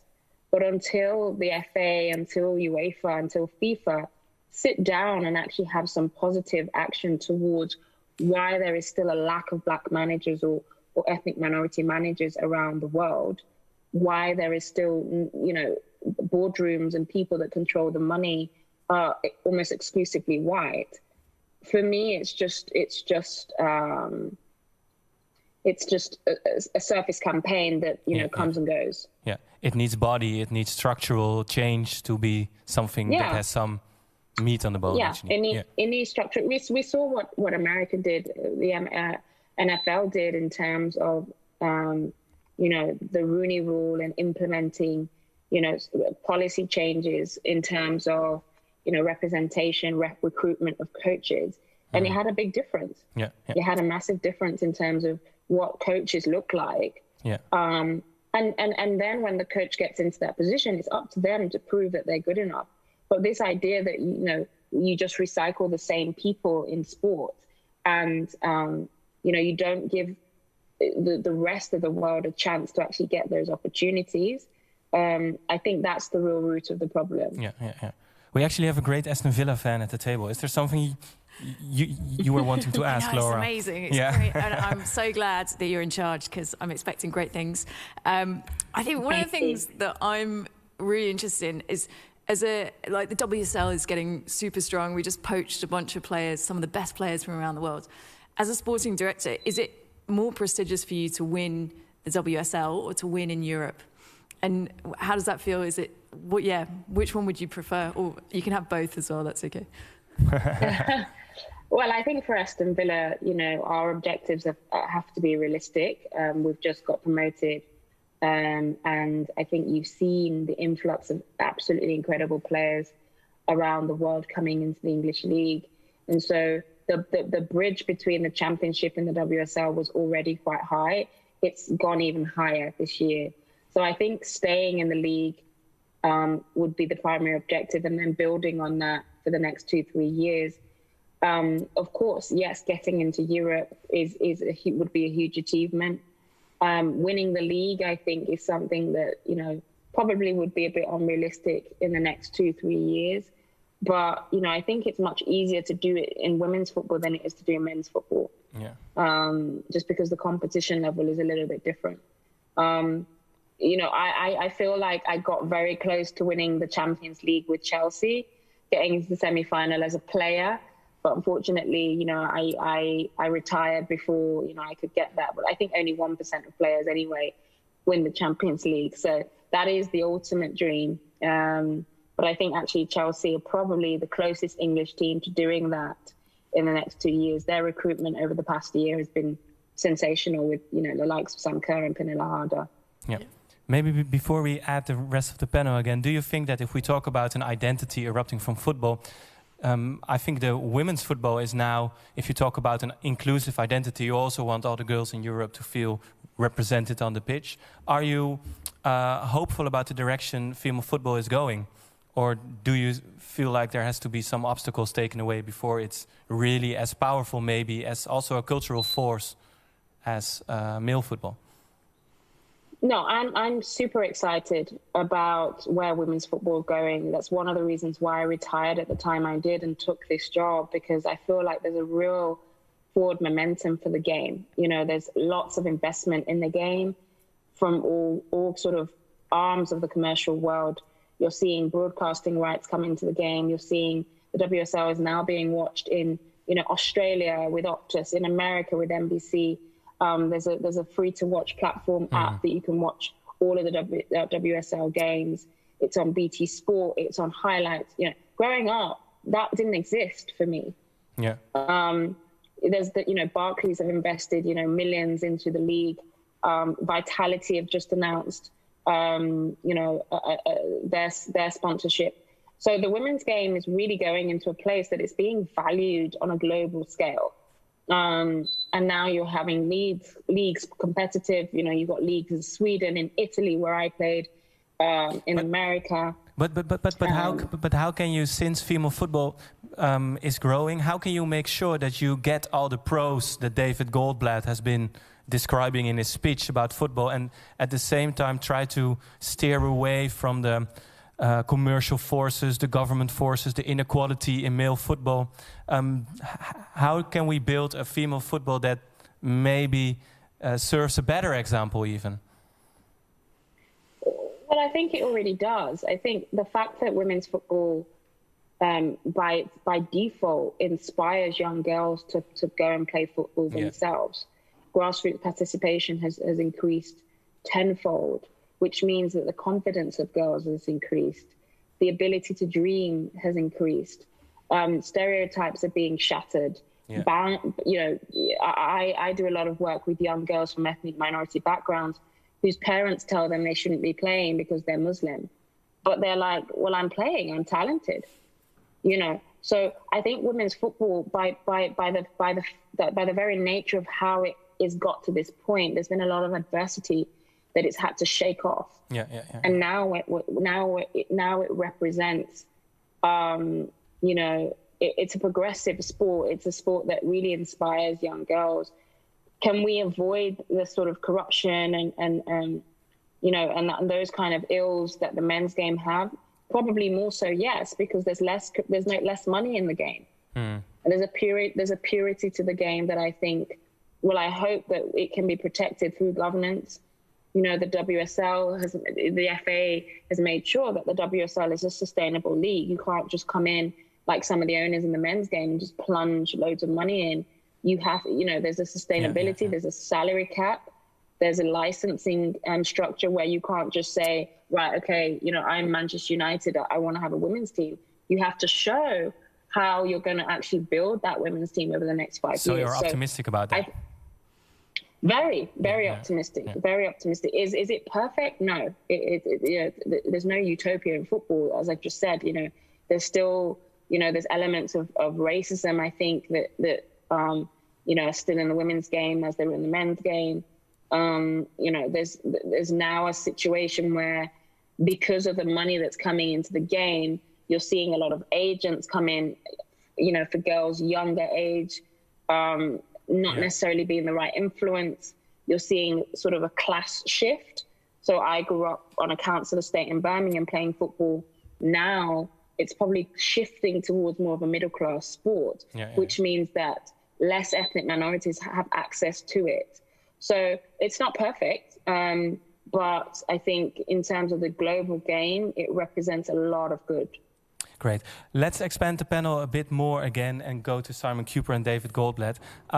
Maybe Simon Cooper, if I go to you, if we talk about these systemic things that run through society and also through football, the power of money, the money streams that are directed everywhere, the way that maybe also identity is being formed not only by the club you play for, but also the commercial forces around it. Do you see that football is right now at a point where we can continue in the same way, or do you see that we're on a turning point? And that, just as in society, people are saying maybe banks should not only be interested in growth, that in football there's also a new mentality about how we should continue? I don't think so. I think most fans are fine with Qatar United Arab Emirates owning football clubs, with footballers, men earning 10 million euros, with very dubious advertising for gambling companies on shirts. And the reason I say that most fans seem to be fine with it is they vote with their feet. And until COVID, the stadiums were full. Football has hardly ever been so popular. So many of us might not like these things and would wish it were different. But I don't see a mass movement of football fans rejecting this. Football is corporate. Football is suffused in money from very dubious sources. And fans seem, the overwhelming majority of them, just fine with it. Yeah, but at the same time, we've said that football has such an amazing cultural value.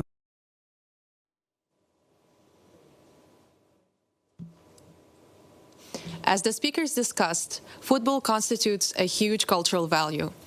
Would the Eurovision Song Contest do the same? And would, in their own way, both of them then contribute to a European sentiment? Or are there more political or even geopolitical matters more prevalent to it? YouTube channel Into Europe tried answering that question in this explainer. Europe is going through the world's largest nation-building project.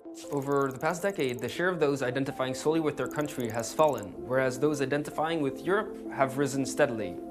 It's the result of rapprochement between the peoples of Europe in the face of collective challenges. Shock to the UK's decision. The economic fallout from the coronavirus. Vladimir Putin unleashed on Ukraine. But also careful policy by European institutions to craft a common identity. And it's an effort that will play a determining role in the direction that European integration will take. So are Europeans actually starting to feel European, and what does that mean for the future of Europe? This video was powered by the European Cultural Foundation in anticipation of Europe Day. The difficult thing when talking about European identity is that there's no clear definition for it, and so it's relatively hard to measure.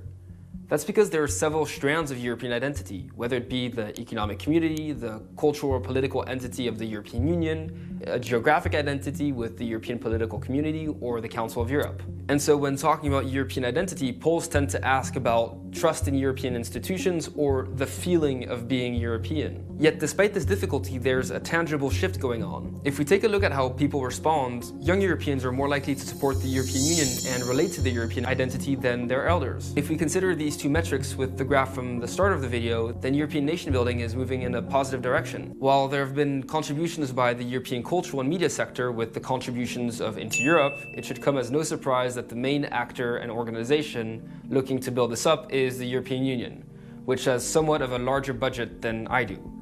Ever since it started organizing elections in the 1970s, it's been concerned with how to relate to Europeans. And the EU has a difficult task at that. And that is because most of what the EU does isn't directly visible to its citizens. It doesn't run schools, it doesn't give out social benefits, and it isn't involved with things like the retirement age that visibly affect people on a day-to-day basis. And that's a choice by national governments to keep control over key policy areas and their national sovereignty.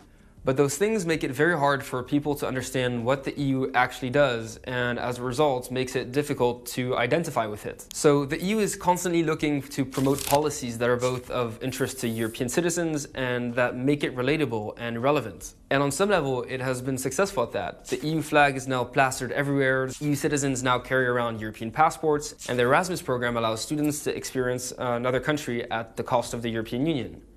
There's also this interesting phenomenon where EU politicians get into a feeding frenzy about cancelling daylight savings every couple of years, which draws a lot of attention to an area where the EU could actually weigh in, whether or not that actually is relevant and useful for people. These initiatives and the European sentiment that's being created doesn't mean that Europe is on the road to becoming a country, or that national governments will give more power to European institutions like the European Union. But it does increase the likelihood of the EU surviving in the future. Apart from the easy access to other European countries, this sense of European identity has an important impact on two main aspects: solidarity between European countries and the policy direction of the European Union. This is a map of the willingness of European countries to help out others in the event of a major crisis. Most countries willing to help out by a large margin, though in general it needs to be said that Northern and Western European countries benefit from greater solidarity than other countries. But according to a separate poll, The help being provided depends very much on the type of crisis, with most countries willing to help out in the event of a natural disaster or an epidemic, but not a debt crisis. The COVID-19 Pandemic Recovery Fund, for which both Spain and Italy were the largest beneficiaries, would have been difficult to sell to a public not already convinced on helping out other countries in the first place. But dealing with these crises also has a direct impact on European identity itself. Following the 2008 financial crisis and 2015 euro crisis, trust in the EU by Greeks who were subjected to severe austerity collapsed to the lowest level of the entire European Union. On the other hand, Brexit and the response to COVID-19 only strengthened the trust in the European Union and increased European sentiment. But it also has implications on the policy directions of the European Union. If Europeans see their identity and way of life as something worth protecting, then the EU will follow suit to try and make it a reality. Europe That Protects and the Geopolitical Commission, two of the EU's latest endeavors, are all reflections of how Europeans define their identity and ways of life. And it's something that comes up again in opinion polls. That identity means that strengthening the border to limit migration takes precedent over other priorities like economic reform, where there is less solidarity and less pressure by European countries.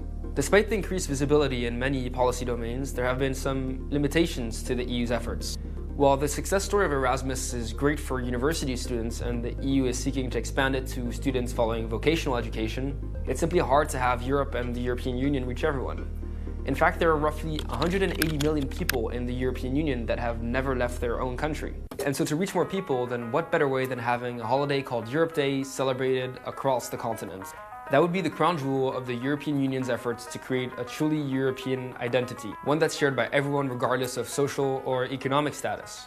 If you'd like to find out more about Europe Day and the activities linked to your country, go check out the website in the link down below to find out more. Once again, this video was powered by the European Cultural Foundation. If you like this video, make sure to like, comment, and subscribe for the latest updates and analysis on European news. In 3 days, the Reframing Migrants in the European Media project will come to a close with a huge gathering of media makers from all across our continent. On May 12th, at Pakhuis de Zwijger, they will present a magazine called Shift, presenting proposals for the development of the European public sphere, inclusive to the perspectives of refugees and migrants. The magazine has been published by Here to Support and Hostwriter. In the upcoming half an hour, I will have a conversation with Osama Al-Sayed and Mohammed Esbah, who both participated in the EU-funded program Reframing Migrants in the European Media and contributed to Shift magazine. In the publication section of this dedicated Europe Day website, you can find a digital version of Shift magazine. And you can also come to Pakhuis de Zwijger on May 12th in person to get your physical copy. And I'm glad to have both Osama and Mohammed in the studio with me here. Could I ask you guys to just do a little introduction of yourself to the audience online and tell me and the audience in what way did you participate in the project? My name is Osama Al-Sayed. I'm an Egyptian investigative journalist. I'm working on the investigations field for more like 6 years. I produced lots of investigations about like human rights violations and also the stolen assets and corruption in the Middle East.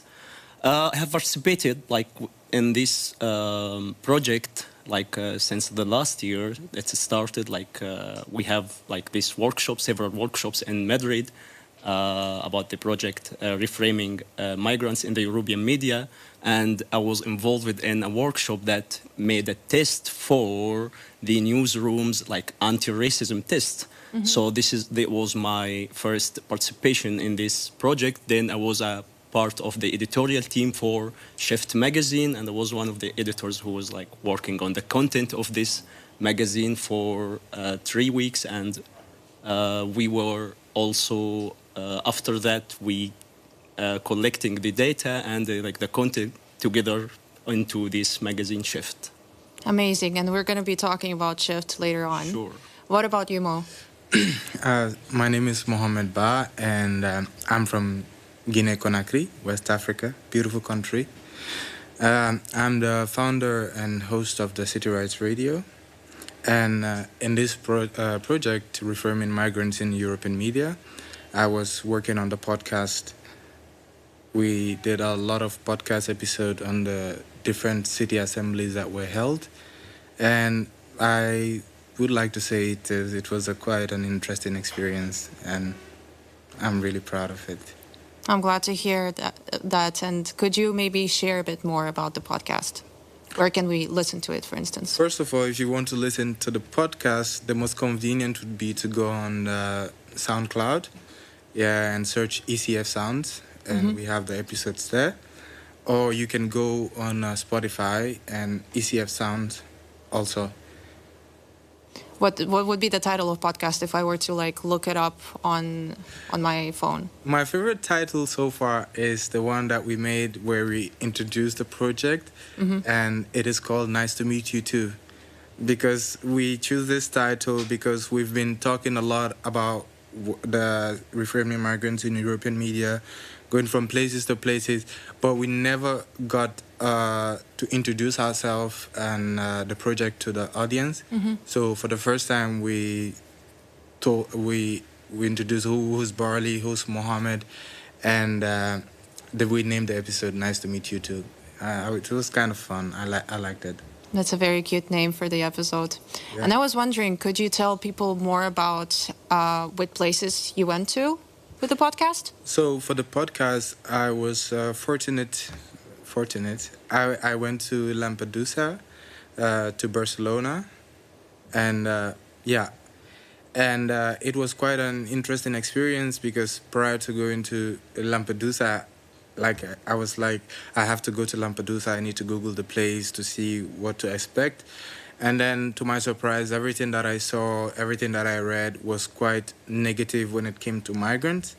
Only to go there and realize that what I was expecting, what was told on the media and websites, was totally different from what I saw, which actually motivated me more to work on the podcast, because it was supposed to be one episode that turned out to be 3 different episodes, because there was so much that was not told, there was so much that was not stated out there, so little information. And sorry to say this, but mainstream media has gone beyond borders to make sure that everything about Lampedusa seems so pessimistic, so negative, and talking about migrants in a really, really inhuman way. I had to go to Lampedusa to make the podcast, but when I went there, it became a motivation from seeing that this is not at all what is going on from what I saw online. So that motivated me even more, and that led to 3 different episodes being made out of from Lampedusa. I also went to Madrid, where we made another episode called the Soul's Table and Spaces, because this was how the assembly in Madrid was organized into 3 different tables. I'm not going to do spoiler alerts because it's yet to be published. But it was interesting, and for me, I think what I try to do with this podcast is to go against the fundamental approaches that many mainstream media are having, which is to cut your words to suit a narrative that they want to share, which is not what I want to do. I want to tell people stories to the full, what they say, how they say it, how they want it to be, give migrants the space to get themselves out there. It's great and very empowering and enabling people's capacity to express themselves. That's a very honorable way of making a podcast. And I was wondering, why do you think it's important to have these other types of reports, such as the one that you've made in Lampedusa, in the media sphere? Many times, this is a very sensitive topic, but it would be very weird for a man to sit on a table and talk about issues affecting women. I think it is also weird for a non-migrant to sit on a table to talk about issues affecting migrants. Absolutely. There are people that have PhDs, there are people that can speak, and in my humble opinion, I believe communication is just the essence of sharing message. Even if I cannot speak English properly, I can utter a few words for you to understand. So I don't see the need for someone that is not a migrant, that have not expressed, that that have not experienced being a migrant or the difficulties that comes with it to tell the stories of a migrant. It doesn't make sense. I think grassroots media organizations like the City Rights Radio should be empowered to encourage people and itself empower people to tell their stories, because we can tell our own stories. And if we tell it, we always tell it better. Because if we do, you see the human connection. This creates empathy, and empathy, hopefully, will create change. And Absolutely. I believe that's it. That was beautiful. Thank you so much, Mo. And I think I had another question, but this was so good that I'm a bit dumbfounded. But what would be like the main learning from the process? What did you learn from making this podcast? What I learned, I'm going to tell it in the form of an anecdote if we have time, I don't know. But when I went to Lampedusa to record the episode, I said this in the podcast also, but I'll do it again. I had to interview the survivors of the 3rd of October 2013 boat wreck. And I myself came to Europe on a boat. So I knew the subject that I was talking about. I knew how I feel when people ask me about my boat experience, so on and so forth. So I knew what were some of the trigger questions, what to ask, how to ask it, how to be responsible and respectful, not to ask questions just to kind of like enrich your content, you know? I went to the survivors. I was like, hey, I don't feel comfortable asking you questions because I know how I feel when people ask me, but what would you like to tell? Yeah. And he shared as much as he wanted or as little as he wished. So basically, because I am a migrant, because I understand the situation that I was talking about, it made the approach more human and gave control to the person that was being interviewed. And I think that's why we need to have more migrant people, journalists with migration backgrounds in all forms of media. Absolutely. Yeah, so that's the answer. I think that's the best I can give, because it is very important to tell a story, but it's also very important to be respectful and be considerate of the people that you're interviewing, the people whose stories you're sharing. It's a huge responsibility, guys. Absolutely. And it's so easy to just cross the line and for your story to become exploitation of somebody's pain and experience. And it happens a lot. Sadly. But speaking of multimedia, the project Reframing Migrants also created a beautiful publication. And we are going to play a little video for you about the making of Shift magazine, if it's possible. Awesome, thank you. My name is Tina Su, and I'm a multimedia journalist based in Berlin. This is Mahmoud Lanani. I'm an Egyptian journalist and documentary producer. I'm Vivian Muhle, and I work and live in Hamburg, Germany as a creative. And I'm Ariel Sosa, and for this project I am the designer, and in my normal life I am a father. My name is Osama Al-Sayad, investigative journalist. My name is Moja Jereo. I'm a journalist based in Madrid. I mostly focus on race and migration. I'm Gabriela Ramirez. I am a multimedia journalist from Venezuela based in Berlin, and I'm the head of data and multimedia at Unbiased News. So we are in the Reframing Migrants project, trying to change the narrative and the perspectives about the migrants, refugees, and racialized people. So around a dozen of us are here together in Amsterdam for 2 weeks to do this kind of experiment of a decolonizing newsroom. We're trying to practice a new practice of a newsrooms that have different type of approach. A newsroom that doesn't belong to the mainstream.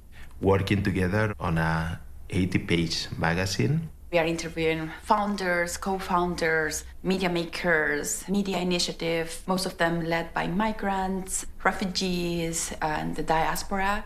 to see examples of people who have kind of reclaimed the narratives for themselves by creating their own newsrooms, by creating their own podcasts, or creating their own like TikTok channels and new media to change the narrative around migration. It's getting their insight to see how we can just amplify their voices, help the media landscape.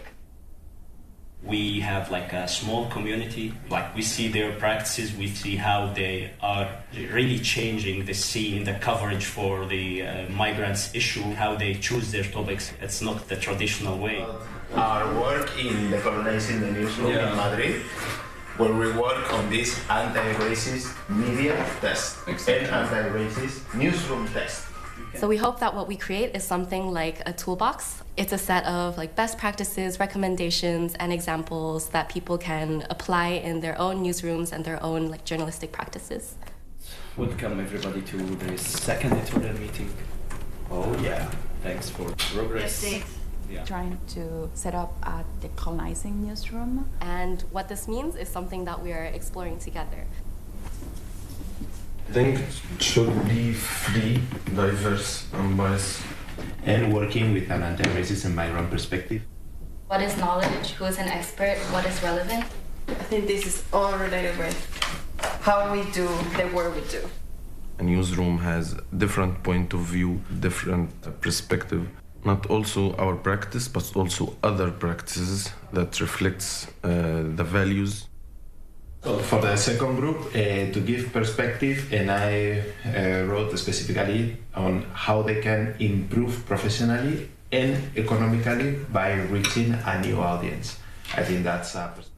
Both of us are working with Julia on deciding the visual aspects of the magazine. Like showcase or show the diversity of the topic, not only represented in the people, but also in the colors and the textures. Shift. Actions for migrating perspectives. So actually, I thought it was really interesting today because it's the first time that we like worked with the journalists in a group and having a discussion and everything. So it was quite refreshing. So I just realized it is possible to working in such a group that already where you don't have to explain yourself or where everybody is from a same perspective somehow. That's really always so pleasant. I just realized it's such a different experience and such a nice experience. Even if we're incredibly diverse, there's this feeling of belonging. We both like fell in here today, and I felt like we just got into it without like Exactly. It felt like it made sense. So effortless. It's Yes. like yeah.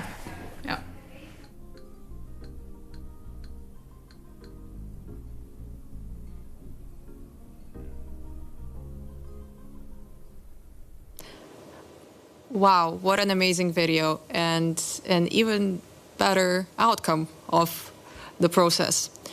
Guys, I wanted to ask you, how did you approach the creation of Shift magazine to ensure that the perspectives of refugees and migrants were represented in the most authentic way? Before I start talking about this, let me introduce you to our little baby, Shift magazine. This will be available on 12th of May in Backhouse event and online as well. You can check Reframing Migrants website and you will find an online copy. If you want your hard copy, you can come to us and you can also reach out here to support or Amsterdam City Rights to get your hard copy.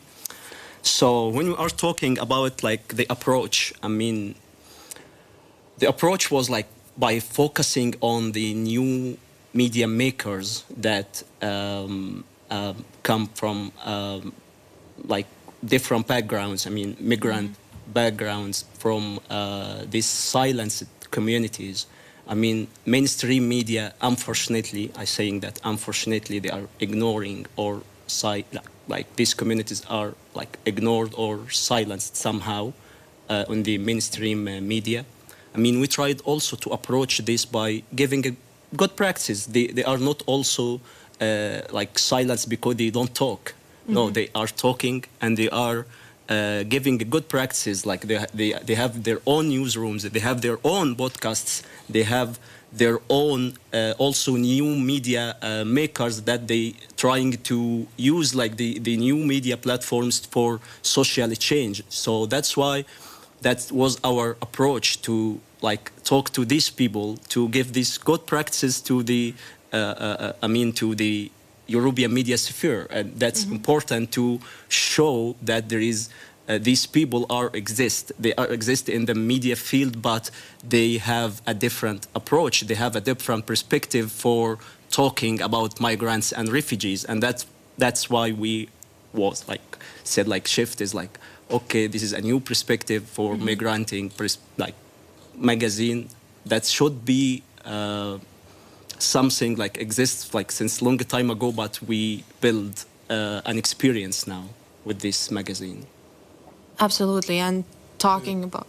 To add up to that, go ahead. And if you also look at the making process of it, how diverse the working group was, which all go to all corners of representativity, and I think that was really nice, because there is no way that in it there were refugees, there were people who were born in Europe, people who migrated in Europe at a young age, people who have parents that have migrated for a very long time. So you see that from there, there is already the tracks for it to come out in this beautiful way, babyish and cute, as Mr. Osama just said. Absolutely. It is very cute. It is very cute, and I'm looking forward to having my own physical copy of it. But since this was like a trailblazing sort of experience, what were the challenges that you have experienced in producing and in the editorial part that kind of were behind the scenes? How? Yeah. The first challenge, in my opinion, was like ensuring authentic representation for these communities. I mean, for the migrant communities, for the diaspora communities, for these minorities. That was like, we need like authentic representation. We don't want to repeat the faults of the mainstream media. That was a challenge. I mean, in the mainstream media as well, we have the lack of diversity. So when we establish or try to build a decolonized newsroom, we need to have this diversity, and that's not easy. And you have this kind of recruitment policies in the mainstream media. We are trying to challenge this way to choose your editors for this newsroom. That was also a challenge. Also, other challenges was like, what does it mean? I mean, for everyone who's gonna participate on this. So for me, I was like, we at the beginning we were okay. That was like too much discussion. What does decolonized newsroom means for each editor? That was like also a challenge, and also it's gonna reflect on the product as well. It's not only something theoretically. I mean, we will show a good practice, or we call it a best practice or a good practice, but it's a practice that helps the mainstream media, I mean, to just like see what's going on outside their bubble. I mean, so that was a challenge. We overcome these challenges like by, I mean, for the first challenge about the ensuring authentic representations and the lack of diversity, we are trying to connect to the initiative, like new media initiatives, to migrant initiatives, to like a media-led organization by the refugees and journalists from the diaspora. So we were trying to highlighting the importance of independent reporting, because like independent reporting on such an issues, like they underestimate it as like all the time, and they have guidelines in mainstream media guidelines. So we are trying to break all of these rules with our editorial or our inclusive editorial guideline, not only the stereotypes and this stigma about the reporting about the migrants and the refugees and the minorities overall. And did you come at the end of the day to a unified sort of opinion on what decolonized newsroom is? Yeah, I mean, it's sort of a challenge. Mhm. It's a challenge for the dominant narratives. It's also a challenge of the legacy of the colonialism in the mainstream media newsrooms. It's also something like questioning the power dynamics on the newsrooms. Mhm. We are not we are not gonna watch this only. The power dynamics in the mainstream media is unfortunately unfair at all in terms of the migrants and the journalists from the different backgrounds. And we trying to say decolonized newsroom, giving more space for the people to take about themselves, not to let others to take about them from other mentalities or other perspectives. So we are trying to say that the decolonized newsroom is like more safe space for these people to talk about themselves without stigma, without stereotyping, without this kind of coverage that we all unfortunately see at the mainstream media in different countries in Europe. It's not only in specific country. It's a mentality, unfortunately. Okay, and what about you, Mo? I just like the fact that during the building process, they took every aspect of society into account, including the fact that most mainstream media are capitalistic driven, that they want to make more views to make more earning. But what about this percentage of European population that is not a target, that is not an audience because they don't agree to the way they're being portrayed? So if they can just take this, use these approaches, change the way they work, it's more earning for them because people will be like, oh, I'm being talked about in a good way, I'm being portrayed, this is a good representation, I would like to watch this channel more often. So, but instead, they are losing, maybe they're gaining more, I don't know, but they're losing a whole set of audience. And to you, the journalist, I think this is one of the fundamental principles that many have forgotten, is the fact that journalism is about not just about being a reporter as a job opportunity, as a job, but most importantly, sharing stories, sharing news, keeping people updated. I mean, in a kind of way, upholding the pillars of society. My high school teacher told me that there are, unlike three, there are four pillars of government: the executive, the judiciary, the legislative, and the press. Because the press has the power, and unfortunately for us, for a long time, this power has been working against us. But I think this could be one of the keys to changing that. Absolutely. And I think that what you've mentioned about press losing audiences, it's also about regaining the trust of the audiences, because this has been mentioned quite a bit over the past years, that people are losing their trust in the media overall. So stories like this, processes like your guys's, can give a positive outcome to media as a whole. Not only media about migrants and for migrants, but media as a whole for all the people who live together. Thank you so much for this wonderful panel, and sharing your experience of the decolonizing newsroom. It's an unprecedented experience and an unprecedented process. Again, just wanted to remind you that you can find Shift publication in the publication section of the Europe Day website, as well as the reframingmigrants.eu website. And you can come to Pakhuis de Zwijger in Amsterdam on May 12th and get your physical copy, because it's really nice and you should really get it. Definitely. Thank you so much. Thank you.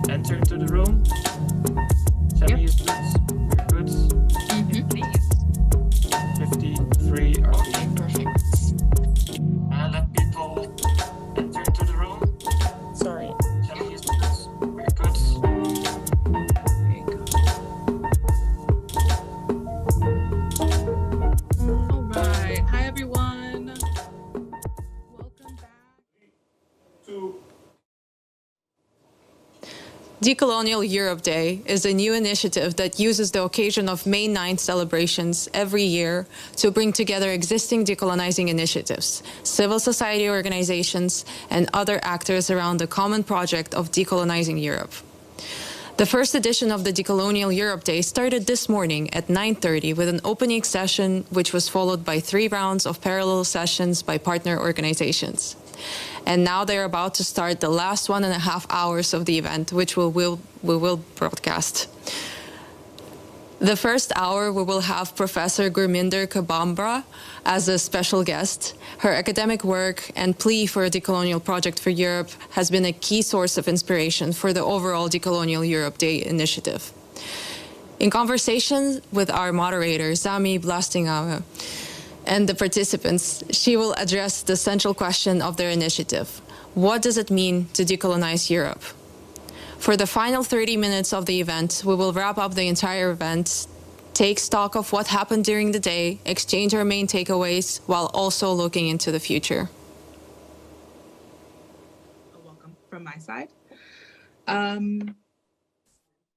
So yeah, welcome to the last session of the Decolonial Europe Day, which is a new initiative for those who are just joining for this session. It is a new initiative that is using the occasion of Europe Day, which is the 9th of May every year, to bring together existing decolonial initiatives, civil society organizations, and other actors around the common project of decolonizing Europe, understood as an ongoing process. So we started this morning with an opening session, getting to know each other, seeing who was in the room, reflecting on what it will mean to actually decolonize Europe, and then proceeded with 3 different parallel workshop sessions, where you all have been in different workshop groups throughout the day. We'll return to those in just a moment. I wanted to make a quick note, which was announced this morning as well, that the organization of this day was done by a credible team of people who you'll hear from at the end again, but on a voluntary basis. So they did a lot of work to fundraise and put on this day for us, and hopefully many more in the future. And in order to do that, they are also collecting donations. And so someone will be sharing that in the chat soon. If you have the ability to donate anything, that is very much appreciated. Or if you can pass it on in the future or to your networks, it will really help this process be continued next year and the years to come. For today, this last session, we are gathered again in plenary, and we will be hearing a short input from Professor Gurminder K. Bamra, and then we'll have a chance to ask questions and reflect on that input, but as well speak with her and also you all in the room if you have any questions or comments about the day you've had and the conversations you've been having, and yeah, kind of wrap up the day together. So I want to tell you a little bit about the tech around the event right now. I mentioned that we are recording this session, so it is being live streamed. We also have translations going, and for this session, we are having live captioning in English provided by a team of US-based captioners. And these English captions are being machine translated into 6 languages: Dutch, French, German, Italian, Polish, and Spanish. And for that, first for the English captions, you would access them just like you do normally in Zoom, which is a button you need to press at the bottom of your Zoom screen. And then for the translated captions, I don't believe it's being showed any longer. But if you need that, Lena, yeah. Do you want me to share the screen again for the QR code? Maybe just for a moment. Yes, please. In case you didn't get it, you can access the translations at this QR code that is being showed here on the screen. This will open into a separate window, options end. Cool. Then, without further ado, I'd like to move us into the input and discussion of today's session. And so I'll introduce Professor Gurminder K. Bamra. She is a professor of post-colonial and decolonial studies in the Department of International Relations in the School of Global Studies, University of Sussex.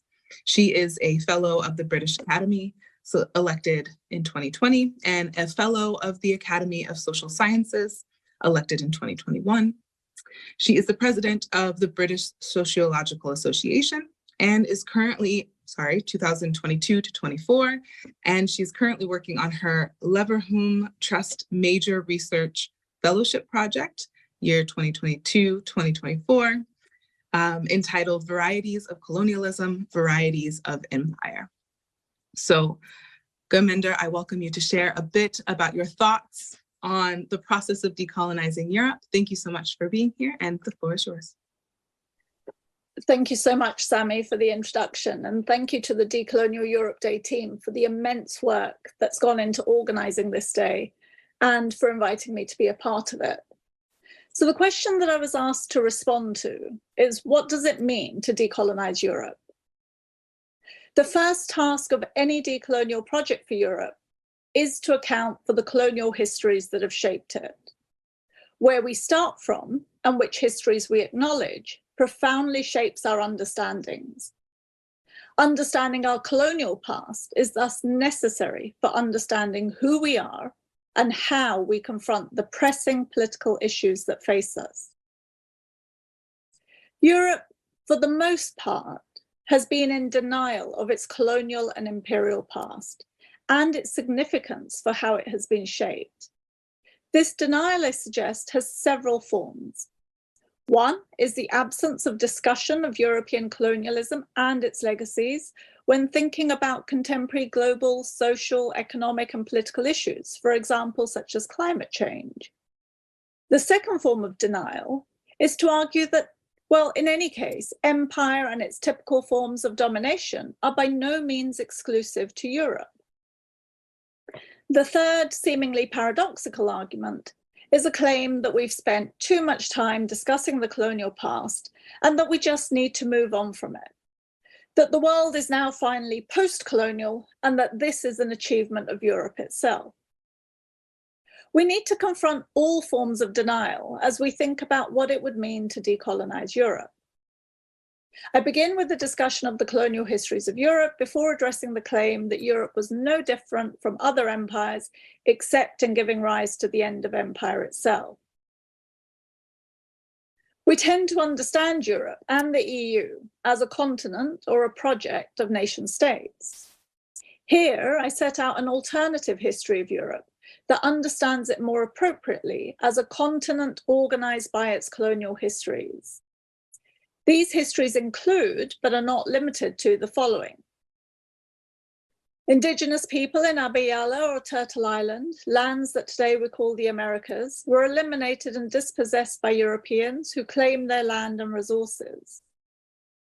Africans were kidnapped from their lands and forcibly transported across the ocean to be coerced to labor on plantations.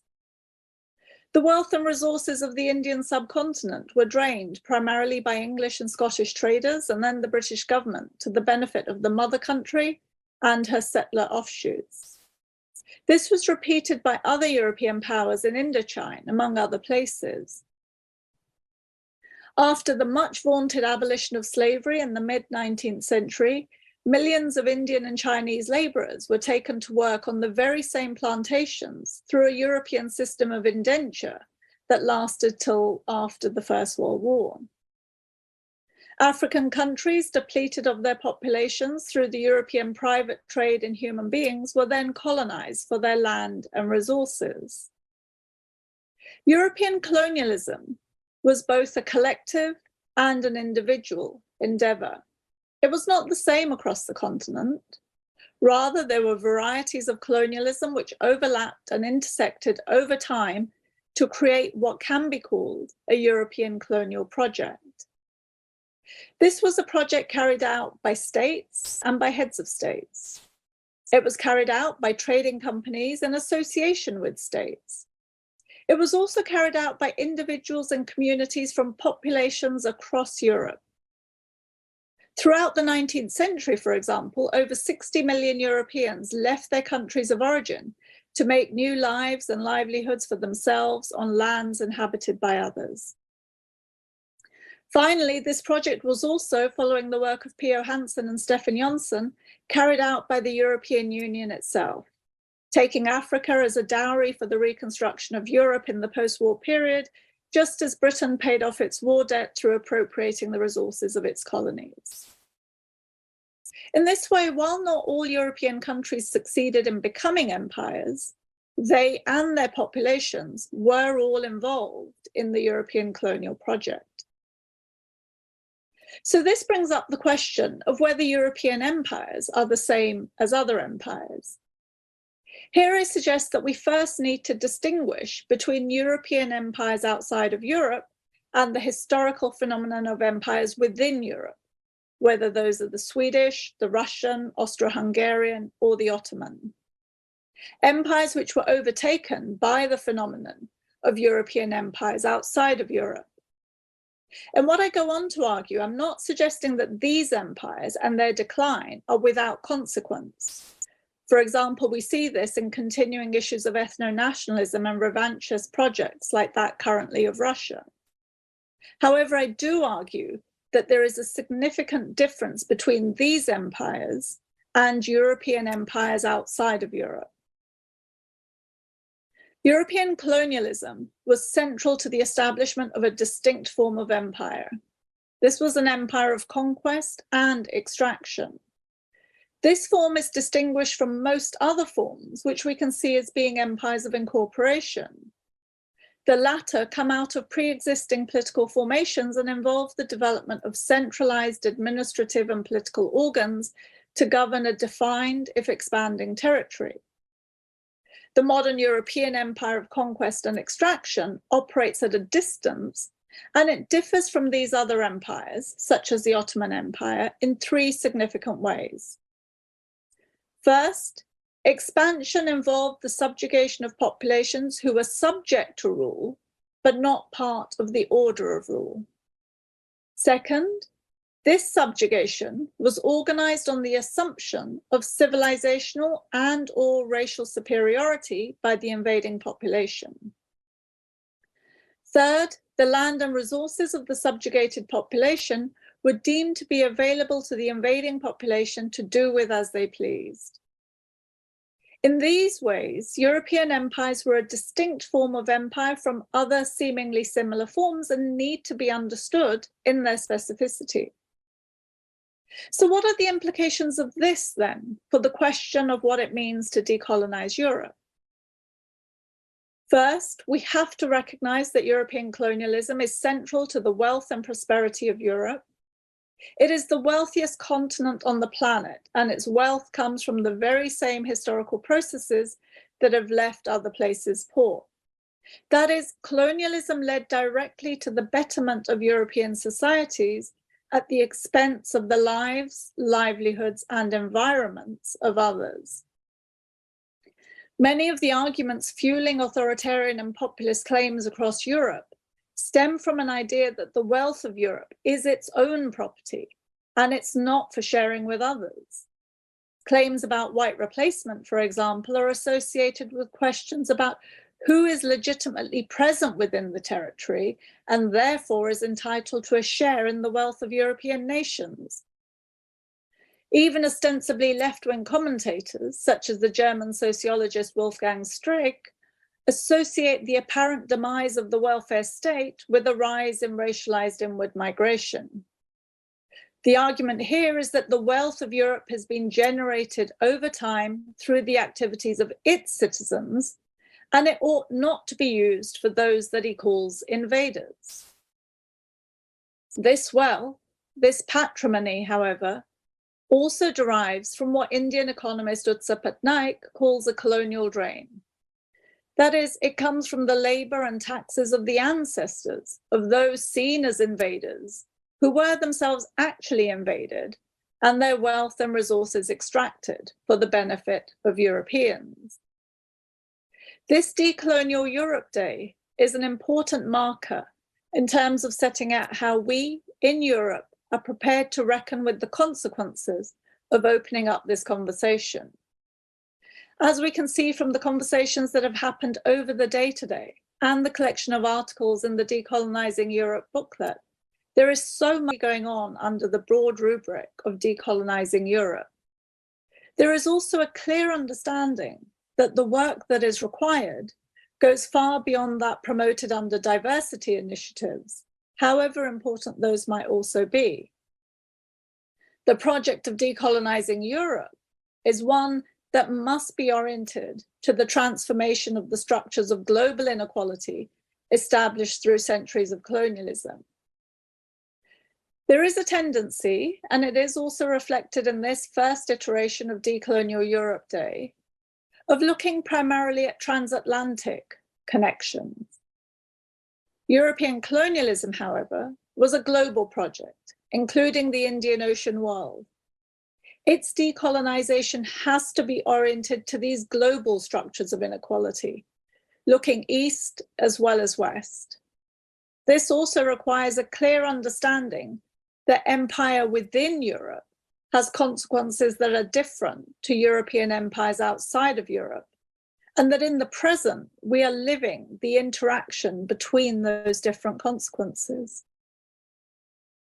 Formal decolonization over the 20th century may have reduced the flow of wealth from elsewhere to Europe, but it has neither stopped it altogether, nor has there been any reparation for the earlier histories of domination, oppression, or extraction. The only effective solution to issues of global inequality is to acknowledge and address these inequalities through forms of global reparative justice. The only inclusive solution to issues of national inequality is the same. A properly critical engagement with understanding our shared past would better enable us to construct a world in which all of us could live well. The question that I want to leave us with is how many of us want us all to live well.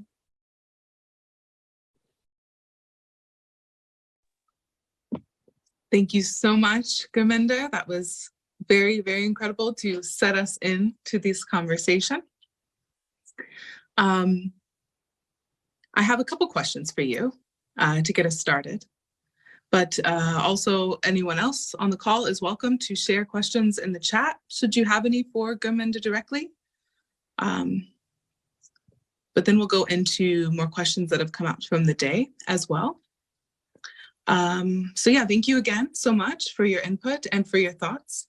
I think one thing that I think of when, as you're sharing your arguments and your analysis is kind of these questions of like, what would Europe be without colonization? And like, would migration still exist and in what form? And I think I was asking myself as I was reading your work as well, decolonization, I'm maybe not asking myself, but thinking about how decolonization really then includes or requires a sense of gratitude for all that Europe has gained over time. I wonder if you would agree with that, but I kind of think of it in the sense of like grappling with one's privilege and the idea that an individual is often not just an individual, they are a collection of inspirations and support from a community.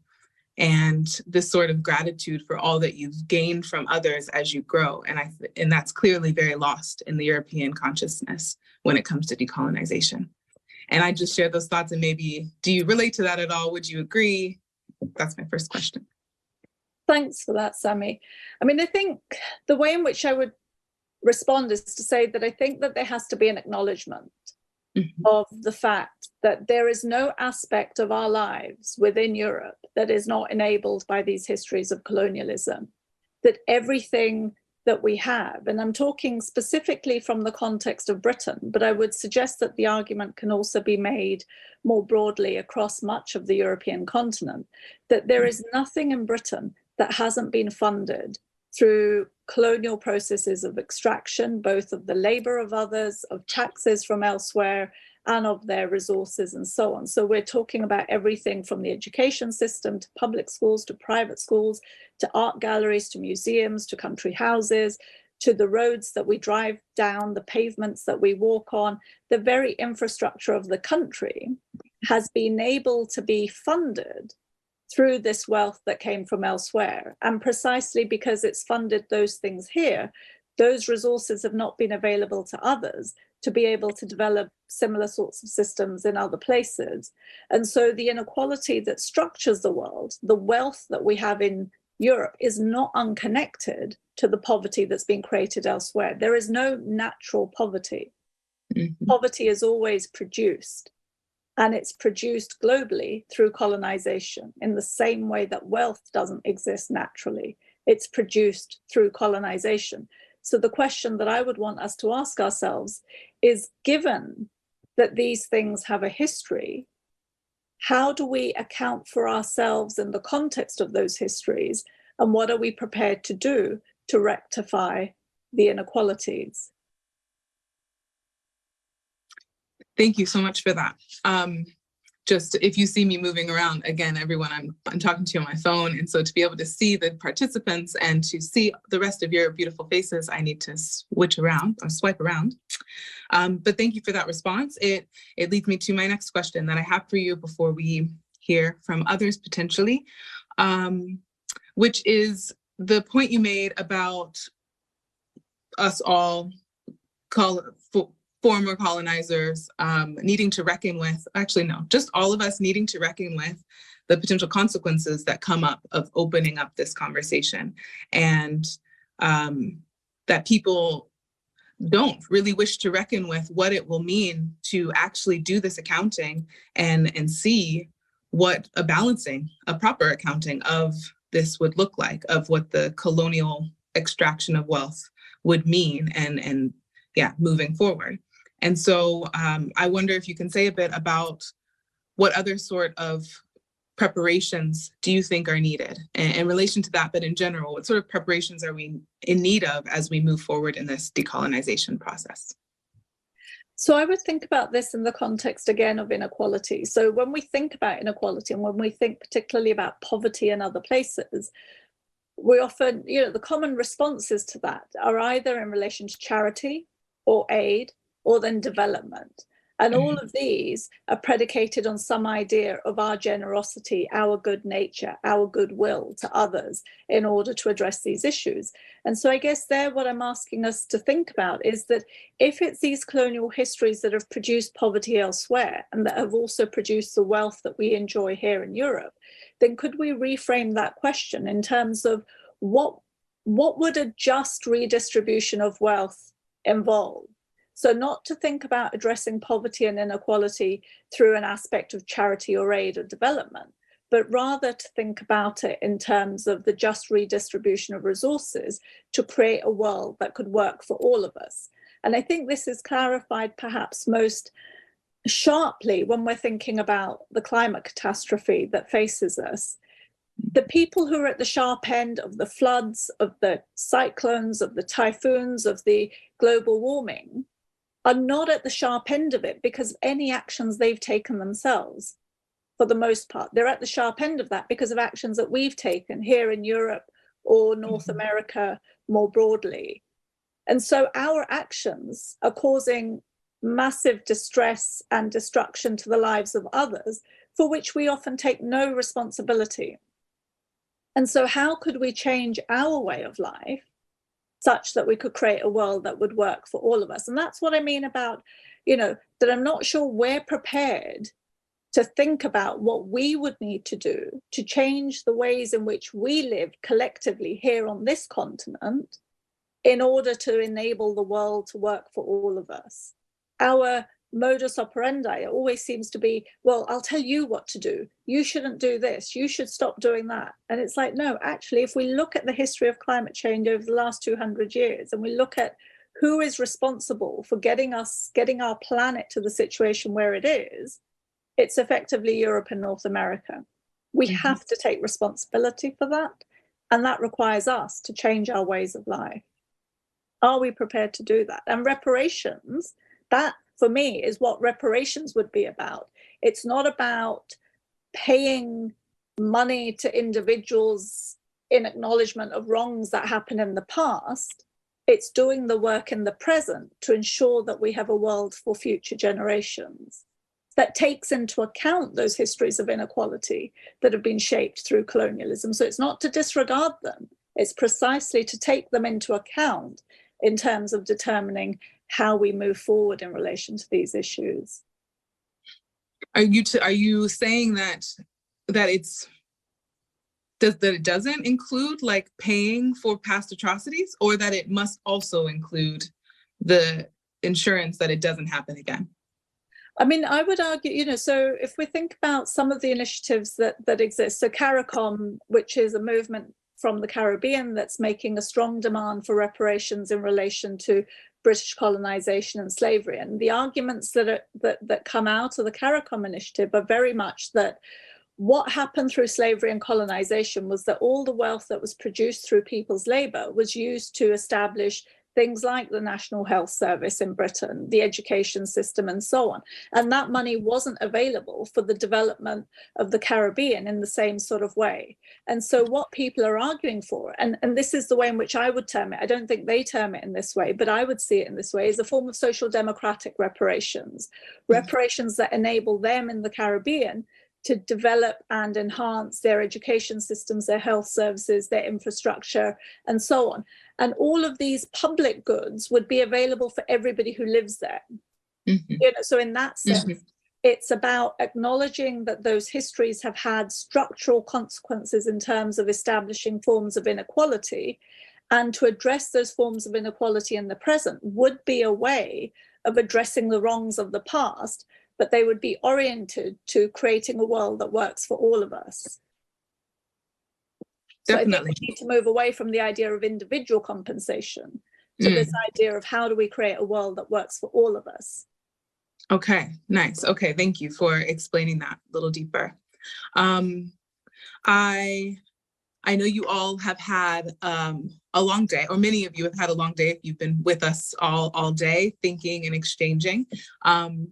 And Omar, I see all of your comments in the chat, although I can't follow them as quickly as you're sharing them, but with lots of great examples of practical measures that we could be taking. And I think this connects very well with what Garminda was just sharing about what reparations can actually look like, and doing that through community. And I think you shared quite a bit. I think a lot of these conversations often come back to the need to rethink our educational systems and include a colonial history more strongly there. And would that help us get towards a more collective understanding of what we're actually talking about?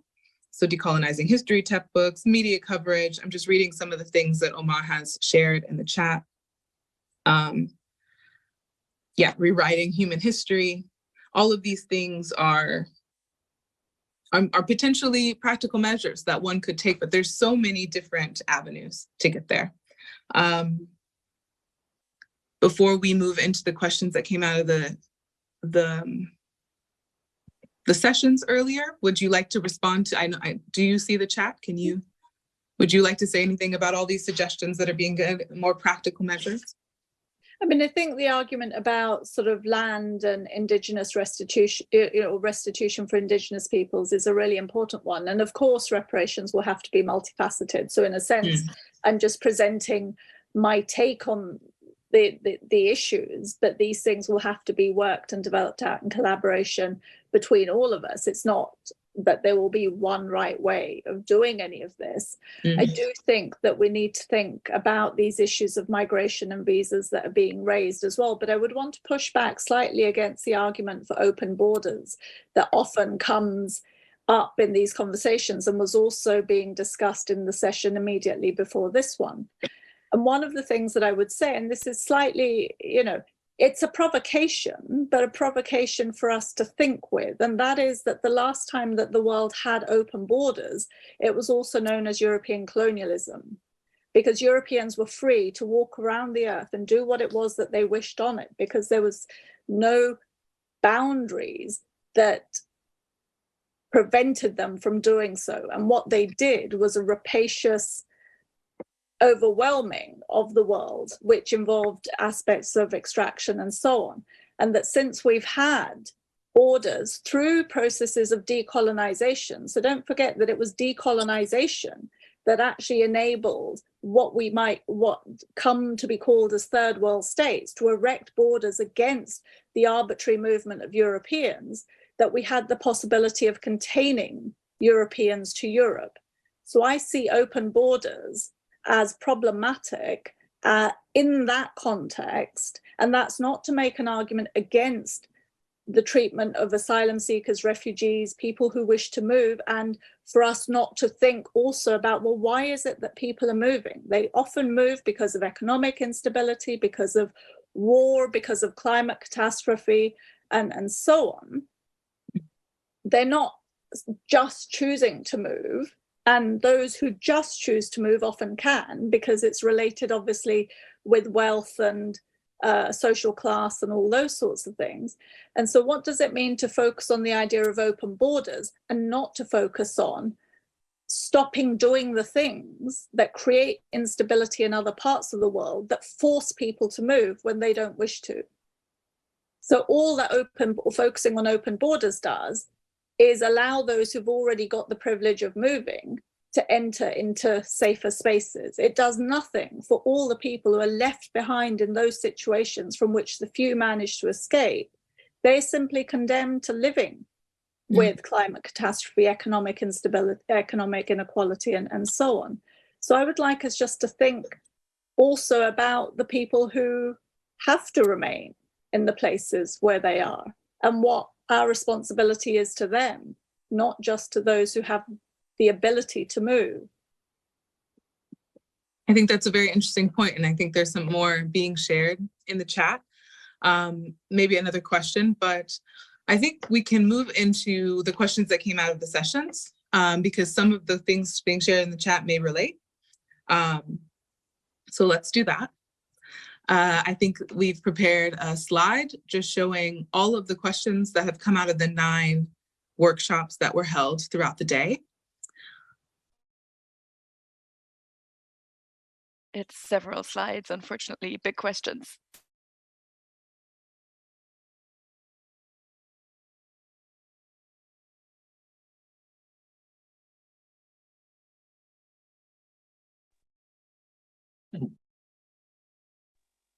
Oh, sorry, I was a little frozen for a second. My computer was, or my phone was a little frozen. Sorry about that, but I'm back. Cool. So let me see. 9 questions of the day. So I'm going to read them out to us so that we can. Were you saying that there's just one on each slide, Lena? Is that what you're saying? No, there's several slides. It's 4 slides, I think, in total. Okay. And so I'm going to read them out so that we can all hear them, but we won't have time to address every single one. But these questions will also help us think about sessions and framings for your decolonial Europe days to come and other things that the organizing team may do. So thank you so much for sharing them. And I think it's important to at least hear them to start. So this first one, how can decolonizing initiatives in European universities strategically navigate and sabotage the coloniality of institutions they are part of? Is it possible to avoid reproducing precarity and structural inequalities? We acknowledge that fighting from the inside often fosters performative practices. Therefore, decolonizing efforts made within academia should be complemented with decolonial work outside the university. One question. Another question is, how do we deal with our own discomfort when trying to be allies in fighting any kind of discrimination? Another question is, how can we keep walking the path of decolonization and not surrender to nihilism? How do we get past white guilt when we talk about colonialism and racism? How can we lead to change in order to create conditions of a post-racial society? How can we best engage stakeholders and the local community in how we deal with legacies of the past in the public space? And how has the idea of decolonization been colonized? And if so, how do we decolonize it? What's your assessment of the progress made in improving our understanding of empire and colonial histories in the education system? What do you see as the next steps? In the session on confronting Islamophobia, it was raised that sometimes the terms we use, like the Muslim community, can conceal a lot of variation in experience and tradition. Is this something that you've come across yourself? And do you have any pointers for how it might be addressed? How to relate the project of decolonizing the EU as people from South/global majority/people from formerly colonized countries. How do we engage the tension between investing in reform versus retreat? And how can white people be allies in the fight for racial justice and decolonization while not deciding on the strategies and methodologies of our fight? And how is the term post-migrant erasing colonial migration histories, or even the debate on colonial history? Diaspora discourses, how do we as racialized persons deal with privilege of having Western citizenship and position ourselves in inter-migrant discourses? And I think that might have been the 9. Yeah, I see a head nod, perfect. So yeah, lots of really great questions. Clearly, lots of really interesting discussions throughout the day. As I said, we won't be able to answer all of those, but I think they're important to sit with. Gurminder, is there one that stood out to you particularly that you might want to address? I mean, I think I'd like to reply or just sort of offer some thoughts in relation to a couple of them. And one is sort of decolonizing within or outside of the university. And I know that those of us who are located within university context, there is a real movement of decolonization becoming very popular as an idea or a topic that's framing a lot of work that's going on, certainly within the British context, and I think also in other institutions across Europe. And I think that the key to that for me would be that we need to remember that decolonization is a political term and that decolonization has to happen in the world. It's not just simply a theoretical understanding or a framing for how we think about things, but it is a political movement. And to the extent that we're engaging with that language within the context of the institution, we have to think seriously about what that means. And here I'm not talking about abolishing the university, which I know, there's a certain strand of arguments around that make arguments for abolition in the context of the university, because I think, again, we should remember that one of the things that European colonists did was shut down educational initiatives in the countries that they colonized. They literally abolished those institutions in other places as a means of perpetrating colonial rule and domination across much of the world. So we need to be careful about that and to think that the activities that we're involved in within our institutions located within Europe are also connected to these broader movements that are happening outside the institution. And related to that is a little, because the term allies came up a couple of times, and that's also something that I'm very uncomfortable with. I don't want anybody to be my ally or to work in solidarity with me. I want people to recognize that this problem is also their problem and to work in addressing that problem because they're invested in it. So just in the same way that I would expect men and others to be invested in the undoing of the structured forms of gender inequality that lead me to be a feminist, in that very same way, I would expect those people who think that the organization of society on the basis of ideas of racial hierarchy or colonial distinction would also be invested in the transformation of the world from that to something other. And what that's going to look like is something that we have to work out together.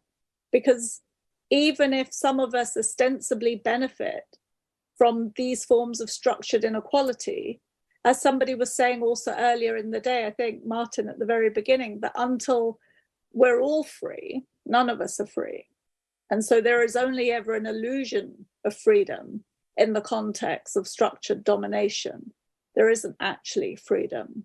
And so in that sense, I think people need to understand how they're invested in these systems and take on their transformation, because it's something that's of concern to them, not just that they're doing it to help somebody else. Thank you so much. I'd like to open up. I see there's quite some back and forth, some great conversations in the chat. You're welcome to, I believe you can unmute yourself or at least raise your hand and say something here. Also opening this up to the session organizers throughout the day. If there's something else you'd like to invite into the conversation at the moment, we'd love to hear from you. We have about 15 more minutes for this part of the session. And this space, again, is for us to exchange and share. So happy to hear your voice.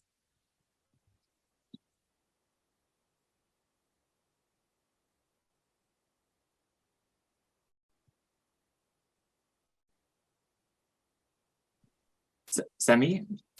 Yeah. May I ask a question? Of course. Sorry, I didn't know if you see my hand, but Gurminder, I've seen that you participated in over the last 1 to 3 years in several online events, and I'm sure also in-person events on this topic.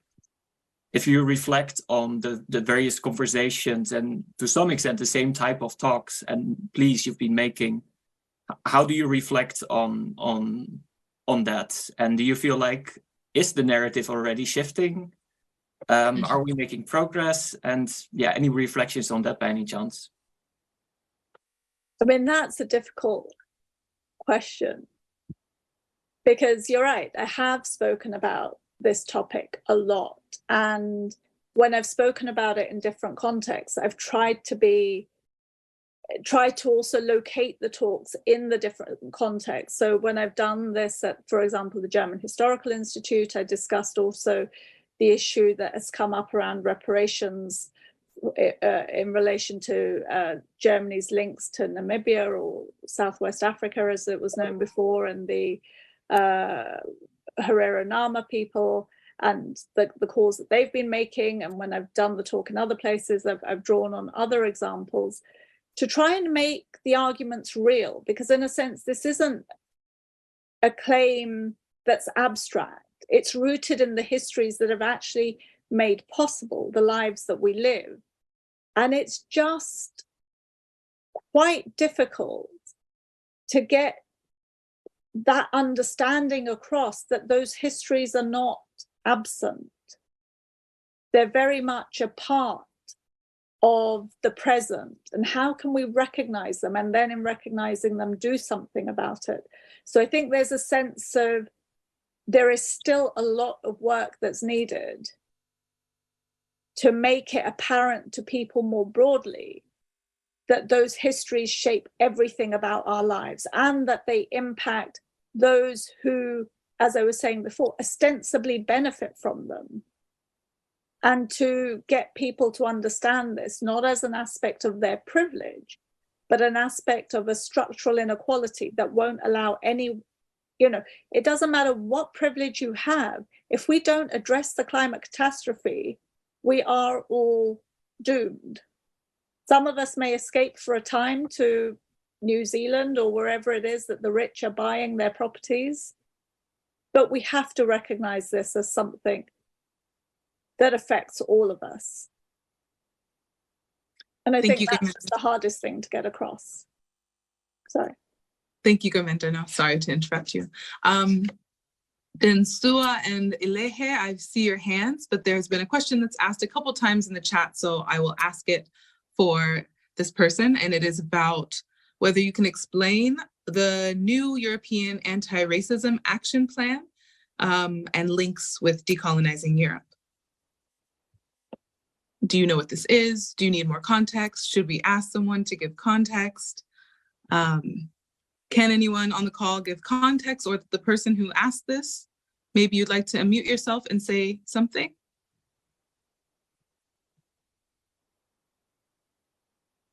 We can come back to it then. Maybe you share some context in the chat and we can come back to this question. So Dinsuo, we'll come to you. I hope I pronounced your name right. Hi there. Yes, don't know if my camera's working, but hopefully you can hear my voice. Okay, yeah. Great. I can't see me. So my question is about co-optation by the university. So when colonialism can't expunge or basically end something, it will try to co-opt it. And same goes for capitalism. I'm looking forward to the decolonization T-shirts coming up, I'm sure, in a couple of years. But I'm just wondering, for those of us who are located within the university, where some people are listening and are on board and somehow reading it as some kind of a branch of diversity or something. And as some of us also enter particular bodies or processes like hiring committees or decision-making bodies, how can we navigate that challenge of being co-opted? How do we deal with attempts by the university to co-opt decolonization? I've literally been asked, you know, hey, can we put stuff that you're doing on the website to make our institution look good, to make our institute look good? Which, I mean, I didn't, but it worried me quite a lot how easily some higher ups were amenable to decolonization as promotional material. So I just wondered if you've encountered this in your own practices and how you've been navigating it. How do you distinguish between when you're being co-opted and or attempts to co-opt you, and when there's real attempts by the institution, if any, to actually engage in serious decolonizing practices? So I'd be really happy to hear some of your reflections on that. Thank you. Thanks for that. I mean, I would just say, just very briefly, that I would always speak to anybody who asked me to speak, and would always do that, recognizing that the university also has its objectives, which don't always align with what it is that is being done outside of that. So there's a sense that you do the work within the institution and you also do the work beyond the institution. So one of the things, or a couple of things that I've done over the last few years, is set up something called the Global Social Theory site, which has been an attempt to gather together thinkers from around the world who don't traditionally get presented within global social theory reading lists and so on, and just make those resources available for everybody. And similarly, there's another project called the Connected Sociologies Curriculum, which is an attempt again to try and provide the sorts of resources that inform my work so that they're available more broadly for others and stuff as well. And so I think in that sense, one just always has to do the work, recognizing the dangers that you highlight in terms of how that work can be co-opted, but just to keep doing it.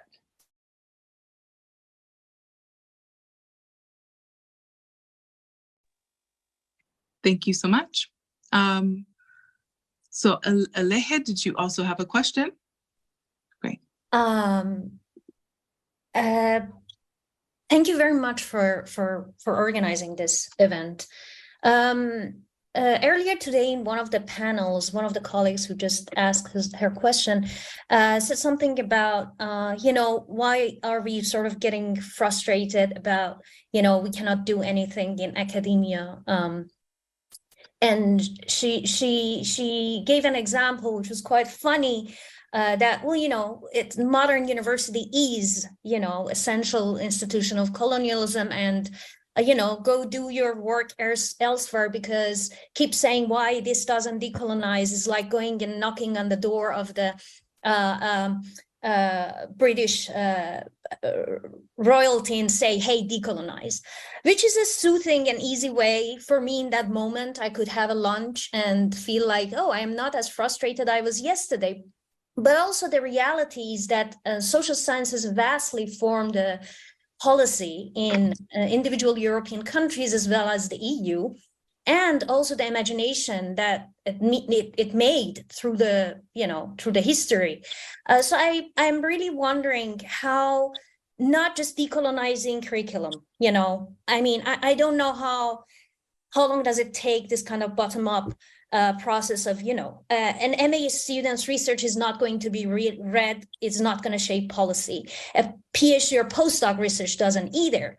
But, you know, someone who gets a very prestigious research grant and become actual academic elite in the EU, that person shapes a lot of things. And I think as much as we like to talk about bottom-up and community support and so on, there is something about tackling the issue from top down as well in academia. I'm really wondering if you have any thoughts on that, and for example, process of peer review in allocating grants and so on in the EU context. Thank you.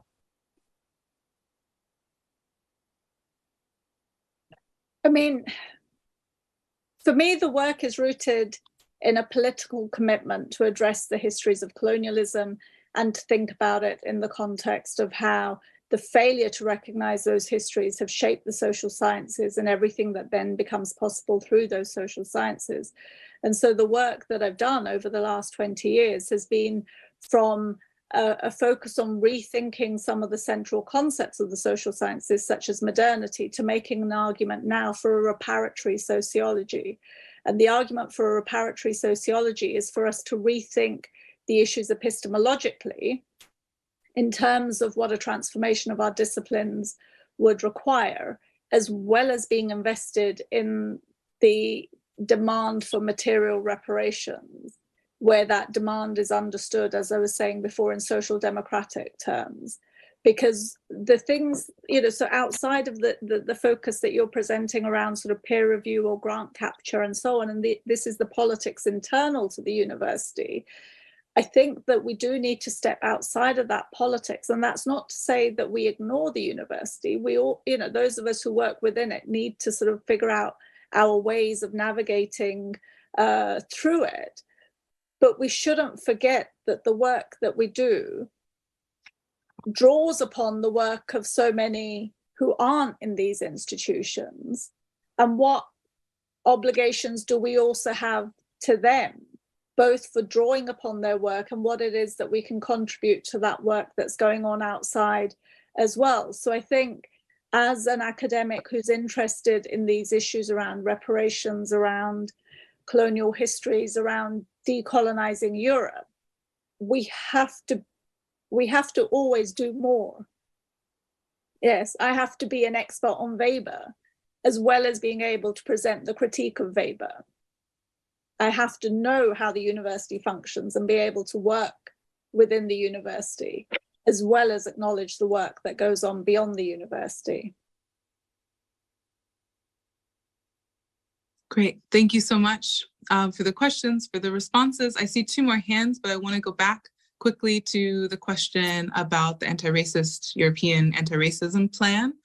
And it was shared in the chat that this is something that was recently come up with. It's meant to be a plan between year 2020 and 2025. I'm not sure if others shared more context on whether it includes decolonization, but the question is, yeah, how do we link it to decolonization? How do we ensure that it includes that?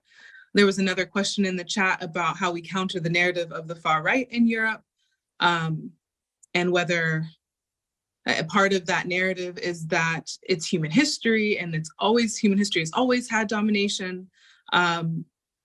Is it to say that the history of colonization is just another natural order? I wonder if you can answer both those in one. So just a couple of small questions there. So from what I've been able to skim read of that initiative that's being put up, it doesn't appear as if colonization is there. And it's interesting to think about the fact that the history of the European Union and the way in which it presents its own history is very much as this sort of project for peace. You know, it got the Nobel Peace Prize, what was it, in 2012, for having had half a century of peace on the continent and so on. And as, again, colleagues Pio Hansen, Stefan Jonsson, amongst many others have argued, this entirely ignores the war of independence by Algeria from France that happened within Europe, on European soil, and led to the loss of over 1 million lives as part of that process. And so there's a way in which Europe, the European project, is so institutionally unable to recognize that it never was a continent of nations. It was only ever a continent of colonial histories. It's the colonial histories that enabled it. And even the very project of the EU itself has been established on, you know, as was said, taking Africa as a dowry in order to enable Europe to reconstruct itself after the war. And so the European Union is a project of colonization. Its histories as its individual entities that make it up are colonial histories. And so to talk about race unconnected to those colonial histories is to think of race simply as a social identity and not also as a structure of inequality. And diversity politics, as we've probably seen in all the institutions that we've been involved in, are relatively easy to do. What's not easy to do is to transform our structures so that they take seriously those structures of inequality, to make them, to properly decolonize them. So I think it's certainly worth pushing on any understanding of race to be informed by colonialism.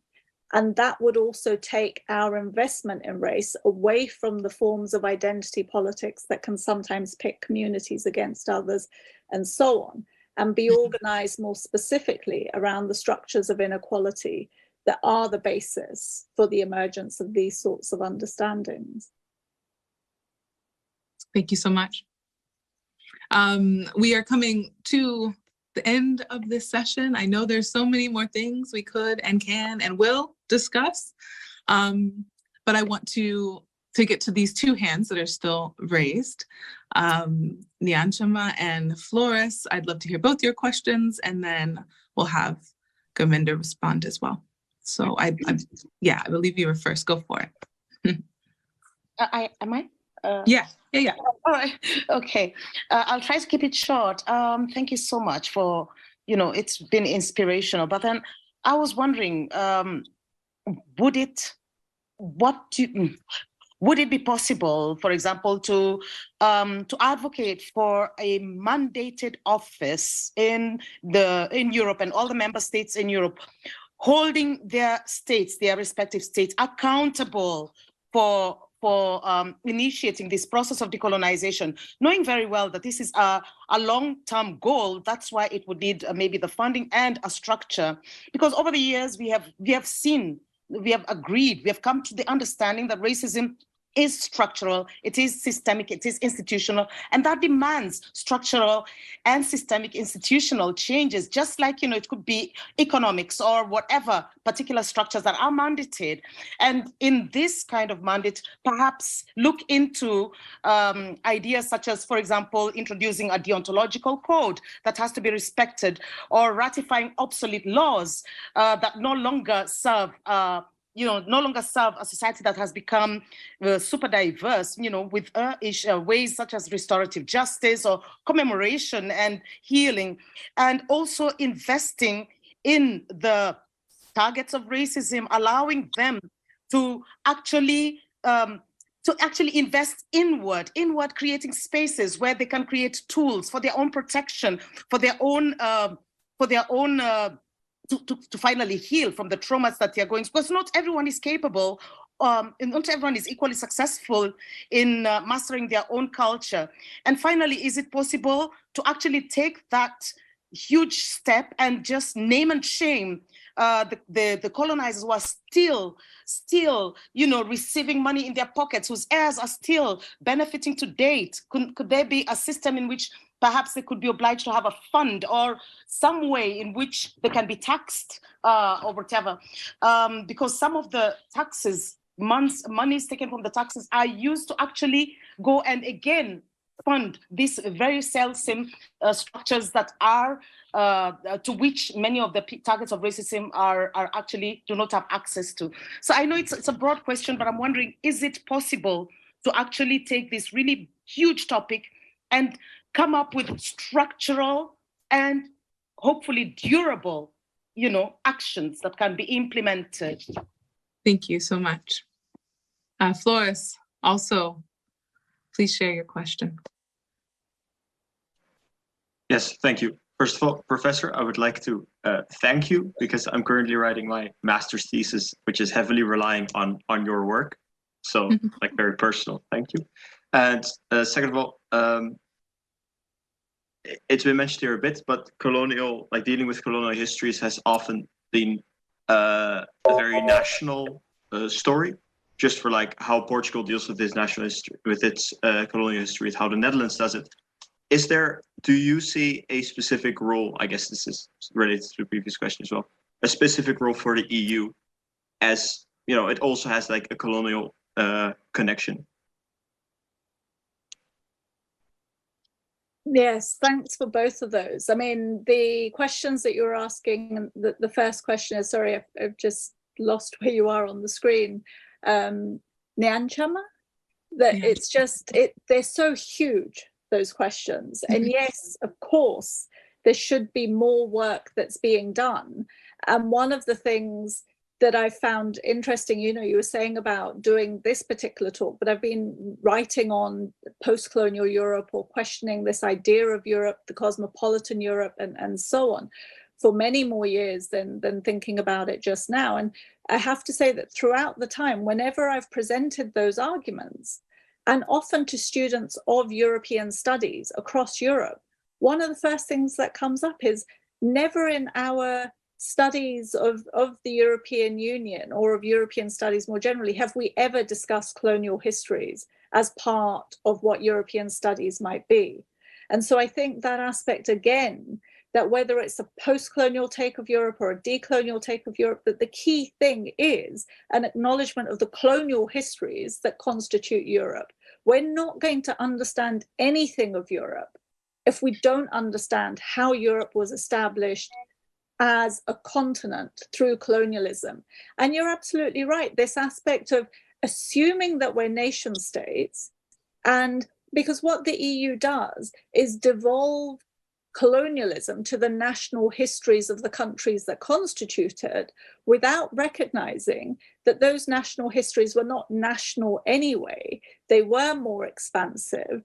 And it also becomes a way for those parts of Europe which didn't have empires, such as much of Eastern Europe or Central Europe, to sort of say, oh, well, colonialism's got nothing to do with us because we didn't have empires.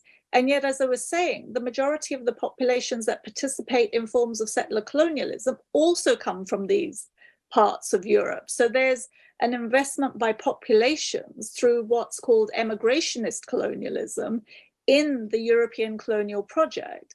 And so I agree, we definitely need to go beyond a national history of colonialism, or colonialism understood only as the past of particular nations. We need to understand that as well as understanding it as the European colonial project, which involves both through states, through corporations, and through populations, how this is constituted. And I think perhaps almost not more importantly, but I think we need to focus again today on corporations. Because if we think about the power of corporations in the present, what I'm reminded of is the power of the East India Company, or the Dutch East India Company, way back in the early days of colonization, that colonialism started with corporations and then was taken over by the state. And if we're returning now to a period of colonialism by corporation, and the extent to which corporations have power way beyond so many of the political entities that exist on the planet, then how are we going to rein in the power of those corporations when they exist beyond the boundaries of political control? And I think these things are only understandable if we understand them in the context of colonialism. So in other work, one of the things that I've done is argue strongly that capitalism cannot be understood as an economic theory that organizes how the world is organized economically, but it has to be understood also as colonialism, that there is no capitalism separate from colonialism. And our inability to understand neoliberalism and the power of corporations in the present is precisely our failure to understand capitalism as emerging out of colonial structures. And that these things, there's a lot of work that we have to do. And this is why, I was saying to Sami before that things like white guilt or fragility or allies, to me, in the face of the enormity of the structural problems that we have, it's like, I'm less interested in those things than I am in just doing the work. So if there's anything that I can leave you with in terms of what does it mean to decolonize Europe, there are so many ways in which it needs to be done, but we need to do something. So let's just get out there and carry on with what we're doing and join up with others in what we're doing. And let's see if we can get this day to happen again next year and build that conversation, because there has to be, this is part of the institutional transformation that is required. We can't just be thinking these things. Definitely. Thank you so much, Gaminder. I think that's a perfect way to come to a close of this session. So thank you. And I very much agree and support the call for just doing the work and connecting with each other. That is why we're here today. We are here. This was created as a space for us to exchange people who are interested and active in participating in what it means to decolonize Europe, and groups that are already very active in this process. So in these last few minutes while we close out, I want to encourage you all to connect with each other if you haven't already. You can use the chat function to write to people individually, ask for their contacts, ask for their LinkedIn or whatever it is you want to stay in touch. That is the process of also doing the work, reaching out to people, making those connections. Sometimes we just have to write someone and say, hey, I saw you in this call. Let's have an e-coffee, and like keep those conversations going. I really encourage you to do that. Make time for it outside of your busy schedules when you're doing the other work too. It's really important. Cool. Nice. So you all, so much info, so many things swirling around in your heads, I'm sure. Especially those of you that have been here with us since the morning. So before we have some closing words from the Olga team and whatnot, I want us to just take a moment and take a deep breath. Let some of the things you've heard today sink in. Close your eyes if you need to. Stand up and stretch if you need to. But yeah, another little mini meditation as we move to the closing of what you are taking with you today. You've been part of many different conversations. Lots of different solutions have been shared. What is it that's sticking with you the most? What is something that you feel called to even more now to dedicate some of your time to?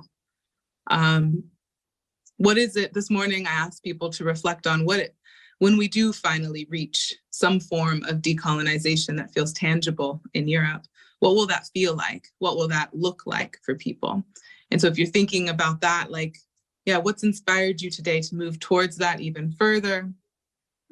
But generally, what are you taking with you from today? And you're welcome to share this in the chat, of course, as always. The chat is a glorious resource that will be shared and saved and repurposed in some way if we can, not anonymously, not necessarily like quoting you all, but like using it to potentially put on this again next year and in the future. But if anyone would like to unmute themselves and share a bit about what they're taking from them very quickly, 2 minutes max. I'm not going to time you, but I'll try to. Or if you just want to share appreciation and feedback for the sessions or the facilitators or someone you met today, that's also very much welcomed. I see Dustin's hand, so I'll go to you, Dustin, first, and anyone else that wants to jump in, you're welcome. Hi, I just wanted to say thanks for putting this on. I haven't been able to join all day, but I'm a doctoral student at the University of Glasgow. I also work here full time, so I'm a part-time student. I don't have the privilege of studying full time. And I co-lead our Decolonizing the Curriculum community practice. And what I can say is there needs to be a lot more networking. It doesn't happen enough. There's so much going on. But there's also a lot of people who are very curious. Even in Glasgow University, where I am, it's a huge university. So I constantly find out about things that are going on, but kind of within a couple of days of it happening. So I would just say, keep doing the good work and sharing these and shouting about these. As I said in the chat earlier, like I've never written anything, even though a good friend of mine at LSE has been saying for 10 years, you need to write. I've only presented, and I presented the other day on my experiences of getting to know decoloniality through looking at pernicious ignorance, you know, how I was kind of pushed back. And out of the blue, this book chapter invitation came into my email, which I'm sharing to the community of practice, which is really nice. It's like a very high form of validation within academia, I guess. We're not looking at it in terms of money. We're just like, we want to get our story out there. But nice. Thank you so much, Dustin. My point is keep networking and make these networks happen, because there's a lot of people who are interested, but they may be lost and don't know where to look. Yeah, thank you so much. Reiterating the importance of collaboration and networks. And community, as Gurminder has said. And community, thank you. I want to ask one of my colleagues from the Orga team to maybe read anything that's happening in the chat, because my phone is on its last leg and it will not let me switch to the chat. So I'm just going to focus on you all. But I do see a hand from Ilea. Did you still want to say something? Yeah, my name is Ella, just saying. Sorry. Thank you. But thank you very much for organizing this. This has been extremely meaningful for me. I have studied sociology in the context of Eastern Europe and Central Europe. And I experience and I know all forms that these kind of work is not being understood or accepted in a very different way that it is being denied in Western Europe. And this has been truly a brilliant day, especially because I am right now at a Science and Technology Studies conference in Austria, and none of these themes at all can possibly come up, or if you bring it up, can be understood. Nothing goes beyond diversity initiatives and people clap for themselves and so on. So thank you very much. And thank you so much, Gurminder. The last thing you said was just brilliant and really heartwarming. Thank you so much. And thank you for all the work you've done. Thank you so much. Did someone want to read a couple things from the chat just to share them here? I don't see any other hands at the moment, so. And thank you for everyone sharing in the chat your connections and how people can contact you. That's great.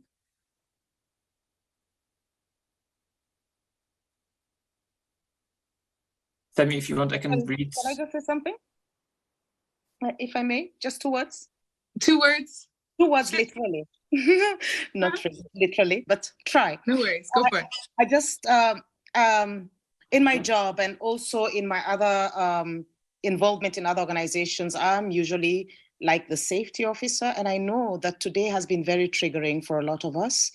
And I just want to remind all of you to just remember to take care of one another, take care of yourselves, and, call one another if you need to talk, because that is really, really very important. It's something that we forget. And some of us will be nursing some of the ideas and traumas that have been kind of regurgitated once again. So it's just a call. Let's just be mindful of that. Thank you. Thank you for naming that.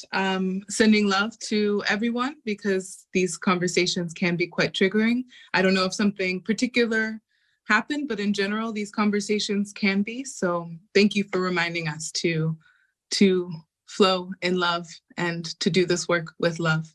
Thank you. Yes, Martin, would you like to say a couple of things from the chat? I don't know what's being shared, but if there's anything there. I mean, there are some things, but it's also difficult to summarize it. But okay.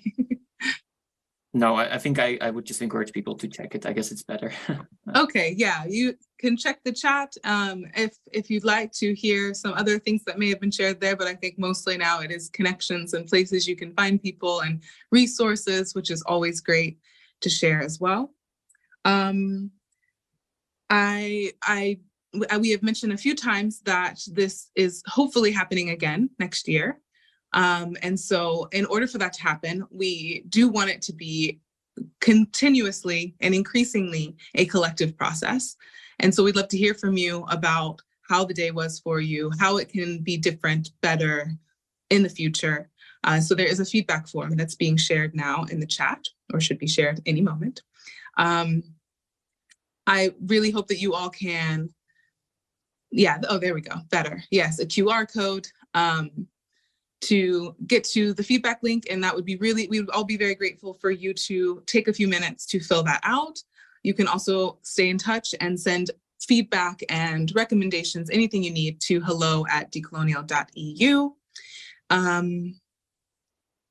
And yeah, as we mentioned earlier as well, this is a collective effort by a team of mostly volunteers. So there is a donation link as well if you'd like to contribute to the continuation of this idea. Maybe that can also be shared into the chat. And with that, I will pass it on to the project team, who will say a few last words. Yes, thank you very much. I'll be starting the summary. A few words from us. It's really short things we want to say, but thanks all for being here. I have to mention that when we're starting to plan the event, we're wondering what's the aim of numbers that is realistic for us to expect, and we're discussing is 30 or 50 a realistic number, and we actually got up to 600 registration for this day. Of course, here is less than 600 of us, but it still shows the big interest in the topic and in discussing all those things, and also taking into consideration that we only promote this event for like 2-3 weeks.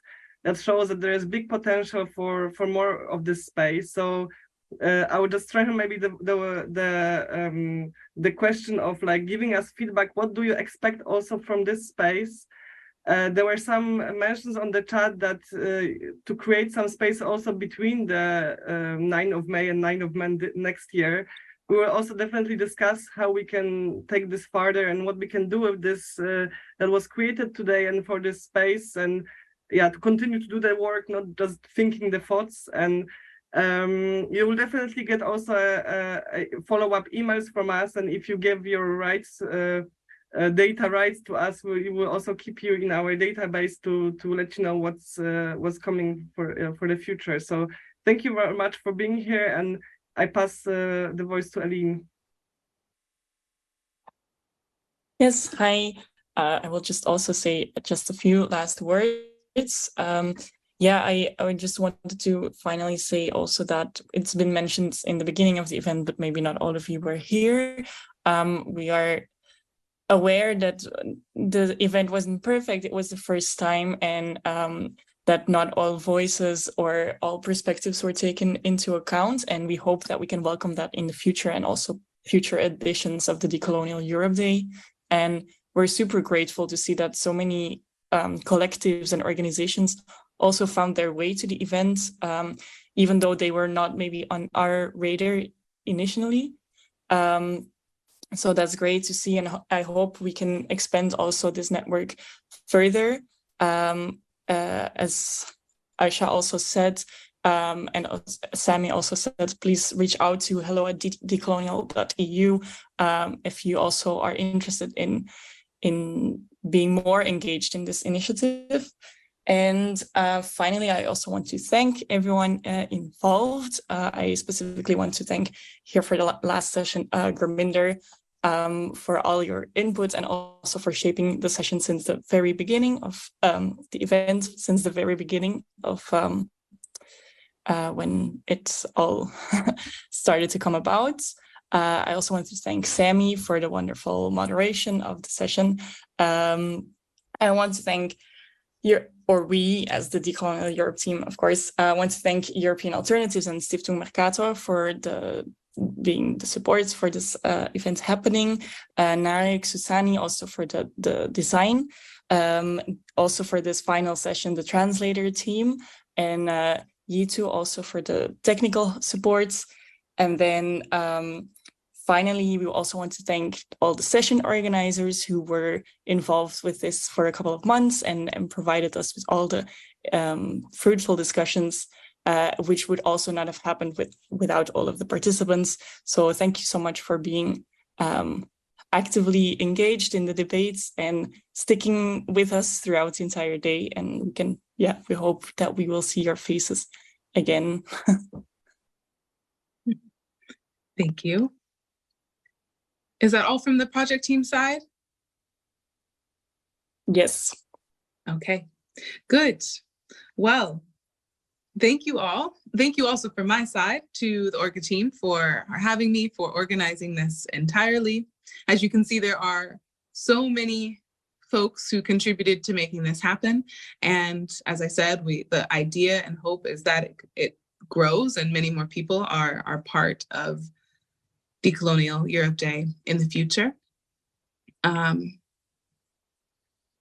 think I don't have much more closing words to say other than it's been really, really great. I hope that you all, got quite a lot out of the day. Please share your feedback so this can only continue. And just to quote Gurminder maybe, to do the work. And I'll add to do the work with joy and love, as Nyanchamba has also said. So it is lots of many things that need to be done. It clearly can feel overwhelming and triggering to many at many times, but I hope today has been able to show us a little bit about how we can make the connections to move things forward. So thank you so much. The live stream is going to end soon, but we did discuss keeping the Zoom room open longer for anyone who would like to stay on and casually network and talk. It won't be a facilitated space, but you can be in here and still contact people through the chat. We're not going to close the room automatically. So just to check with the orgas whether you can stop the live stream so that people can talk however they'd like to.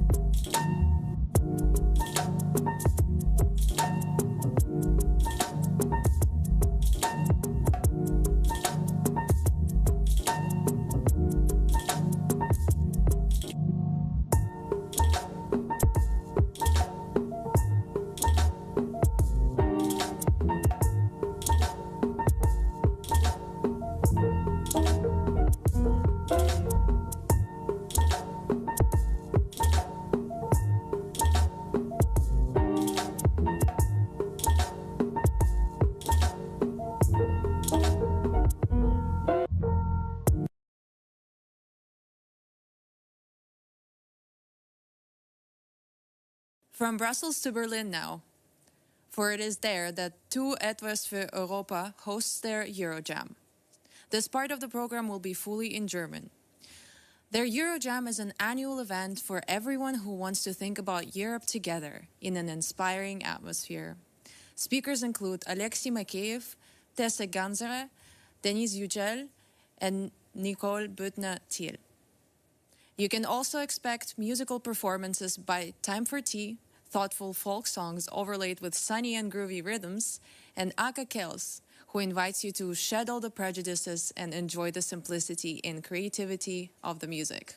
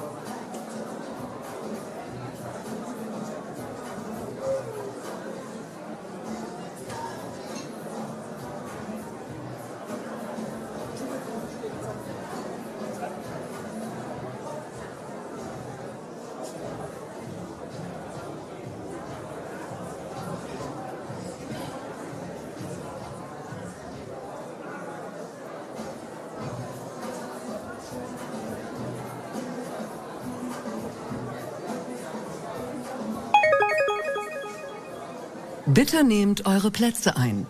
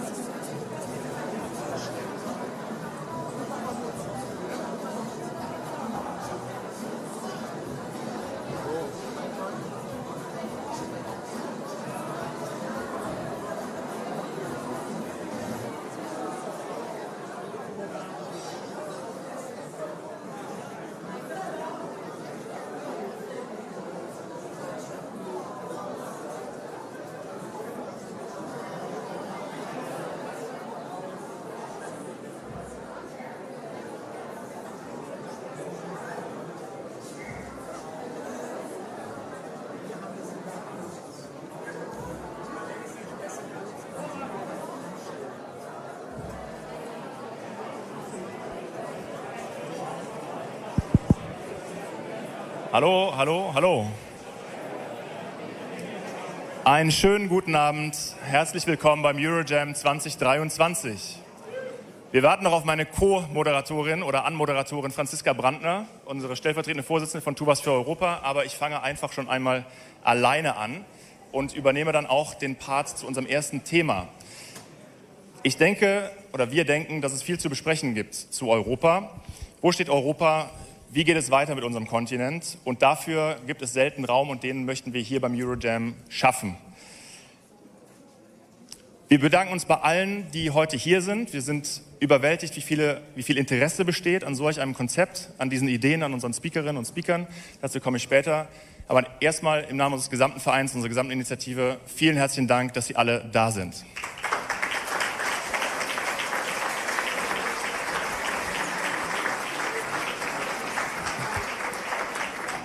Und sehr gut, es treffen noch weitere wichtige Menschen ein für die Anmoderation, das ist toll. Die Aktion, die ich beschreiben möchte, jenseits vom Eurojam, jetzt kommt ein kleiner Aktionsblock, lautet Alles Gute zum Europatag. Ich hoffe, am Einlass wurde Ihnen dieser Satz schon gewünscht, denn wir haben ein spezielles Projekt. Der Eurojam ist eins dieser Projekte und eins der Ziele des Eurojam ist es, den Europatag am 9. Mai bekannter zu machen. Denn es ist toll, Europa hat eine Art Feiertag, aber die meisten Menschen kennen diesen Feiertag nicht und es gibt auch keine Rituale. Vor kurzer Zeit hat mich mal jemand gefragt, eine der Volunteers übrigens, die uns heute hier unterstützen, was macht man in Europa eigentlich am Europatag? Da habe ich gesagt, ja, keine Ahnung, das gibt es eigentlich nicht. Und deshalb haben wir uns schon vor 2 Jahren überlegt, warum haben wir nicht einen Gruß zumindest, dass man morgens aufwacht und wir am Muttertag zum Beispiel seiner Mutter alles Gute zum Muttertag wünscht, wünschen wir uns alle in Europa, egal in welchem Land, alles Gute zum Europatag. Und damit das gelingt, brauchen wir einfach Menschen, die das tun. Sie alle hier im Raum, hoffentlich haben es heute schon getan, wenn noch nicht, bitte wünschen Sie es noch digital oder vielleicht eine kleine Challenge, wenn Sie jemanden finden hier, den Sie noch nicht kennen, und dieser Person alles Gute zum Europatag wünschen. Vielleicht entsteht ja was Zwischenmenschliches oder ein zukünftiges Projekt daraus. Also das vielleicht als kleine Aufgabe für alle, die heute hier sind. Ja, und wir machen das hier im Raum, aber das ist jetzt kein kleiner konspirativer Zirkel, der das hier tut, sondern heute am Europatag, am 9. Mai, haben sich schon viele Unternehmen mit uns an dieser Aktion beteiligt. Da ist zum Beispiel Rewe. Ich weiß nicht, wer heute im Rewe-Supermarkt schon unterwegs war. Auf seinem Kassenzettel stand unten drauf, heute ist der 9. Mai, alles Gute zum Europatag. Es war eine ganz großartige Aktion. Und ein anderes Unternehmen möchten wir besonders, ja, vielleicht ein kleiner Applaus dafür.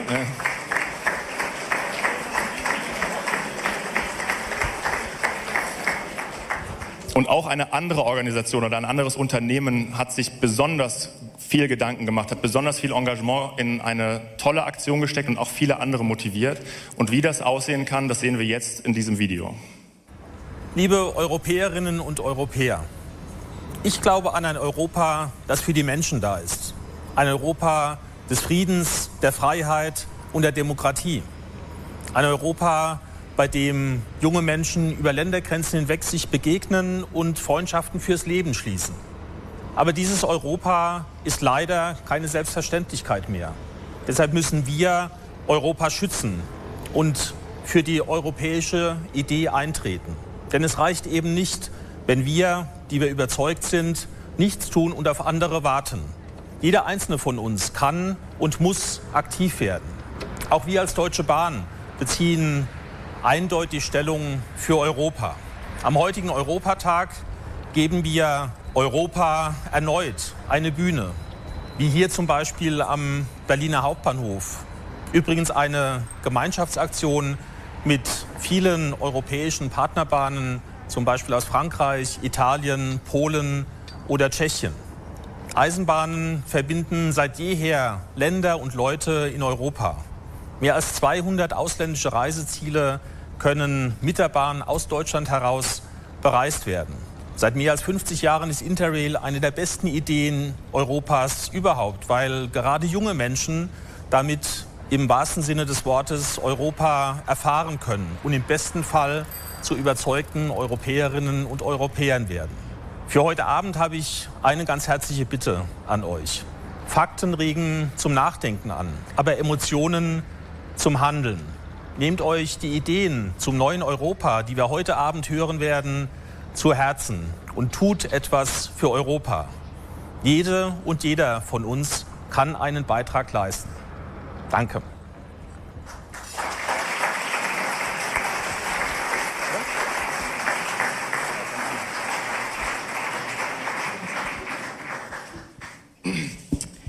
Schönen guten Abend auch von meiner Seite. Ich freue mich sehr, heute hier sein zu dürfen. Happy Europe Day.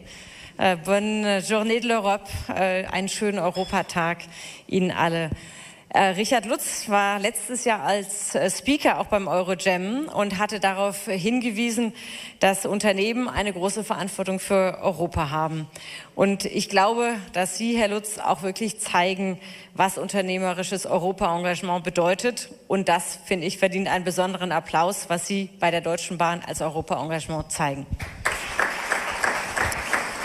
Aber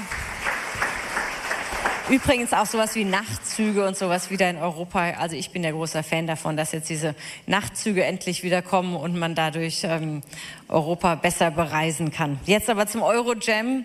Nach einer tollen Premiere im letzten Jahr gehen wir jetzt in Runde 2 und wir freuen uns sehr, dass viele von Ihnen auch dieses Mal wieder mit dabei sind. Und das ist ja auch die Idee, dass der Eurojam nämlich Tradition wird.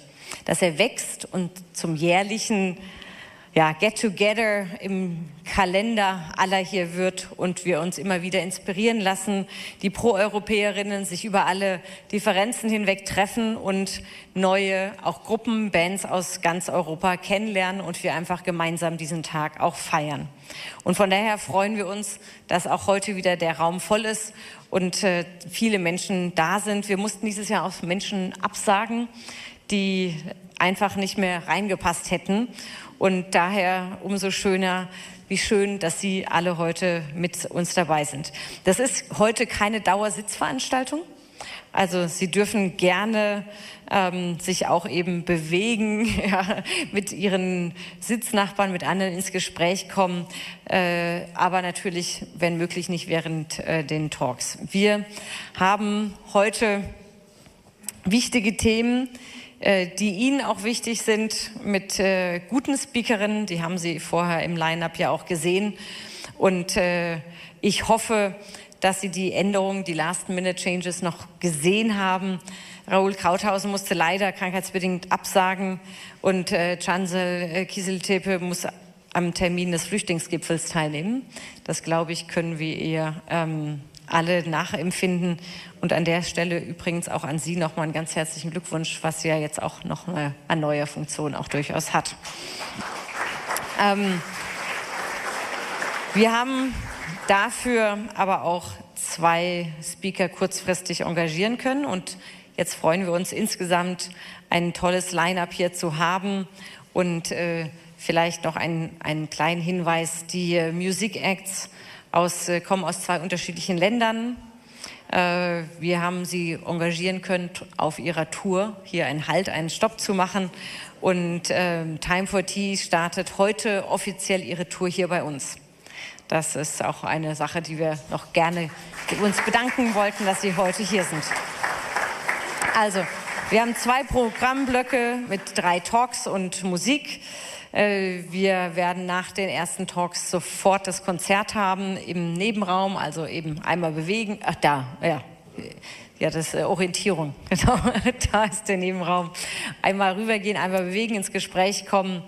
Und dann werden wir auch am Ende natürlich noch wieder mit Martin Schulz und Monika Grütters ins Gespräch kommen. Wie letztes Mal auch. Wir haben auch wieder dieses Mal Glück. Traumhaftes Wetter. Ist wunderschön. Genießen wir gemeinsam diesen Tag, diesen Abend. Happy Europe Day. All we love is Europe. Thank you. Vielen Dank.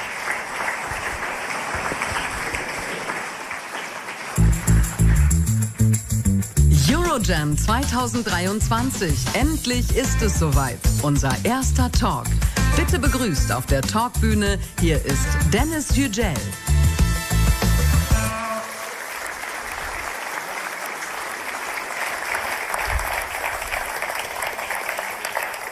Guten Abend. Ich bin echt beeindruckt von der Organisation, auch von den Wegen, die hier so freigehalten wurden, abgeklebt. Man merkt sofort, dass die Deutsche Bahn an der Organisation beteiligt ist. Das ist toll. Die Bahn mault da gerade, glaube ich. Aber nein, das war als Kompliment gemeint. Also, schönen guten Abend. Ich habe jetzt das Vergnügen, die Veranstaltung zu eröffnen. Ich muss erstmal hier auf die Uhr drücken, damit ich nicht zu lange spreche. Und zwar hat mich Martin Schulz vor ein paar Wochen, Monaten eingeladen und sagte, Sie können da kommen und irgendwas zu Europa sagen. Ich habe zugesagt. Und hinterher dachte ich, na Gott, was zu Europa, das kenne ich schon aus dem Politikwissenschaftsstudium. Das war da auch schon, irgendwie war das auch da schon die drögesten Seminare. Europa, ja, irgendwie eine gute Idee, aber halt auch, naja, ein bisschen dröge. Und dann habe ich mir jetzt in den Tagen überlegt, vielleicht gibt es noch ein Thema, über das ich hier gerne sprechen möchte, was auch mit Europa zu tun hat und über das ich in diesen Tagen ohnehin andauernd rede, beruflich wie privat. Und das ist die bevorstehende Wahl in der Türkei. Und darum möchte ich ein paar Takte reden, nicht über die Türkei, sondern unter der Überschrift Tayyips Werk und Merkels Beitrag. Das wird für die Jüngeren von Ihnen vielleicht verwunderlich sein, vielleicht kennen Sie das aus den Geschichtsbüchern, aber wenn in der Türkei jetzt gewählt wird und das Land vor der Frage steht, ob das Land endgültig in eine Diktatur abdriftet, dann ist das wirklich bemerkenswert und auch erklärungsbedürftig, dass wir es mit demselben Tayyip Erdoğan zu tun haben, der vor 20 Jahren als erstes Mal, als er bei einer Parlamentswahl antrat, mit dem Versprechen angetreten ist, unter anderem mit dem Versprechen angetreten ist, die Türkei nach Europa zu führen. Und ich glaube, es gibt so in der Türkei, auch bei vielen Oppositionellen in der Türkei, eine breite Annahme, wenn man sagt, wenn man über die autoritäre Wendung spricht, die das Land in den letzten 10 Jahren ungefähr genommen hat, gerne anderen Leuten die Schuld daran zu geben. Der Westen, Europa und so weiter. Das glaube ich nicht. Also, dass die Türkei diese Wendung genommen hat, wie sie jetzt leider genommen hat, das ist in allererster Linie ist das ein Verschulden von Tayyip Erdoğan, ist das ein Verschulden von dieser Regierung und, auch das muss man sagen, einer Mehrheit der türkischen Bürgerinnen und Bürger, die bislang zumindest Tayyip Erdoğan darin unterstützt haben. Aber ich glaube, einen gewissen Beitrag hat die EU, hat Europa auch dazu beigetragen, wie sich die Türkei entwickelt hat. Und ich glaube, dass an diesem europäisch-türkischen Verhältnis auch einige Probleme ablesen lassen, die nicht nur für das bilaterale Verhältnis zur Türkei gelten, sondern auch darüber hinaus von Bedeutung sind. Bevor wir hier weitermachen, bisschen zurück. Das war 1999, als die Türkei nach langem Warten endlich als Beitrittskandidatin anerkannt wurde. Und das war für die Türkei nicht nur im Sport, würde man sagen, ein Achtungserfolg. Es war wirklich ein gesellschaftliches Projekt. Alle wollten damals nach Europa. Alle oder fast alle. Aus sehr unterschiedlichen Gründen, teils aus gegensätzlichen Gründen.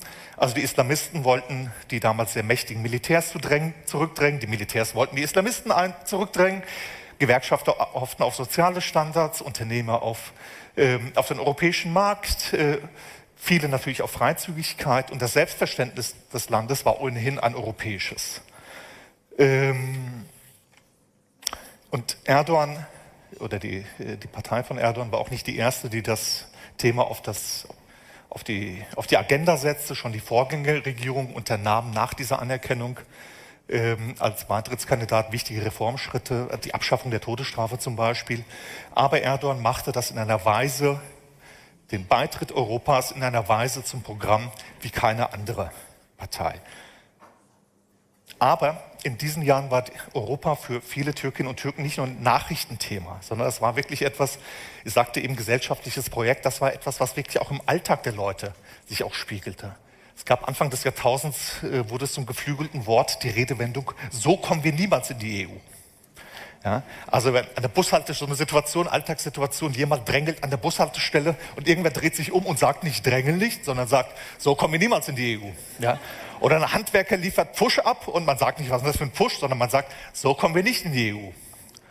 Und dieser Satz, der enthielt zweierlei. Das eine war das Wissen darum, ja, wir wissen, wir sind noch nicht so weit, europäischen Standards zu genügen. Und zweitens aber, wir wollen das. Wir wollen diesen europäischen Standards genügen, und deswegen fordern wir uns auch quasi gegenseitig dazu auf.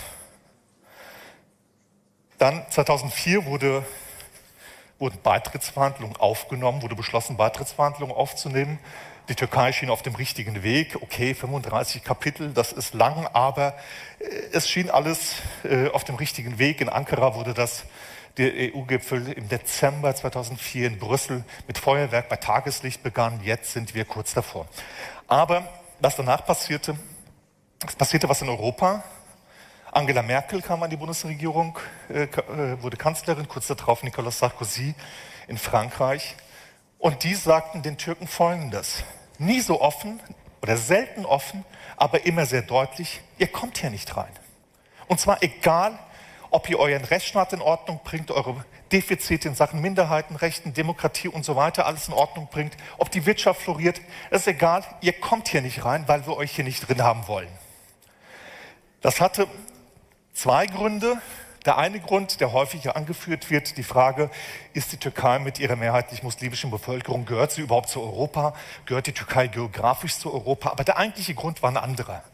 Der eigentliche Grund war, dass man Angst hatte, dass dann plötzlich 80 Millionen Türken quasi hier auf der Matte stehen und nach Europa kommen. Und diese Abweisung aus Europa, das war etwas, was für die Türken was sie nicht nur in den Nachrichten verfolgt haben, sondern etwas, was sie auch in ihrem Alltag erlebt haben. Das waren die Boomjahre in der Türkei, gerade in den Großstädten wuchs eine Mittelschicht, und auch die wollte mal Sightseeing in London machen oder shoppen in Paris oder Verwandte in Dortmund besuchen, was auch immer.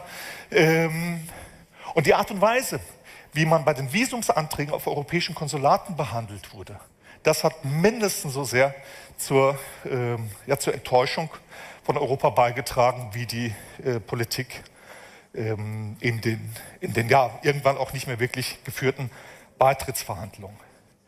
Was wäre gewesen, wenn man die Türkei damals nicht so abgewiesen hätte? Das ist eine Frage, die hypothetisch bleibt, weil es natürlich die Möglichkeit besteht, wir sehen das Beispiel Ungarn, andere osteuropäische Staaten, es ist natürlich leider möglich, etwas, was in der europäischen Idee anfangs ja auch nicht vorgesehen war, dass ein Staat, nachdem es die Beitrittskriterien erfüllt, sagt, okay, wir machen jetzt was anderes, wir machen illiberale Demokratie. Eine solche Wendung hätte die Türkei natürlich auch nehmen können, aber die Dinge hätten sich auch zum Besseren wenden können. Und das ist aber nicht geschehen. Im Folgenden entlegte sich Erdogan im Bündnis mit ihrem damaligen Bündnispartner, der Gülen-Bewegung, dem alten Establishment. Man hatte innenpolitisch nicht mehr diese Notwendigkeit. Außenpolitisch begann man im Zuge des arabischen Frühlings von einer Wiederbelebung des Osmanischen Reiches zu träumen. Und so wandte sich das Land von Europa ab. Es gab noch Beitrittsverhandlungen, die man irgendwie noch so lustlos weiterführte, so wo die eine Seite wusste, okay, wir tun jetzt mal so, als ob wir verhandeln würden, obwohl wir euch gar nicht aufnehmen wollen, und die andere irgendwann auch daran teilnahm und sagte mit dem Bewusstsein, okay, wir tun jetzt so, als ob wir verhandeln würden, aber wir wollen da auch gar nicht mehr rein. Dann passierte etwas völlig Unerwartetes, nämlich die Flüchtlingskrise. Angela Merkel war in den 10 Jahren ihrer Kanzlerschaft von 2005 bis 2015 gerade mal 3-mal zu Kurzbesuchen in die Türkei geflogen. Jetzt, 2015, nahm sie eine, nach meinem Dafürhalten, eine große, eine wichtige, eine richtige humanitäre Entscheidung, die aber unkoordiniert war, ziemlich kopflos war und vor deren Konsequenzen dann Merkel auch bald Angst bekam, worauf sie sich Tayyip Erdogan an den Hals warf, entgegen aller diplomatischen Gepflogenheiten im Herbst 2015 in die Türkei reiste. Vielleicht erinnern Sie sich an diese Bilder im osmanischen Barock im Yıldız-Palast, wo sie sich vorführen ließ. Und ich weiß es von Angela Merkel, dass sie das nicht gerne tat, selbst wenn man das nicht von ihr selber gehört hat. Allein die Bilder sprachen eine klare Sprache. Sie wollte das nicht, sie sah sich nur dazu gezwungen. Sie können gleich. Das hieß, und Merkel flog nicht nur zum Wahlkampf, also flog nicht nur nach Istanbul, sondern sie hat ja auch ein Wahlkampfgeschenk bei sich, nämlich das Versprechen, wenn die Türkei bestimmte Auflagen erfüllt, dann würde man die Visumsfreiheit, die Visumsbeschränkung aufheben. Das war eine interessante Wendung. Also während man 10 Jahre vorher noch die Türken deshalb nicht in der EU haben wollte, weil man Angst hatte, dass sie jetzt alle ins Land strömen, sagte man jetzt den Türken, das sind Leute, die wollen wir noch viel weniger hier in Europa haben als euch, und deswegen haltet uns die bitte vom Leibe und dafür könnt ihr dann auch hier einreisen. Das sind Sachen, mit denen Europa vieles getan hat, aber vor allem hat Europa in der Flüchtlingskrise gerade für die Türkei gezeigt, was die vielbeschworenen europäischen Werte denn so wert sind, wenn es darauf ankommt. Die Türkei hatte damals schon ungefähr 3 Millionen Menschen aus Syrien aufgenommen. Europa war weder im Willens, an Seiten der Rebellen gegen das Assad-Regime einzugreifen, noch war man willens, den Kriegsflüchtlingen zu helfen. Angela Merkel geriet in Panik, Frankreich wollte niemanden aufnehmen.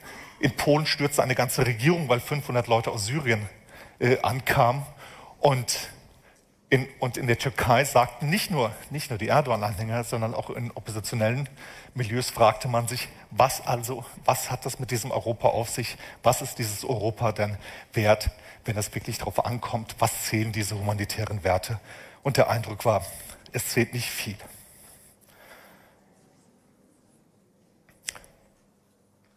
Ich glaube, ein solcher Glaubwürdigkeitsverlust, den kann man an vielen Punkten aufzeigen, den der Westen erlitten hat. Noch ein kurzes Beispiel, der Umgang des Westens mit Julian Assange.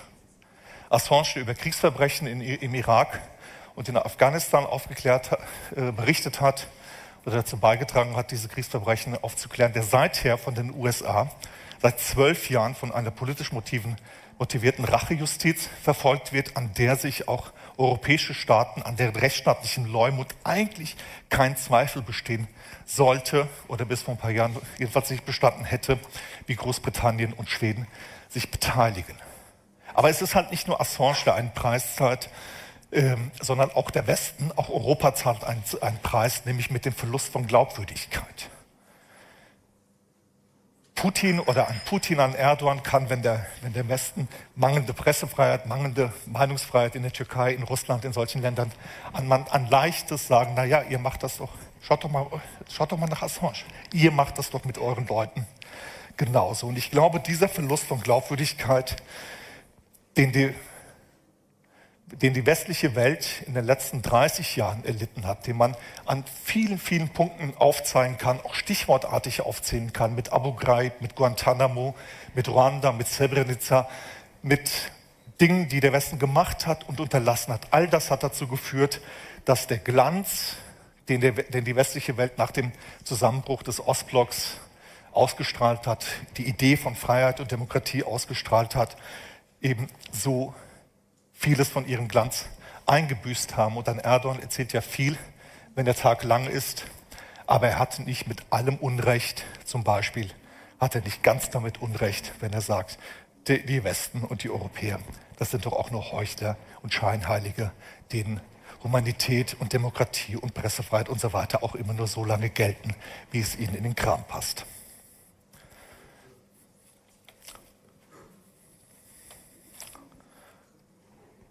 Soll ich noch? Gut, dann noch eine kurze Wendung. Ich finde, wenn man sich das vergangene Jahr anschaut mit der Flüchtlingskrise, dem Brexit, der Euro-Krise, es war kein gutes Jahrzehnt für Europa, es war ein ziemlich beschissenes Jahrzehnt für Europa. Es gibt aber ein Land, das nicht in diese Reihe gehört, wo die Situation eine andere war, wo Menschen dafür gestorben sind, Teil Europas zu werden. Das ist die Ukraine. Und ich finde es immer noch sehr bedauerlich, dass man als im vergangenen Jahr diese Diskussion in Deutschland um eine Solidarität mit der Ukraine geführt wurde, die nicht nur eine symbolische, sondern auch eine praktische Solidarität sein sollte, als diese Diskussion geführt wurde, dass viel zu wenig eine Rolle gespielt hat, die Frage, in welchem Verhältnis steht eigentlich die Ukraine zu Europa und worum geht es auch uns, worum geht es auch um Europa in diesem Krieg. Das Zögern und Zaudern Europas, vor allem der Bundesregierung, hat in der Ukraine Spuren hinterlassen. Ich war Anfang des Jahres für einige Wochen in der Ukraine unterwegs. Das war da großes Thema. Sie werden das wissen, diese Enttäuschung. Ob sich diese Spuren noch mildern lassen oder jetzt wo das Zögern und Zaudern doch einigermaßen beendet scheint, ob diese Spuren sich beseitigen lassen oder bleiben werden, das wird man wohl erst nach dem Ende des Krieges sagen können. Aber dieses Problem der Realität, wie steht es um die Realität dessen, was als europäische Werte gerne bezeichnet wird, das ist etwas, was nicht nur im Zusammenhang mit der Türkei eine Rolle spielt. Ich habe jetzt länger geredet als 10 Minuten. Ich mache jetzt einfach mal einen Punkt. Und Sie wollten ein Wort für die Kanzlerin einlegen.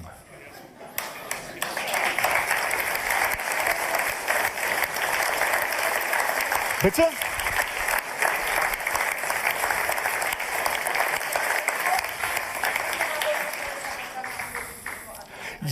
Ja, natürlich, aber es war wirklich der Umgang mit der Türkei. Ich habe es vorhin gesagt, Merkel war 10 Jahre, 3 Kurzbesuche. Und dann kommt sie, ich war in der Zeit als Korrespondent der Welt in der Türkei, und ich habe in einem Kommentar in der Zeitung, glaube ich, vielleicht auch auf Twitter, das weiß ich nicht mehr genau, habe ich damals geschrieben, so launig, es wäre für den deutschen Steuerzahler günstiger, wenn sich die Kanzlerin eine Zweitwohnung in Ankara nehme. Und die Türkei war der Bundesregierung unter Angela Merkel, ihre Gesamtbilanz, ich finde, sie hat auch vieles in diesem Land, innenpolitisch ist zum Besseren geworden, aber außenpolitisch, nicht nur im Blick auf die Türkei, finde ich die Bilanz der Kanzlerin leider katastrophal.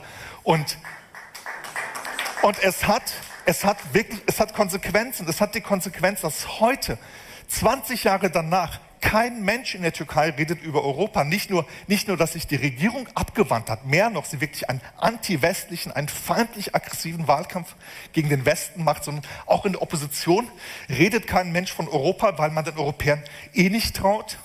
Und das ist etwas auch, die Türkei, eine Frage, die sich auch für die Zukunft stellen wird, weil die Türkei wird Erdogan so oder so überleben. Und auch die Ukraine wird diesen Krieg so oder so überstehen. Die Frage ist, was aus diesen Ländern danach wird. Und ich glaube, die Politik, die Europa in den letzten 20 Jahren, also gegenüber der Türkei in den letzten 20 Jahren, gegenüber der Ukraine in den letzten 1,5 Jahren gezeigt hat, bietet leider Anlass zu der Sorge, dass die Abwendung von Europa, die auch eine Abwendung von dem, was als westliche Werte bezeichnet wird, auch darüber hinaus auch anhalten könnte. Das ist das Gefährliche dabei.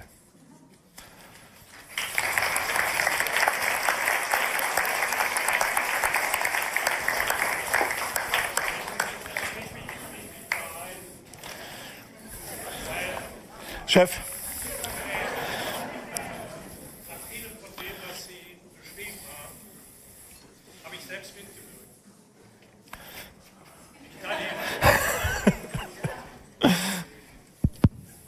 An vielem von dem, was Sie beschrieben haben, habe ich selbst mitgewirkt. Unmittelbar. Also an europäischen Räten, wo die Dinge diskutiert wurden, habe ich teilgenommen. Ich teile Ihre Auffassung in ganz vielen Punkten. Ich will aber vielleicht zwei Dinge tun. Einmal die jüngeren Leute hier und die Nicht-Politikerinnen und Politiker ermutigen, mit Herrn Yücel zu diskutieren, weil Frau Grütters und ich, wir sind Berufspolitiker. Für uns ist das kein Problem. Aber eine Sache würde ich gerne sagen. Wenn wir von der EU reden, von der Europäischen Union, müssen wir zwei Dinge unterscheiden. Es gibt die EU in Brüssel und ihre Institutionen, zum Beispiel das Europaparlament oder die EU-Kommission. Im Europaparlament, der EU-Kommission ist alles, was hier gesagt worden, hunderte Male genauso kritisiert worden. Die EU besteht aber aus 27 souveränen Staaten und deren Regierungen haben am Ende das Sagen. Und sie haben das, was Angela Merkel gemacht hat, was ich übrigens in Wahlkämpfen heftig kritisiert habe, Frau Grütters, deshalb bin ich da seiner Meinung, das haben Sie richtig beschrieben. Ich will aber zu Ihrer Ehrenrettung, was den Flüchtlingspakt angeht, eine Sache erzählen, wenn ich das kurz darf. Das habe ich noch nie öffentlich erzählt, aber jetzt erzähle ich das mal. Es war hinter verschlossenen Türen in einem nicht öffentlichen Europäischen Rat, wo der ungarische Ministerpräsident Viktor Orban folgenden Satz sagte. Ich weiß gar nicht, ob ich das darf, aber ich erzähle das einfach mal. Es dauert nur noch wenige Monate, dann wird Deutschland einen solchen Zaun, wie wir ihn um unser Land ziehen, auch bauen. Und die übernächste Rednerin nach ihm war Angela Merkel. Jetzt muss ich mal sagen, ich habe gegen Angela Merkel kandidiert als Kanzlerkandidat, nicht weil ich die so toll fand, sondern weil ich fand, sie sollte abgelöst werden. Das sage ich, bevor ich die Antwort, die Merkel gab. Merkel hat ihm Folgendes geantwortet. Ich habe zu lange hinter einem solchen Zaun gelebt, um das noch einmal zuzulassen. Bin dann hinterher zu ihr gegangen und habe gesagt, Hut ab, aber sagen Sie sowas doch mal öffentlich. Naja, Frau Grütters, jetzt ist es gut. Also, Frau Grütters war Staatsministerin bei Angela Merkel, da kann man jetzt nicht, dass die nicht aufsteht und hier die Merkel in die Pfanne haut, das kann ich verstehen. Wollte nur zur Ehrenrettung von ihr, ich bin doch jetzt gerade dabei, was zur Ehrenrettung von der Frau Merkel zu sagen. Jetzt bremsen Sie sich doch mal. In allen anderen Punkten, finde ich, hat Dennis Yücel recht. Die Europäische Union wird ihre Glaubwürdigkeit nur dann zurückgewinnen, wenn sie zu ihren eigenen Prinzipien steht, anstatt sie mit Füßen zu treten. So war das gemeint. Ich erzähle jetzt Genau so war das gemeint. Ich könnte jetzt auch sagen, was mir Angela Merkel mal hinter verschlossenen Türen zu dem Thema gesagt hat, aber das ist gar nicht so relevant. Der Punkt ist, es geht gar nicht um Deutschland. Im Gegenteil, ich habe ja gesagt, dass ich diese Entscheidung richtig fand, im Gegensatz zu den Franzosen, Hollande damals, der vor einer Panik, vor einem Sieg des Front National niemanden aufnehmen wollte. Und es geht unabhängig von den innenpolitischen Situationen in den einzelnen Ländern, der Blick von außen, und so habe ich das versucht darzustellen, nämlich der Blick aus der Türkei auf ein Europa, auf einen Kontinent des Wohlstands, der Freiheit, diejenigen, die immerzu mit Menschenrechten und Humanität und so weiter kommen. Und dieses Europa wird völlig kirre, weil da 1 Million Menschen vor einem Krieg flüchten, der nicht irgendwo stattfindet, sondern vor den Toren Europas, wo Europa ja auch nicht gewillt war, anderweitig verantwortlich zu übernehmen. Und dieses Europa gerät völlig aus den Fugen. In Deutschland wird eine Partei des organisierten Ressentiments, die ja schon am Absinken war, weil diese D-Mark-Nummer schon vorbei war, die wird plötzlich überall in die Parlamente gewählt. Es führt zu gesellschaftlichen Verwerfungen, die es zu diesem Zeitpunkt zumindest in der Türkei nicht gab, obwohl man 3 Millionen Leute aufgenommen hatte. Und das stellt die Frage, was ist das, was sind diese vielbeschworenen europäischen Werte wert, wenn es denn ernst wird. So war das gemeint, bezogen auf ganz Europa. Merkel war da gewissermaßen in einer schwierigen Rolle, weil sie ja gemeinsam allein zusammen mit Schweden die Menschen nicht abgewiesen hat und dann plötzlich aber auch in der Rolle war, das Ganze zu beenden und dann sich von Tayyip Erdogan da hat vorführen lassen.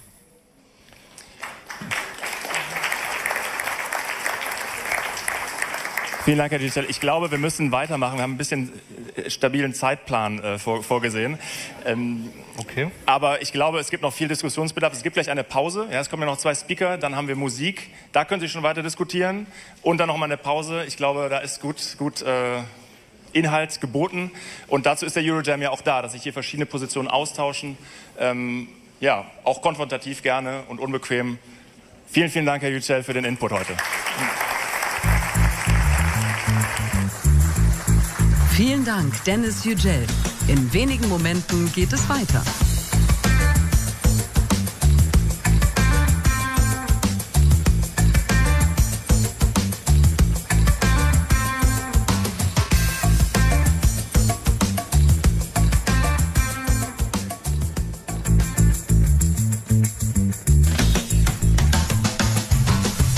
Eurojam 2023. Weiter geht es mit Talk Nummer 2. Bitte einen Riesenapplaus für Tessa Ganserer.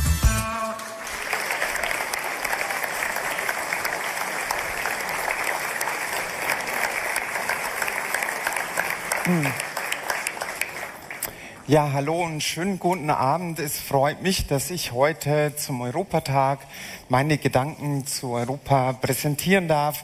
Und ich glaube, das wird jetzt keine einfache Challenge, denn wir haben 3 große Krisen zu bewältigen. Und ich habe nur 10 Minuten, also uns läuft die Zeit davon. Wir haben nur noch wenige Jahre, um unsere CO2-Emissionen auf ein Maß reduzieren, auf langfristig bis zur Mitte des Jahrhunderts auf 0 zu reduzieren, damit wir die Folgen des Klimawandels auf ein für uns Menschen erträgliches Maß reduzieren können. Wir haben nur noch 7 Jahre, um die UN-Ziele zur nachhaltigen Entwicklung zu erreichen. Und ich weiß, die große Aufgabe einer Politikerin ist es, das, was man erreichen möchte, irgendwo in die normale Sprache zu transferieren, damit Menschen auf der Straße draußen verstehen, was hat das mit meiner Lebenswirklichkeit zu tun. Und deswegen möchte ich das Thema nachhaltige Entwicklung ganz kurz an der Produktgruppe der Bekleidung durchdeklinieren, weil ich glaube, es gibt kein Produkt, das dafür so prädestiniert ist wie Textil, weil es wirklich hautnah an den Menschen dran ist. Und wenn wir uns das Thema giftige Chemikalien, die in unseren Textilien stecken, anschauen, dann geht das Thema sogar buchstäblich unter die Haut. Und für eine nachhaltige Entwicklung, worum geht es eigentlich bei dem Thema nachhaltige Entwicklung? Es geht um nichts Geringeres, als um allen Menschen ein gutes Leben in Würde zu ermöglichen. Nicht nur hier in Deutschland, nicht nur in Europa, sondern auf der ganzen Welt und auch den folgenden Generationen. Und um das den folgenden Generationen zu ermöglichen, müssen wir die ökologischen Grenzen dieses Planeten einhalten. Also worum geht es beim Thema nachhaltige Entwicklung am Beispiel Textil? Es reicht einfach nicht, wenn wir endlich gerechte und faire Löhne in den Produktionshallen Asiens bezahlen und dafür sorgen, dass auch dort die Menschenrechtsverletzungen in den Produktionshallen beendet werden. Das reicht nicht für nachhaltige Entwicklung, für nachhaltige Textilien. Es wird besser, wenn wir in Zukunft die Naturfasern oder möglichst nur Naturfasern für Textilien verwenden und wenn die ökologisch angebaut werden und auch die Landwirtinnen, die diese Fasern produzieren, faire Löhne bekommen. Aber selbst dann produzieren wir viel zu viel und viel zu billig. Wir kaufen viel zu billige Fetzen, die viel zu schnell Müll werden und die dann von Europa nach Afrika verschifft werden und dort in die Landschaft gekippt oder teilweise sogar abgefackelt werden. Also es geht darum, dass wir hier wirklich die Lebens- und Produktionsweisen so gestalten, dass die ökologischen Grenzen des Planeten eingehalten werden und alle Menschen ein faires Leben und ein Leben in Würde ermöglicht wird auf der ganzen Welt. Und da sehe ich die große Chance in der Europapolitik, mit der Ökodesign-Richtlinie wirklich durchzudeklinieren für jedes einzelne Produkt, für jede Produktgruppe, was nachhaltige Produktion bedeutet. Nachhaltigkeit bei Design.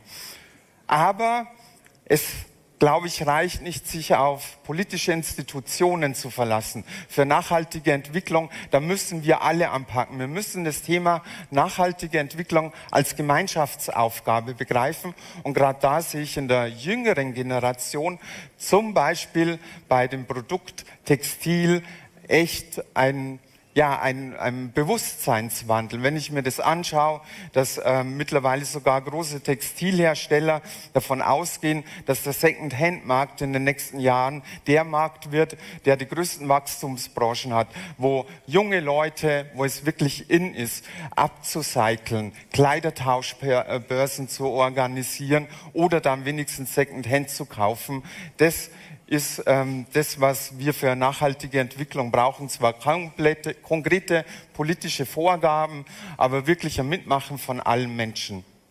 Sehe ich große Chancen in der jungen Generation, auch bei uns hier in Europa. Und ich würde sehr gerne an solchen Themen jetzt weiter diskutieren. Sehr gerne, weil ich überhaupt keinen Bock habe, mich weiter zu erklären und zu rechtfertigen. Und ich werde auch nicht darum betteln, dass ich endlich akzeptiert werde, ohne dass ich psychologische Zwangsbegutachtungen mache. Ich werde auch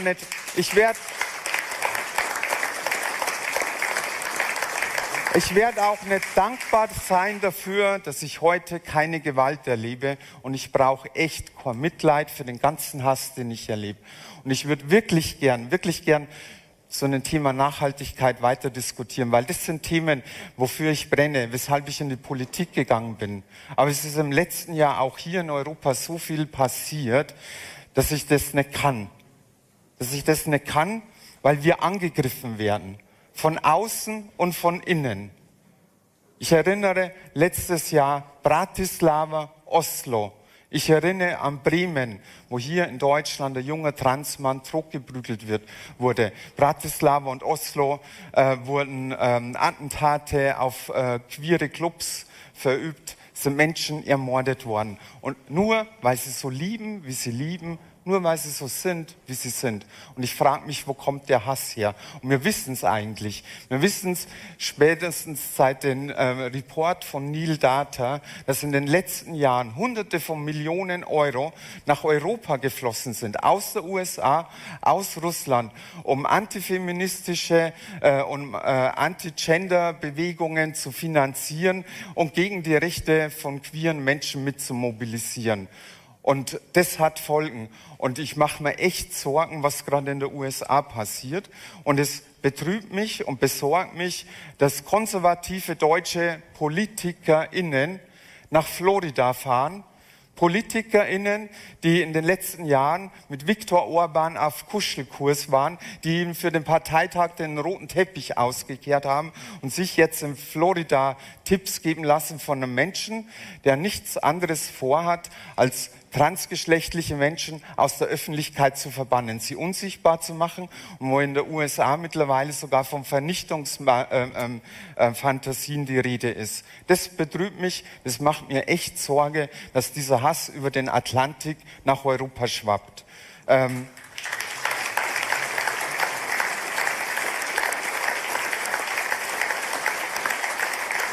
Aber auch gerade dafür brauchen wir ein starkes Europa. Und ja, ich bin besorgt, aber auf der anderen Seite bin ich mir gewiss, dass die Mehrheit der EuropäerInnen nicht so denkt, dass sich die Mehrheit der EuropäerInnen nicht vergiften lässt von diesem Hass.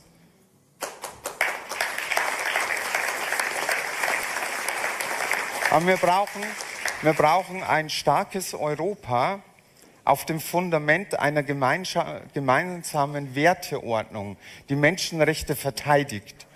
Und nicht nur gegenüber einzelnen Mitgliedstaaten wenn sie menschenrechtsverletzende, queerfeindliche Gesetze erlassen, sondern ich würde mir auch ein starkes Europa wünschen, das geschlossen gegen diesen Hass vorgeht.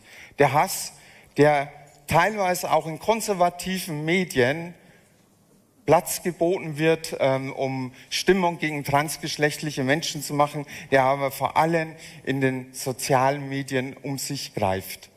Ja, und ich würde mir wünschen, dass wir hier die ganzen Plattformbetreiber wirklich in die Pflicht nehmen, weil ich glaube, das reicht einfach nicht, wenn ich bei Facebook, wenn ich bei Insta und bei anderen Plattformen die Funktion habe, Kommentar löschen, Nachricht löschen oder den Absender blockieren. Also stellt euch einmal vor, jemand geht hier rein und fängt zu randalieren an.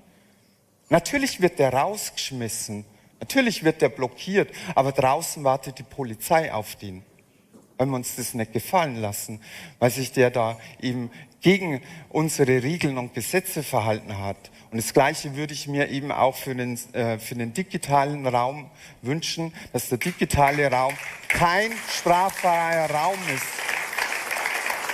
Und Hass und Hetze eben keinen Platz hat in Europa und auch keinen Platz im digitalen Raum. Und da wäre es halt so einfach, ja. Also ich fände es halt geil, und es braucht manchmal Visionen. Ne? Ich würde mir einen Button wünschen, neben Blockieren oder Melden oder Löschen, Strafanzeige stellen. Einheitlich für ganz Europa, für alle Plattformen. Ja? Nicht mehr lang diskutieren. Erst einmal muss ich aus der Plattform rausgehen, schauen, ob ich überhaupt digitale Strafanzeige stellen kann. Und dann muss die Polizei lange darum betteln, dass sie die IP bekommt. Na, einfach per Mausklick.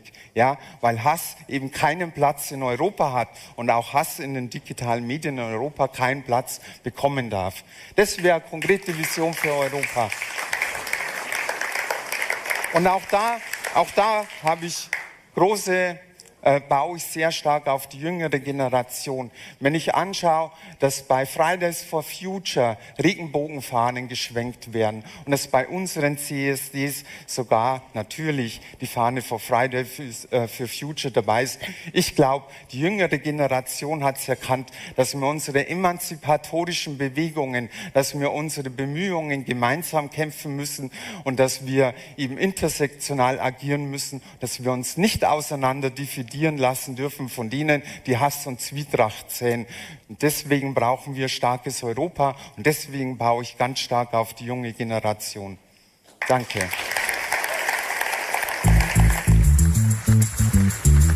Vielen Dank, Tessa Ganserer. In wenigen Momenten geht es weiter.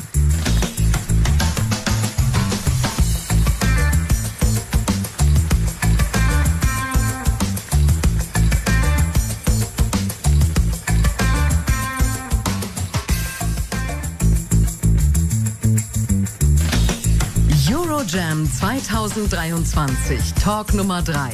Bitte begrüßt unseren nächsten Gast. Herzlich willkommen, Emilia Roark.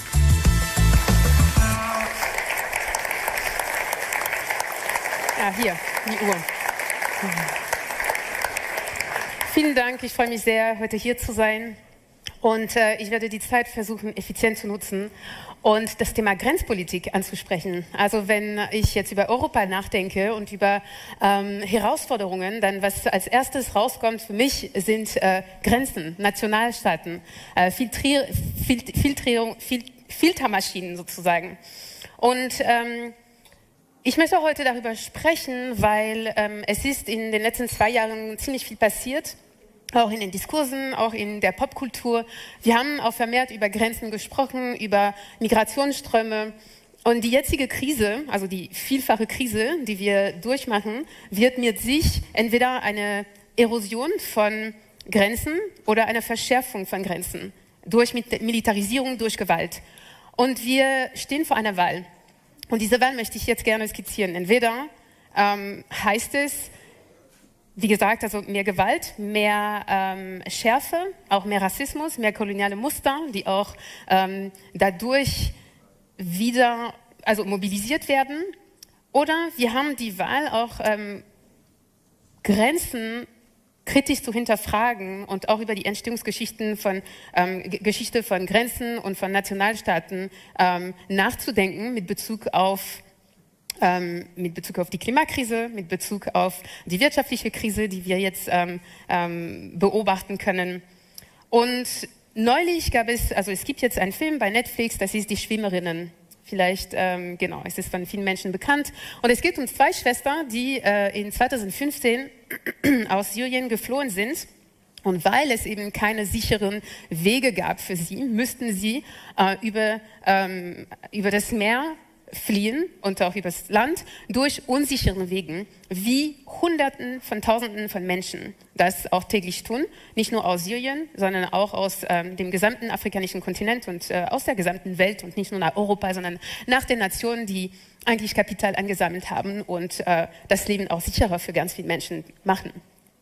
Und nach diesem Film habe ich gesehen, oder wir können beobachten, dass sie wurden ganz, ganz doll gefeiert als Heldinnen, die Menschenleben auch gerettet haben, sich selbst auch gerettet haben. Aber gleichzeitig hat es nicht wirklich zu einer wahren Kritik von unserer Grenzpolitik geführt. Oder nur am Rand. Das heißt, es wurde individualisiert und diese 2 Frauen sind unglaublich, sie haben Menschen gerettet, aber wir haben nicht das System hinterfragt, das dazu geführt hat, dass jeden Tag ganz viele Menschen ertrinken im Mittelmeer. Und wir können jetzt nicht über den europäischen Erfolg sprechen oder über den europäischen Krisen, also heute geht es auch darum, ein bisschen beides zu beleuchten, ohne über die Brutalität der europäischen Grenzenpolitik zu sprechen. Und wir sollten auch Grenzen nicht als eine unabwendbare, unerlässliche Institution betrachten.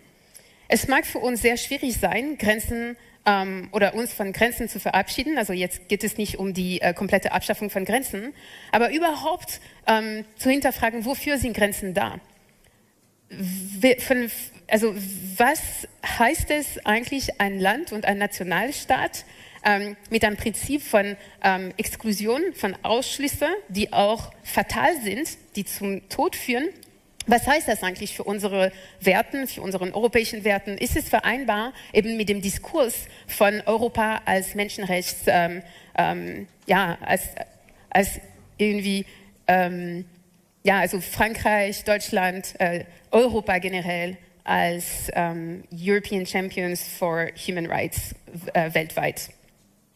Und wir haben das auch mit der Ukraine gesehen, mit dem russischen Angriff in der Ukraine gesehen. Und direkt danach haben wir auch gesehen, wie Grenzen tödlich sein können für Menschen, die jetzt nicht reinpassen in dem europäischen Bild. Wir haben auch gesehen, wie einfach das war, auch diese Grenzpolitik zu flexibilisieren. Wie einfach das war, die Migrations- und Asylpolitik auch menschlicher zu machen. Und gleichzeitig habe ich Wut gefühlt und Hoffnung. Wut, weil ich mir dachte, warum haben wir das nicht früher gemacht für all die Menschen, die Schutz suchen, die Sicherheit suchen, die einfach überleben wollen. Warum sehen wir jetzt, dass es möglich ist, wenn es eine Menschengruppe, die der kulturellen, ethnischen Darstellung eben von Europa auch entspricht. Das war die Wut. Und dann habe ich mir gedacht, als ich darüber gesprochen habe, dann viele Menschen meinten, naja, aber das ist doch, also die armen ukrainischen Menschen meinten, ja, klar, tatsächlich. Aber warum nehmen wir das nicht als Maßstab für die Behandlung von Migranten, Migrantinnen? Und ich werde jetzt keinen Unterschied machen zwischen politischen Migranten, Migrantinnen oder ökonomisch, also wirtschaftliche Migration etc. Das sind nur Menschen, die ein besseres Leben haben wollen. Und es gibt auch eine historische Grundlage, einen historischen Hintergrund für diese Migration. Und das können wir jetzt nicht unter dem Teppich fegen. Deshalb glaube ich, ist es so wichtig zu sehen, ja, das kann als Maßstab fungieren. Wir können sagen, okay, in Europa wollen wir nichts weniger als das. Wenn Menschen nach Europa kommen wollen, dann öffnen wir die Grenze für sie. Das heißt, sie können zu unseren Schulen kommen, zu unseren Kitas, sie können auf dem Arbeitsmarkt ankommen.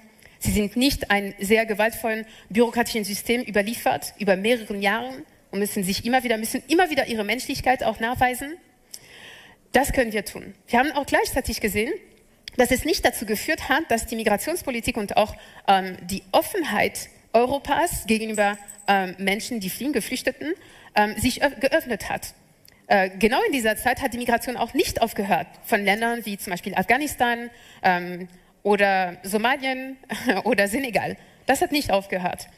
Und wurde die Behandlung von diesen Menschen durch die Aufnahme von ukrainischen geflüchteten Menschen verbessert? Nein, ganz und gar nicht. Und das sagt mir eines: Wir müssen, es geht jetzt nicht darum, immer wieder so in der Vergangenheit zu schauen und nicht nach vorne zu gucken, aber wir können nur nach vorne schauen, wenn wir einen ehrlichen Blick auf die Vergangenheit werfen.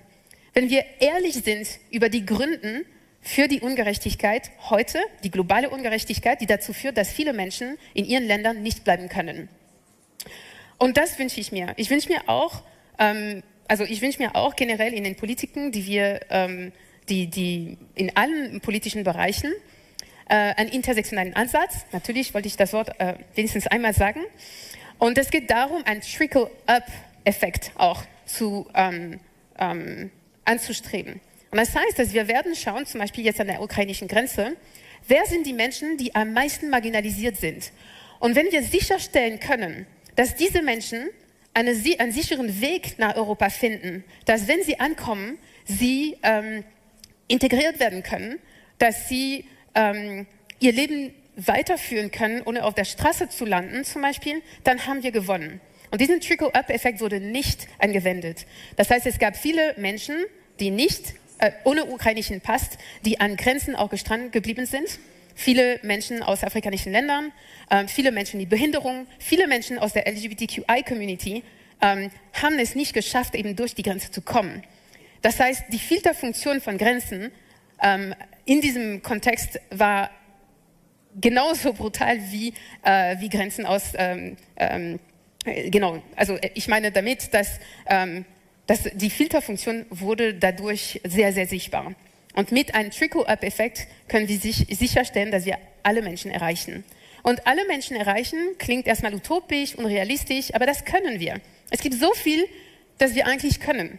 Und wenn wir davon ausgehen, dass es bestimmte Institutionen, bestimmte Regelungen, bestimmte Narrativen auch über Sicherheit, über Europa, dass wir nicht verändern können, ja, dann können wir auch aufhören zu träumen. Deshalb mein Traum ist, dass wir ein Europa schaffen, wo die Menschen, die am meisten marginalisiert sind, dass die Bedingungen für sie geschaffen werden, dass sie in Würde leben können und nicht nur überleben können. Vielen Dank.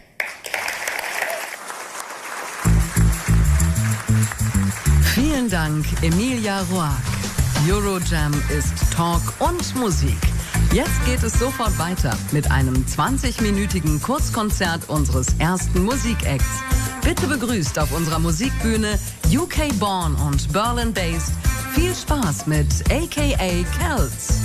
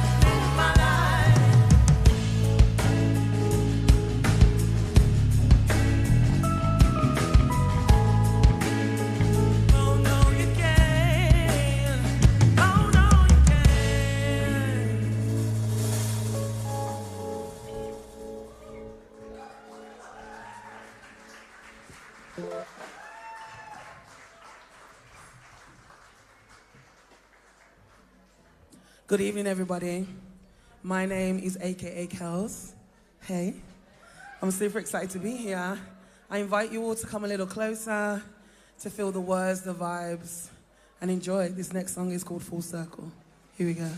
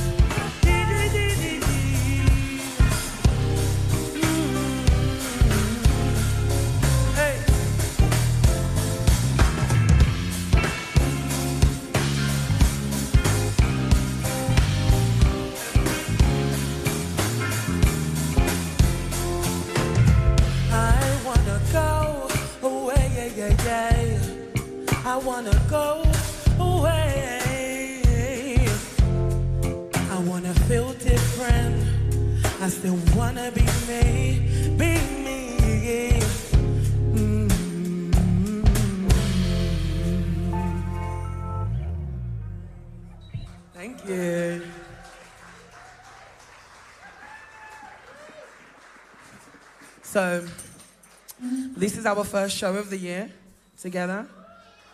So please give it up for my amazing band, friends. It's amazing.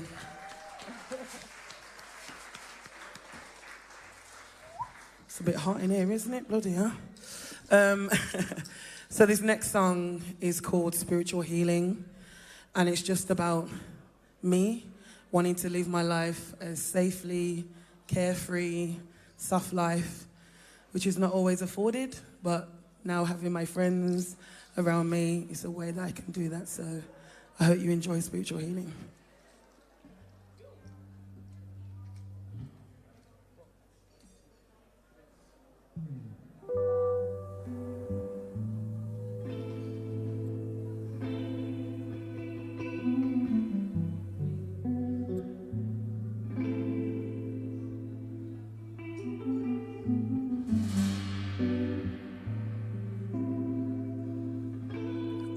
Dun dun dun down, na na na na na na. Running away to a place called home only belongs to me. No buses or trains here to slow me down. My mind keeps pulling me back. I don't wanna face the spirit. Trying the best to guide me in the right way, yeah, yeah, yeah, yeah. I don't wanna fall. I don't wanna tumble. I don't wanna tumble. I don't wanna break down, break down, break down. I just wanna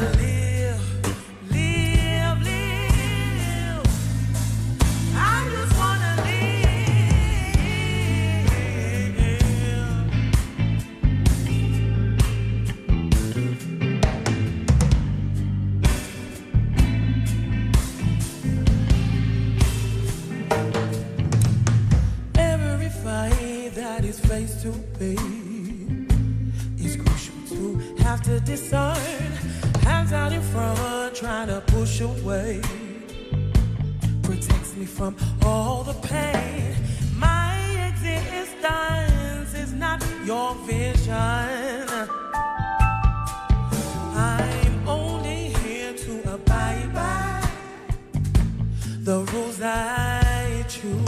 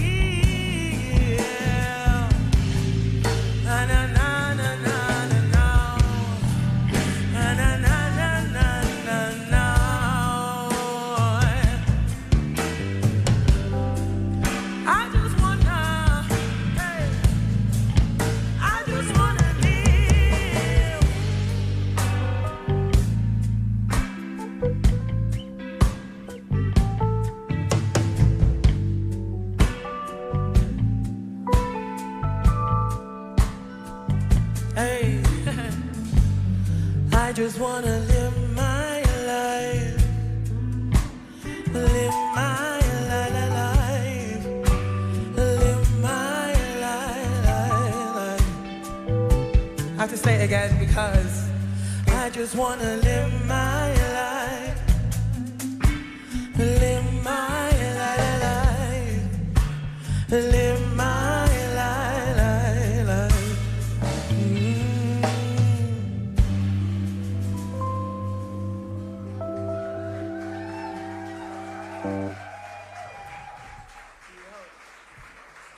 Thank you. Ooh, that song always makes me want to cry, but I didn't cry this time, so that's a gold star for me. I hope you're all having a good time today at Eurojam.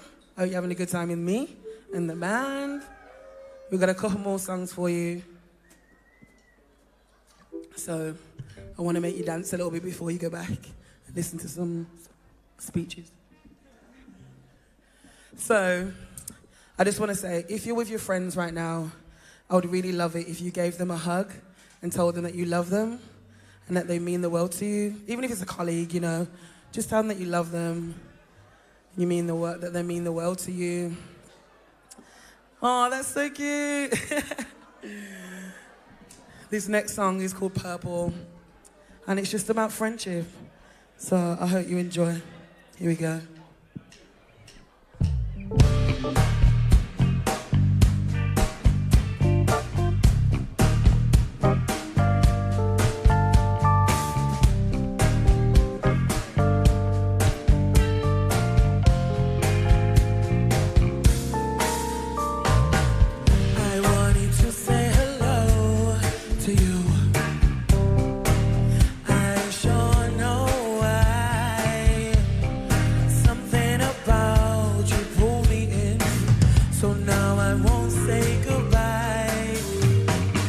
The sun is shining, I see on the street. I glance at you and you glance right back at me. Can we go somewhere and have a little talk? Cause there's something about you.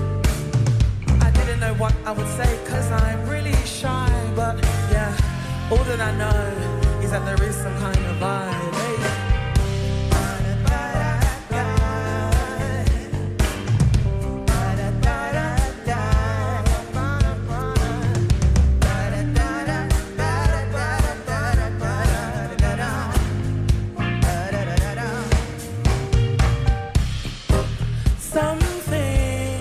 About you makes me want to stay. You pulled me in and I'm here. Every day's the same, only the same with you. The day that I met you, everything began to bloom. I can't imagine life without you, but I still can. Take me time, never break the love we had. Taking the leap of faith when standing on the outside feels like the toughest thing to do, but fear has to hide. Taking the leap of faith when standing on the outside toughest thing to do, but fear has to hide. Give it up for Raphael on the guitar, please.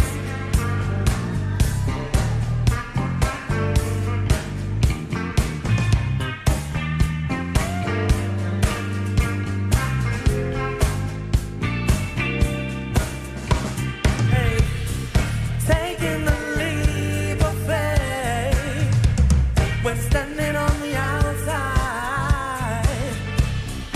feels like the toughest thing to do, but fear has to hide.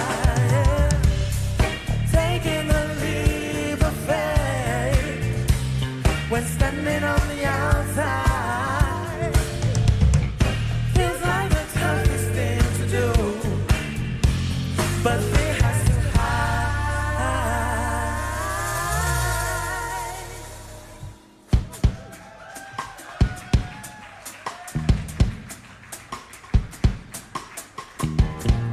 This is our last song. I hope you've enjoyed. I'm AKA Kals with Raphael, my guitarist, Alyssa on keys, Dylan on drums, Jay on bass, and Chili on amazing background vocals. This next song is called Sunday, and it's about being hungover, as I know that many of you may know. If not, it's just about feeling tired.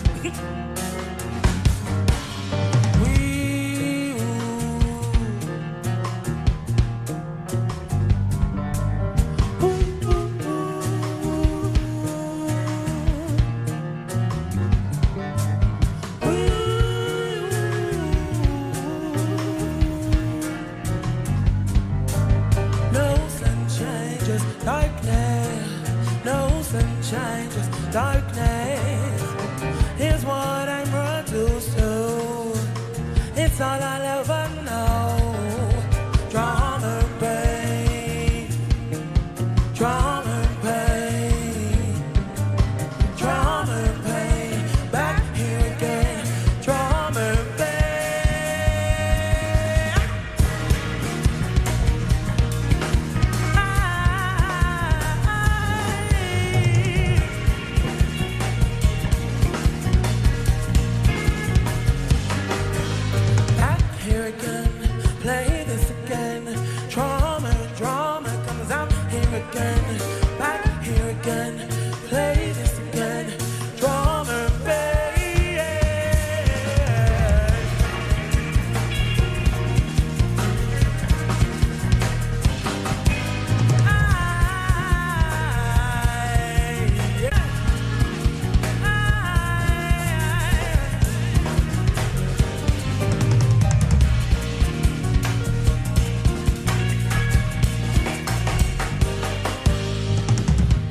this, you're in a lockdown, you're trapped from all civilization. Riddle me this. What would you do? What would you do?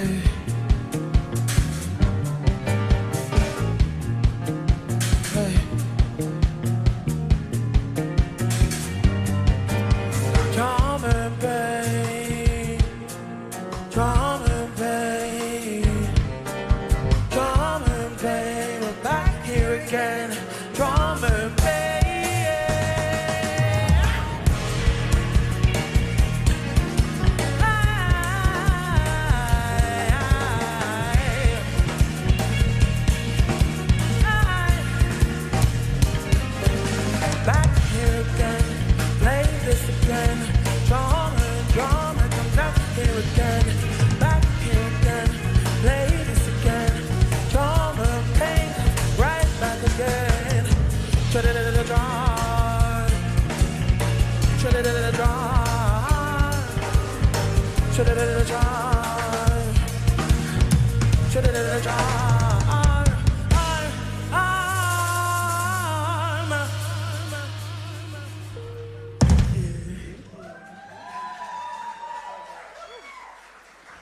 Thank you so much.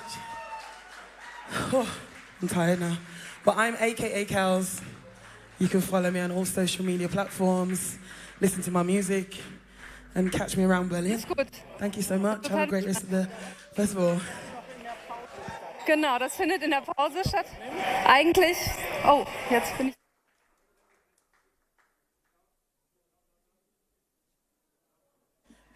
Thank you very much, AKA Chaos. This was an amazing concert. One more round of applause, please.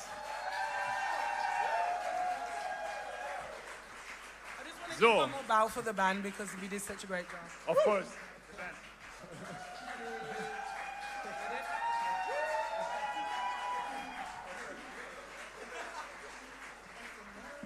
So, jetzt nur eine kleine Programminformation wieder von meiner Seite. Es gibt jetzt 10 Minuten Pause. Da könnt ihr euch frei bewegen, machen, was ihr wollt. Macht ihr sowieso hoffentlich schon die ganze Zeit. Ja?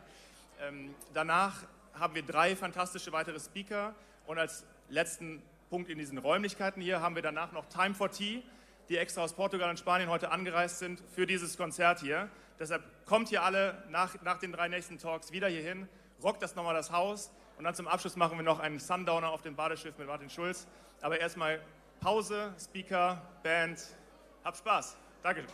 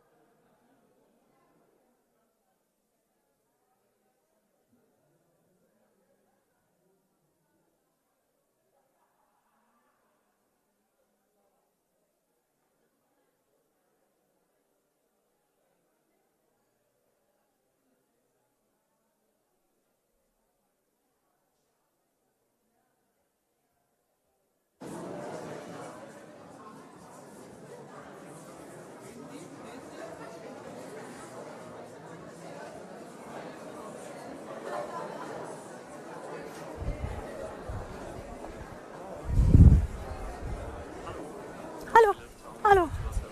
Ah, cool. Ja.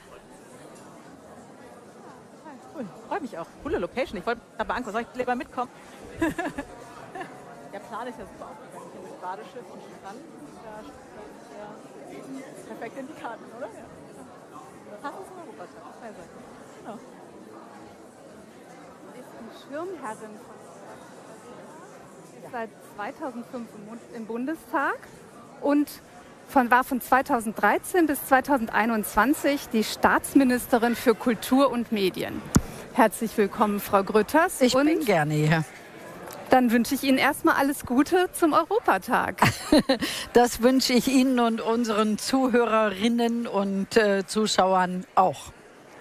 Haben Sie das Alles denn Gute zum Europatag. Alles Gute zum Europatag. Haben Sie das denn heute schon häufiger gewünscht? Also zumindest häufig genug. Ich fand das ganz toll, dass es an der Fassade des Hauptbahnhofs prangte. Und habe das da spontan tatsächlich einem Spaziergänger gesagt, guck hier, alles Gute zum Europatag. Und wie war die Reaktion? Aber heute Abend natürlich auch.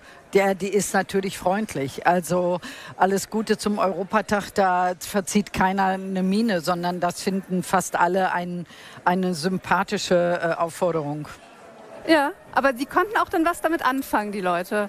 Ich glaube, Europatag am 9. Mai, das ist vielen nicht so bewusst, aber wir hatten heute Morgen eine ganz wichtige, tolle Veranstaltung beim französischen Botschafter. Da hat Armin Laschet, der lange der deutsch-französische Koordinator war, auch als Ministerpräsident in Nordrhein-Westfalen und aus Aachen kommt, also einer Stadt, die näher an Paris als an Berlin liegt. Der hat heute den höchsten französischen Orden bekommen für diese Völkerverständigung. Und die ist ja zwischen Deutschland und Frankreich ganz bedeutsam, weil eine Erzfeindschaft nach dem Krieg heute vor 70 Jahren hat Schuman ja diese berühmte Rede gehalten, dass man die jetzt beerdigen sollte, nur 5 Jahre nach Kriegsende. Und da haben wir in der Tat sehr viel europäischen Geist gespürt und gesehen und natürlich auch gewusst, dass heute der Europatag ist, einen Tag nach dem 8. Mai. Ja, ich fand es tatsächlich auch bemerkenswert, heute Morgen im Radio habe ich ganz oft eben dieses Stichwort Europatag gehört. Das hat man vor ein paar Jahren wirklich noch nicht.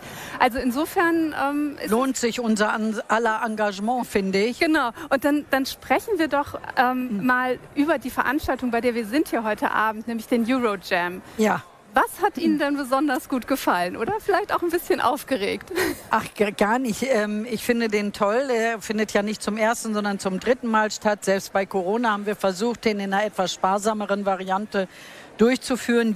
Das ist die Gruppe, die sich für Tu was für Europa engagiert und zusammenhält und die ja zum Glück überparteilich organisiert ist von Spitzenpolitikern. Der Stichwortgeber war damals Martin Schulz, ehemals ja Präsident des Europaparlaments. Und uns bewegt ja das Interesse, Europa ein bisschen populärer zu machen, das Denken an Europa. Und da sind solche Gedenktage, so ein Europatag ist da ein ganz wichtiges Element. Und deshalb finde ich den Eurojam toll als Veranstaltungsformat, an dem vor allen Dingen junge Leute teilnehmen. Heute sind Schülerinnen und Schüler aus 3 Schulen aus meinem Wahlkreis Reinickendorf dabei, der ja oben im Norden Berlins nah an der damals französischen Zone liegt. Und die haben eine hohe Sensibilität für europäische Fragestellungen.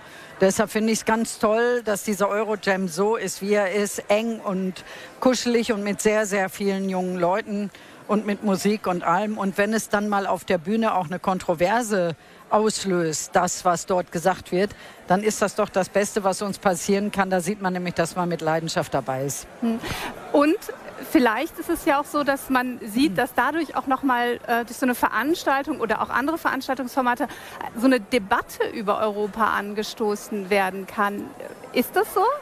Das ist so. Und was der Deniz Yücel eben gesagt hat, wie sähe die Türkei heute aus, wenn man den 1999 versprochenen Aufnahmeprozess der Türkei in die EU wirklich strenger verfolgt und vielleicht sogar wirklich vorangetrieben hätte, was aus allgemeinen politischen Gründen am Ende nicht so gelaufen ist. Aber da denke ich mir, es ist doch besser, jemand ist enttäuscht, dass er noch nicht so weit ist, in die EU zu kommen, als wenn man sagen würde, die EU ist es nicht wert, dass wir uns darum bemühen. Und dass es natürlich auch innerhalb der EU Länder gibt. Er hat ja Polen erwähnt und Ungarn erwähnt, die dann auch von den europäischen Werten wieder ein Stück weit abrücken. Das ist auch gut, dass man das bemerkt, weil wir dann uns immer wieder vergewissern, wo wir hinwollen, wo wir herkamen, was das Herzstück ist und worum es zu streiten und zu kämpfen lohnt. Ja, ich fand auch sehr schön, dass er wirklich geschildert hat, wie es damals in der Türkei war, dass die Leute wirklich gesagt haben, so kommst du nicht in die Türkei, wenn man sich ein bisschen daneben benahm. Genau, also der Handwerker oder sowas, so kommen wir nicht nach Europa. Das finde ich wirklich sehr, sehr schön. Genau, so kommen kommen wir nicht nach Europa. Und das war ein Genau. Spruch in der Türkei, genau. Gibt es denn Themen, von denen Sie aktuell meinen, dass sich Europa stärker darum kümmern müsste? Ja, ich finde, dass wir den innereuropäischen Zusammenhalt stärken müssten, statt uns innerhalb Europas immer wieder unter den 27 oder 26 Ländern nach dem Brexit, statt uns immer wieder voneinander so ein bisschen abzugrenzen und so nationalstaatliche Interessen in den Vordergrund zu spielen. Die Bedrohung von draußen, man sieht das an Angriff Russlands auf die Ukraine oder an dem wirklich immer autoritärer werdenden Staat China, mit dem es viele wirtschaftliche Verflechtungen, aber natürlich auch Abgrenzungen gibt. Wenn man das alleine mal nimmt, dann sieht man, wie wichtig es ist, dass nicht jedes einzelne europäische Land für sich eine Rolle spielt im globalen Kontext, sondern Europa als Ganzes. Nur dann sind wir ein ganz wichtiger, ernstzunehmender Faktor im Weltgeschehen. Und so kann man nicht nur globale Wirtschaftsbeziehungen, sondern auch eine Werteverteidigung vornehmen und die Demokratien schützen, denn die sind weltweit unter Druck. Gut, kommen wir von der globalen Politik mal wieder auf unser kleines, feines Event hier heute Abend. Denn wir füllen ja nur die Halbzeitpause sozusagen und schauen mal, haben Sie irgendwas, was Sie besonders überrascht hat bis jetzt oder warten Sie auf die zweite Halbzeit? Überrascht hat mich, wie ich finde, sehr holzschnittartig, aber immerhin emotional und deshalb habe ich auch ein gewisses Verständnis dafür, Dennis Yücel hier aufgetreten ist. Also wie sehr er gesagt hat, hey, ihr Europäer seid schuld, dass die Türkei heute so ist, wie sie ist, nämlich so wie viele hier von uns und auch er sie eigentlich nicht haben wollen. Unter Erdogan ist es ein autoritärer Staat geworden, auch einer, der Meinungsfreiheit, Pressefreiheit, Kunstfreiheit eingrenzt und deshalb gucken wir alle jetzt auf die Wahlen, die in den nächsten Tagen stattfinden und hoffen, dass sich das Land wieder ein bisschen öffnet und freiheitlicher wird.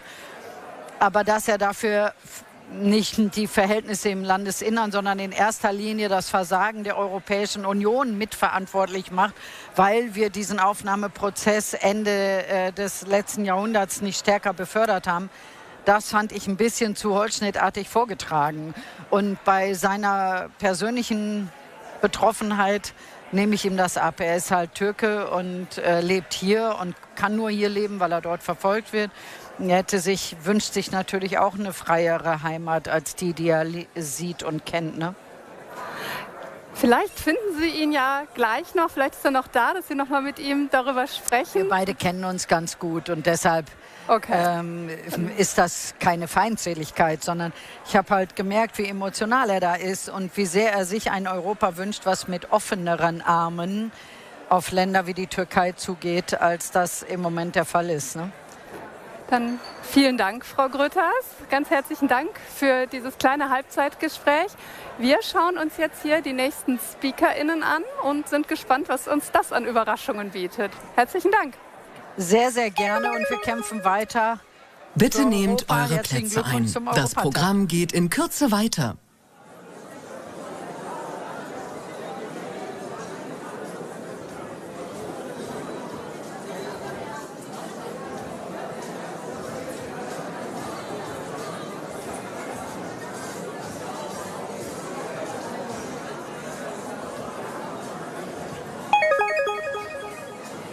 Bitte nehmt eure Plätze ein.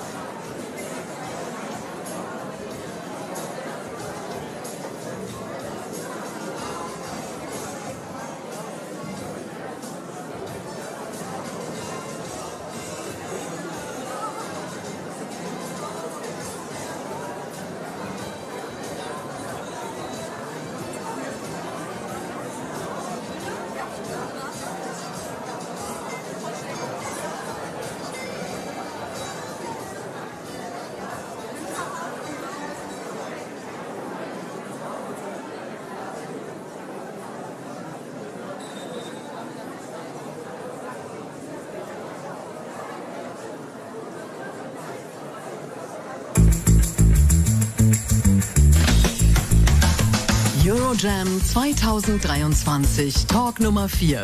Bitte begrüßt ganz herzlich Nicole Büttner-Thiel.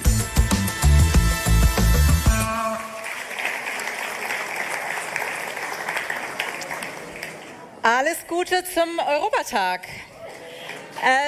Ich bin KI-Unternehmerin hier in Berlin und ich mache KI nicht, weil ich irgendwie die Technologie so cool finde und jetzt nicht da ohne Code leben kann oder weil ich technologieversessen bin. Ich bin eigentlich Volkswirtin und ich mache künstliche Intelligenz, weil ich an die Anwendung glaube, weil ich total begeistert bin, seit ich verstehe, was man mit der Technologie machen kann, dass ich davon Teil sein will.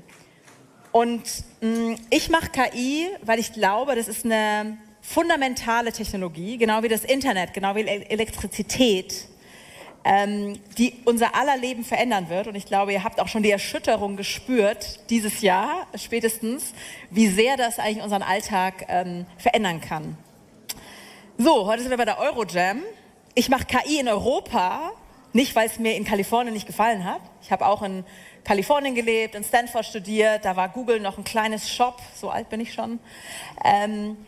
Ja, ich mache KI hier, also jetzt sind meine beiden kleinen Kinder hier, und weil ich hier gerne lebe und weil ich möchte, dass wir die Technologie mitbauen. Hier aus Berlin, aus Deutschland, aus dem Herzen Europas, diese Technologie mitgestalten. Und ich glaube, darum geht es mir heute. Und ich weiß, die Erschütterung ist groß, die Fragen sind mächtig. Ja, mehrere 100 Millionen Nutzer hat ChatGPT in den letzten Monaten bekommen, schnelleres Nutzerwachstum als TikTok, als andere soziale Medien zuvor und da ist die Unsicherheit groß. Ich möchte heute trotzdem Plädoyer machen, warum künstliche Intelligenz uns zu einer Renaissance der Menschlichkeit führen kann. Bear with me. Ich glaube, was meine ich damit überhaupt? Ich habe gedacht, zu Europa passt das Thema vielleicht. Renaissance ist so ein Thema, was wir ja eigentlich so mit Europa verknüpfen, Aufklärung, Humanität. Und wenn man sich ein bisschen damit beschäftigt, was eigentlich in der Zeit passiert ist, dann kamen verschiedene Sachen zusammen. Ne? Also man hat irgendwie viel Kapital, haben wir eigentlich immer noch in Europa, oder? Wir haben eigentlich immer noch viel Kapital. Da gab es einige Familien, die haben viel finanziert. Es waren brillante Köpfe im Land. Wir sind immer noch in Europa die Nummer 1, wenn wir an KI-Forscher pro Kopf denken, liegen wir vor China, vor USA. Wir haben die Talente hier. Wir haben eigentlich auch eine Dichte. Wir merken, dass diese Ökosysteme dichter zusammenwachsen. Also ich spüre das hier in Berlin, man hört das irgendwie, man sieht es in Frankreich, in Paris. Also es gibt auch eine gewisse Konzentration und wir haben eigentlich auch genug Fragen, mit denen wir uns beschäftigen können, um uns da kreativ auszutoben, für was wir das verwenden können. Ja? War ja damals auch, also gab es irgendwie auch Verwerfungen von Kriegen und Krisen. Also eigentlich haben wir diese Zutaten und ich glaube, wenn wir uns irgendwie überlegen, wie können wir diese Technologie nutzen, um mehr dazu zurückzufinden, mehr Humanität und mehr Menschlichkeit in unserem Alltag zu gestalten, dann wäre das doch ganz großartig. Und warum glaube ich das? Ich glaube zum einen, Technologie kann uns dabei helfen, empathischer zu sein. Was meine ich jetzt damit? Das ist irgendwie komisch. Ein Beispiel aus der Medizin, zum Beispiel, wir können Sachen viel besser personalisieren. Also Treatments für Medikamente, Bildungsjourneys zum Teil für Kinder. Also wir können eigentlich viel genauer auch matchen, verschiedene Menschen mit ähnlichen Problemen, ähnlichen Krankheitsfeldern und so weiter. Also es gibt ganz viele Patient Advocacy Groups von seltenen Erkrankungen, die sind total begeistert von dieser Technologie, weil sie endlich einander finden und perspektivisch auch die Möglichkeit haben, tolle medizinische Versorgung zu erfahren. Weil das sind eigentlich bisher Felder, die sind so klein, hat sich bis jetzt noch niemand so richtig drum gekümmert vielleicht. Ne? Ist auch schwer, das Kaliber zu tun. Das Zweite ist, also alle sprechen von Arbeitsplatzverlust. Das ist natürlich irgendwie auch eine große Frage. Ich glaube, es ist auch eine legitime Frage. Ich will das gar nicht wegdiskutieren. Aber ich glaube, in einer Zeit, in der wir einen großen Arbeitskräftemangel haben, ist es für viele auch eine Möglichkeit, überhaupt noch viele Dienstleistungen anzubieten und viele Services anzubieten, die es braucht. Also ich denke dabei auch an den Staat zum Beispiel. Riesen Fachkräftemangel in diesem Bereich. Und dadurch können wir das überhaupt noch stemmen, das sozusagen zu machen. Und manchmal wundert mich das auch so ein bisschen. Wir träumen ja eigentlich als Menschen, seit Menschen gedenken davon, dass wir nicht mehr arbeiten und das Leben genießen und nach Platon uns überlegen, was macht mich eigentlich zum guten Menschen? Wie sieht das gute Leben aus?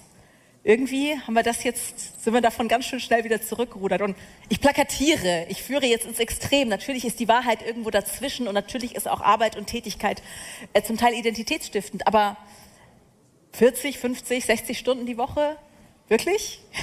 Hängen wir so da dran? Identifizieren wir uns so damit, was wir irgendwie an Aufgaben lösen?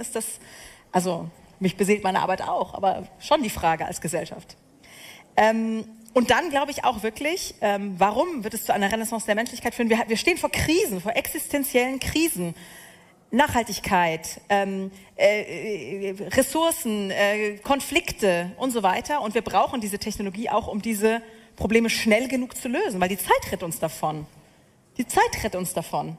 Und deswegen, glaube ich, kann diese Technologie uns helfen, eigentlich wieder zu unserem Kern ein bisschen zurückzufinden. Aber ich brauche eure Hilfe. Ich brauche ihre Hilfe. Denn diese Erschütterung macht natürlich auch viel Angst. Ich kann es verstehen. Also das Unbekannte ist schwierig. Und ich glaube, wenn der Ausgang ungewiss ist, dann ist es eben auch manchmal schwierig, daran zu glauben, dass es vielleicht auch gut ausgehen kann. Es ist einfacher, sozusagen in Angst und Rückzug sich zu finden, als zu sagen, wir gehen das mutig an, wir gestalten das mit. Also mein Appell ist hier in dieser schnelllebigen, disruptiven Zeit, versuchen wir doch das Beste in uns abzurufen. Also versuchen wir doch zu überlegen, was ist, wenn wir über uns hinauswachsen und das hinbekommen mit dieser Technologie. Und das erfordert Mut, das erfordert auch Vertrauen. Ja, deswegen stehe ich hier, ich mache diese Technologie mit unseren Teams hier in Berlin, in der Ackerstraße, da kann man hinkommen, da kann man anfassen, da kann man diskutieren. Mit Menschen, die diese Technologie bauen und die ihr Talent und ihre Zeit dafür einsetzen und die sich gerne darüber unterhalten und gerne auch Verantwortung dafür übernehmen. Ich brauche auch eure Hilfe, weil ich glaube, die Frage ist auch, heute sind wir hier in Europa, am Euro-Jam. Ich glaube, wir müssen da wirklich zusammenarbeiten. Ich glaube, Europa ist da eine große Chance in dieser Technologie.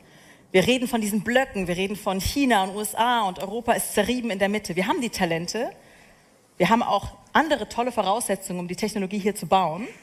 Tolle Industriefelder, die hier sind. Wir haben unglaublich viel Expertise in vielen Märkten, in diesen B2B-Technologien. Also wenn es um um Technologien geht im Nachhaltigkeitsbereich beispielsweise, haben wir führende Unternehmen. Ja?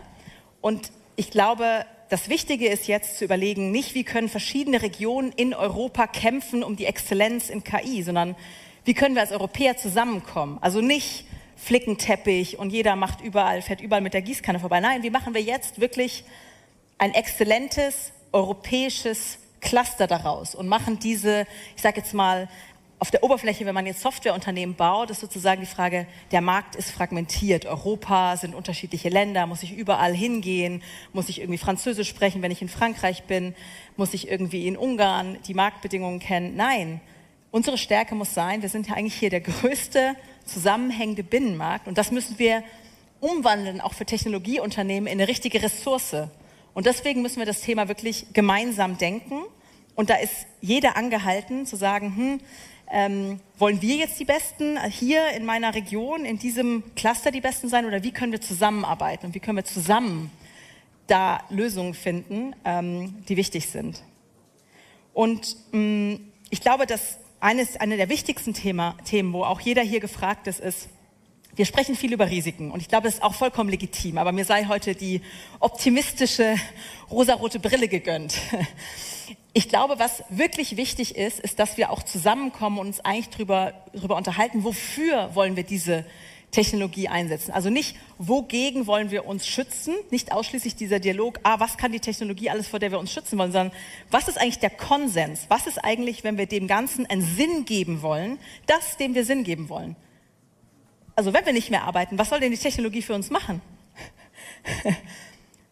Was ist denn der Konsens? Wie soll denn die Gesellschaft aussehen? Was sind denn die normativen Regeln, die wir dieser Technologie geben wollen? Wir setzen den Rahmen. Wir bauen diese Technologie und ich glaube, dass wir das nicht nur als Technologieunternehmen tun, sondern auch als Gesellschaft uns überlegen, was soll diese Technologie leisten? Da ist jeder hier, jede hier aufgerufen, auch einen Beitrag zu leisten und auch mitzumischen. Und diese Einladung spreche ich aus. Jetzt, heute hier, morgen in der Ackerstraße in Berlin und jeder übermorgen und die kommenden Wochen, Monate an der Stelle, an der sie erwirkt. Vielen Dank. KI als Renaissance der Menschlichkeit. Alles Gute zum Europatag. Vielen Dank, Nicole Büttner-Thiel. In wenigen Momenten geht es weiter.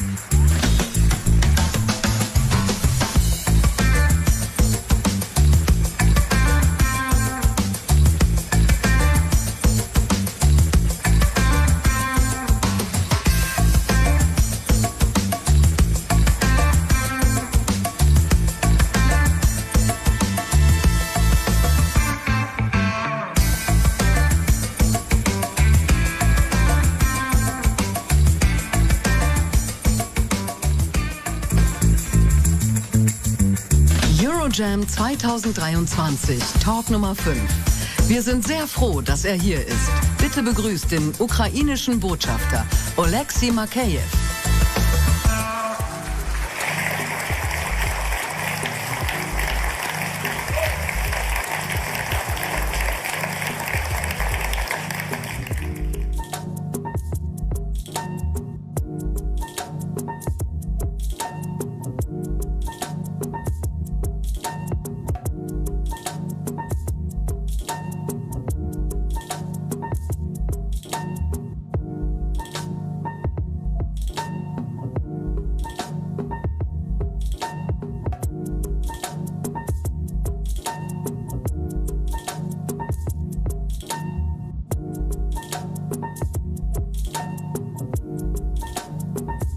It is with this concert and the same appeal to support culture, to support cultural makers, to support Ukraine, and to support Europe that I'm leaving you.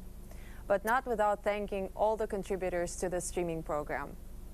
Please do not forget that the selection of ITFA documentaries is free. From Brussels to Berlin now, for it is there that two ITFA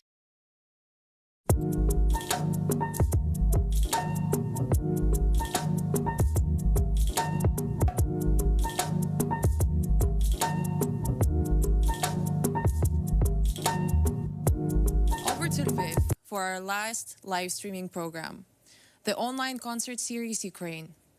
Muses Are Not Silent at the Lviv National Philharmonic became a platform for uniting the Ukrainian music community, as many musicians participating in these concert programs have become internally displaced and found their shelter in Lviv. Lviv National Philharmonic provided an opportunity for the world to watch this concert series for free on their YouTube channel. The Philharmonic suggests its listeners to make charitable donations to Ukrainian musicians who have stayed in Ukraine.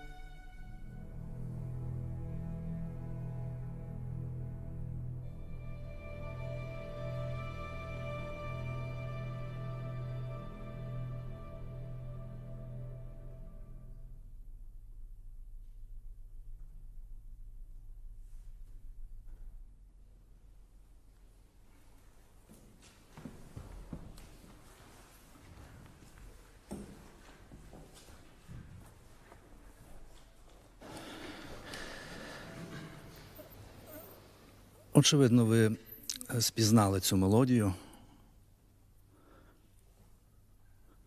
Можливо, вона є найсумнішою українською мелодією.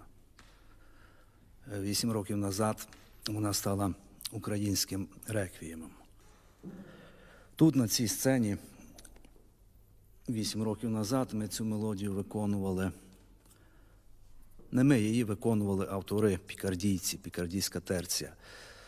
Вони її виконували тут на 40-вини Небесної Сотні.